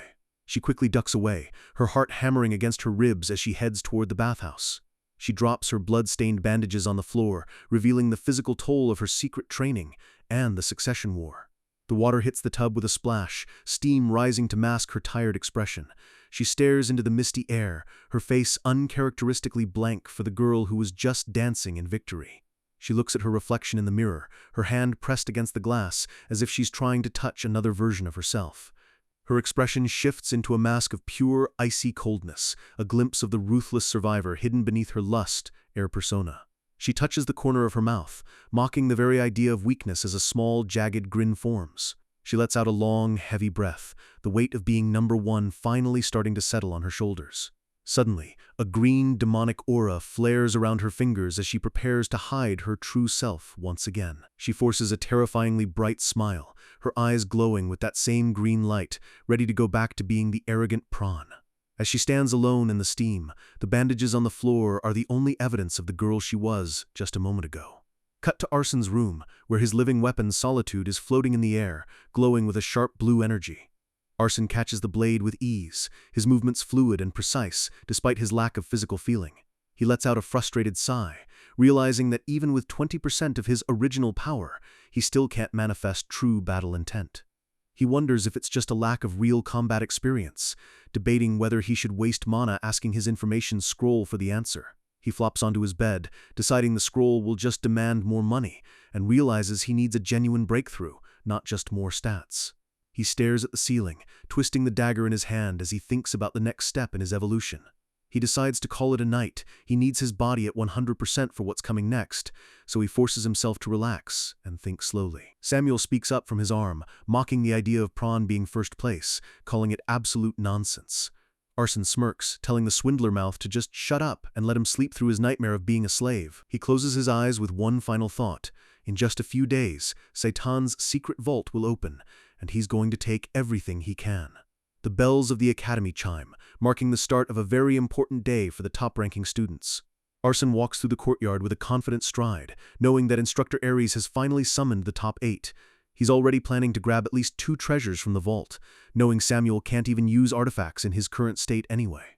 He asks Samuel if he's excited, and the parasitic mouth admits that the thought of high-tier mana items is definitely a motivator. Samuel wonders why they aren't heading to the main auditorium like usual, sensing that this meeting is much more exclusive. Arson notes that since Class A produced 3 of the top students, they should probably stick together for safety. He spots Guwar waiting near a pillar, and the bully immediately starts whining about how late Arson is. Arson just ignores the noise and suggests they leave immediately, making it clear he has zero interest in Guwar's attitude. From a high window, Prawn watches them walk away, her eyes unreadable as she prepares for her own entry into the vault. The camera pans over the majestic architecture of the Seitan Academy Vault building, a place where legends are kept under lock and key. Instructor Ares is waiting for them at the entrance, his arms crossed as he growls that the Class A students are late again. Guwar agrees, acting like a loyal lapdog as he complains about the brats breaking the group's schedule. He laughs, calling Arson a mongrel and mocking Diana as a clan slaughterer who doesn't know her place. A chilling dark aura erupts from Diana. She doesn't say a word, but the murderous pressure makes the air itself feel like lead. Suddenly, a hand claps onto Guwar's shoulder, and Arson tells him his tongue is getting a little too loose for his own good. Guwar spins around in a rage, his eyes glowing orange as he prepares to crush the trash who dared to touch him. But he freezes when he sees Bolton standing right behind Arson, looking absolutely bored with Guwar's existence. Bolton asks if he's got a problem and wants to go around right now, causing Guwar to instantly sweat through his uniform. Guwar mumbles a pathetic apology and walks away, while Bolton just waves him off, telling everyone to just get along. Instructor Ares watches the exchange, noting that Bolton has definitely grown stronger and more composed since the raid. Arson walks up with a casual wave, apologizing for the delay with a smile that doesn't reach his eyes. Diana and Renee look at him in shock. They didn't even sense him approaching until he was standing right there. Bolton narrows his eyes. He didn't sense a single drop of mana from Arson, which is technically impossible for a demon. Arson just tilts his head, asking if everyone is angry because he's 5 minutes late. He can feel the hostile atmosphere, but he doesn't let his guard down for a single second. Guar sneers, calling him a rat for sneaking in without making a sound, his pride still stinging from the earlier humiliation. He asks if a lack of manners is just a trait of mongrels like Arson, pushing his luck way too far. Arson's aura suddenly explodes into a swirling vortex of pitch-black chaos mana that swallows the light around Guar's head. He leans in close, his voice a deadly whisper as he asks Guar if he wants a personal lesson in culture and manners. Guar roars, "You bastard!" and tries to unleash his own mana, but it's like a candle flickering in a hurricane. Arson is a blur of motion, using position swap to teleport instantly behind the bulky demon. He holds a jagged blade of dark energy to Guar's throat, promising to take one of his eyes if he even breathes the wrong way. Guar lets out a choked gook, his face pale as the cold darkness of Arson's mana starts to bite into his skin. Instructor Ares finally shouts enough and orders Arson to sheathe his sword before he actually draws blood. Arson pulls back instantly, his scary persona vanishing behind a polite smile as he asks if he's getting scolded again. Ares ignores him and barks Guar's name, making the big guy jump nearly out of his skin. He warns Guar that if he ever picks a fight for no reason again, his punishment will be severe enough to make him wish he was dead. Guar can only bow his head and stammer out a sorry, looking completely broken in front of his peers. Arson is genuinely shocked. He expected the teacher to yell at him for drawing a weapon first. He catches Ares staring at him and quickly looks away, wondering if the instructor is finally seeing him as an equal. Ares asks him if he's feeling unwell, but Arson just gives a polite "no sir" while keeping his guard up. The instructor orders them all to stand in formation, his voice booming through the quiet courtyard. He tells them to listen carefully. Their enemy is humanity, not the comrades they're supposed to fight back to back with. He states he has zero intention of giving precious items to anyone who can't understand that simple rule of survival. Ares notes that one person from Class A is still missing and asks Arson if he knows where Prawn is. Arson admits they waited as long as they could, but even he doesn't know what's keeping the top-ranked student. Ares sighs, muttering that the Class A cadets seem to have a natural talent for giving their teachers massive headaches. Arson's sweat drops, thinking to himself that troublesome is a bit of an understatement for their group. Suddenly, a cheerful voice echoes from the gate, asking if she's arrived at the perfect time. "It's Prawn!" She strikes a dramatic pose, telling everyone they worked hard waiting for her arrival. She claims there was a very important reason why she was late, looking as confident as if she owned the place. She laughs that the protagonist always arrives last, making Ares growl at her to just get in line already. As she walks past Bolton, the spiky-haired warrior shifts his weight, his eyes locked on her like a predator. Arson knows Bolton has been holding back his anger for a while, and Prawn showing up late was the final straw. Bolton blocks her path, his voice low and dangerous as he asks why she's trying to ignore him. He reminds her they've met before the midterms, but Prawn just tilts her head with a look of pure confusion. Bolton's jaw drops as she claims she has absolutely no idea who he is. A tiny, condescending smirk forms on her lips as she prepares to drop the ultimate insult. She tells him she suffers from an incurable disease that prevents her from remembering the faces of low-ranked losers. Guar and Arson look on in total disbelief at her absolute lack of fear or filter. Bolton's mana begins to boil, a literal aura of flames erupting around his body as his rage hits the boiling point. Samuel wakes up on Arson's arm, grumbling that he can't even take a nap without some idiot starting a fight. Bolton asks if a fight would be a good cure for her disease, his eyes glowing with a psychotic orange light. Prawn doesn't even flinch, asking why she should listen to someone who ranked lower than her in the midterms. Bolton roars that the top position is something you have to defend, telling her she must accept his challenge. Arson tells Samuel to get ready, sensing that if this pops off, the entire courtyard is going to become a crater. He wonders why Instructor Ares is just standing there watching, knowing that Prawn is clearly outmatched in a raw physical brawl. Prawn tells Bolton that his obsession with her makes him look even more pathetic than his rank. She asks why a guy who challenges only the strong isn't picking a fight with an instructor or the headmaster. Bolton freezes, the logic hitting him like a physical blow as he stares down at the silver-haired girl. She mocks him for only scheming to pick fights with her underlings while ignoring the true powerhouses of the school. She asks if he's choosing easier targets because he knows deep down he can't beat the actual monsters in charge. She calls his entire warrior philosophy laughable, pushing him toward an absolute mana explosion. The silence that follows is deafening as Bolton stares at her, his flames flickering with an unstable intensity. Arson starts walking toward them, his expression calm but his hands ready to draw his blades. He knows he has to step in before Bolton's pride forces him to commit a literal murder in front of a teacher. He thinks to himself that if Ares won't intervene, he'll have to risk his own skin to stop the massacre. Diana and Renee are glowing with their own auras, ready to back Arson up if things turn into a three-way war. Ares finally steps forward, his massive hand hitting the air with a shockwave that snuff outs Bolton's flames instantly. He warns Bolton that if he keeps this up, he'll be the one to intervene, and his look says he won't be as gentle as Arson. Bolton huffs and turns away, while Prawn just crosses her arms, looking like she's won yet another battle of wits. Guwar is impressed, muttering that Prawn standing up to a monster like Bolton is actually pretty legendary. Diana looks at Prawn with a new level of respect, realizing the top student really is in a different league of mental warfare. Instructor Ares notes that the attitude of the entire school toward Class A has changed after that raid. He officially begins the briefing, telling them all to pay close attention to the rules of the secret vault. He explains that normally the entry order is ranked 1st to 8th, giving the best students the first pick of the loot. Arson remembers entering last during the entrance exam and having to settle for the scraps the heirs didn't want. He's already planning to revolt if he's forced into the back of the line again this time. But then Ares calls out Cadet Adele, telling him that he will be the one to enter the vault first. Arson is completely floored, pointing to himself and asking, "Me? First?" in a voice filled with disbelief.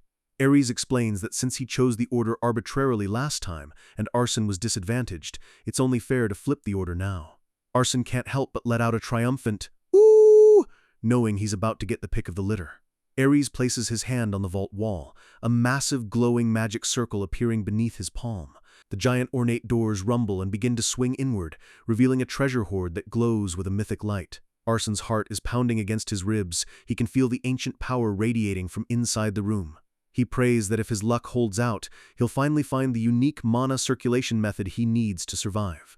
Samuel mocks him for his heartbeat, asking if he's really that excited about a bunch of old dusty artifacts. Arson fires back that Samuel is just as excited, even if his current body is just a toothy mouth on someone else's arm. Arson tells him not to worry, he'll recover soon, and for now it's time to go shopping for some god-tier weapons. He stares up at the massive glowing portal of the vault, the light reflecting in his sharp fox-like eyes. Finally, the second chance has come, as Arson prepares to change the plot once again. He gives a confident, dangerous smile, looking every bit like the ultimate villain he was written to be.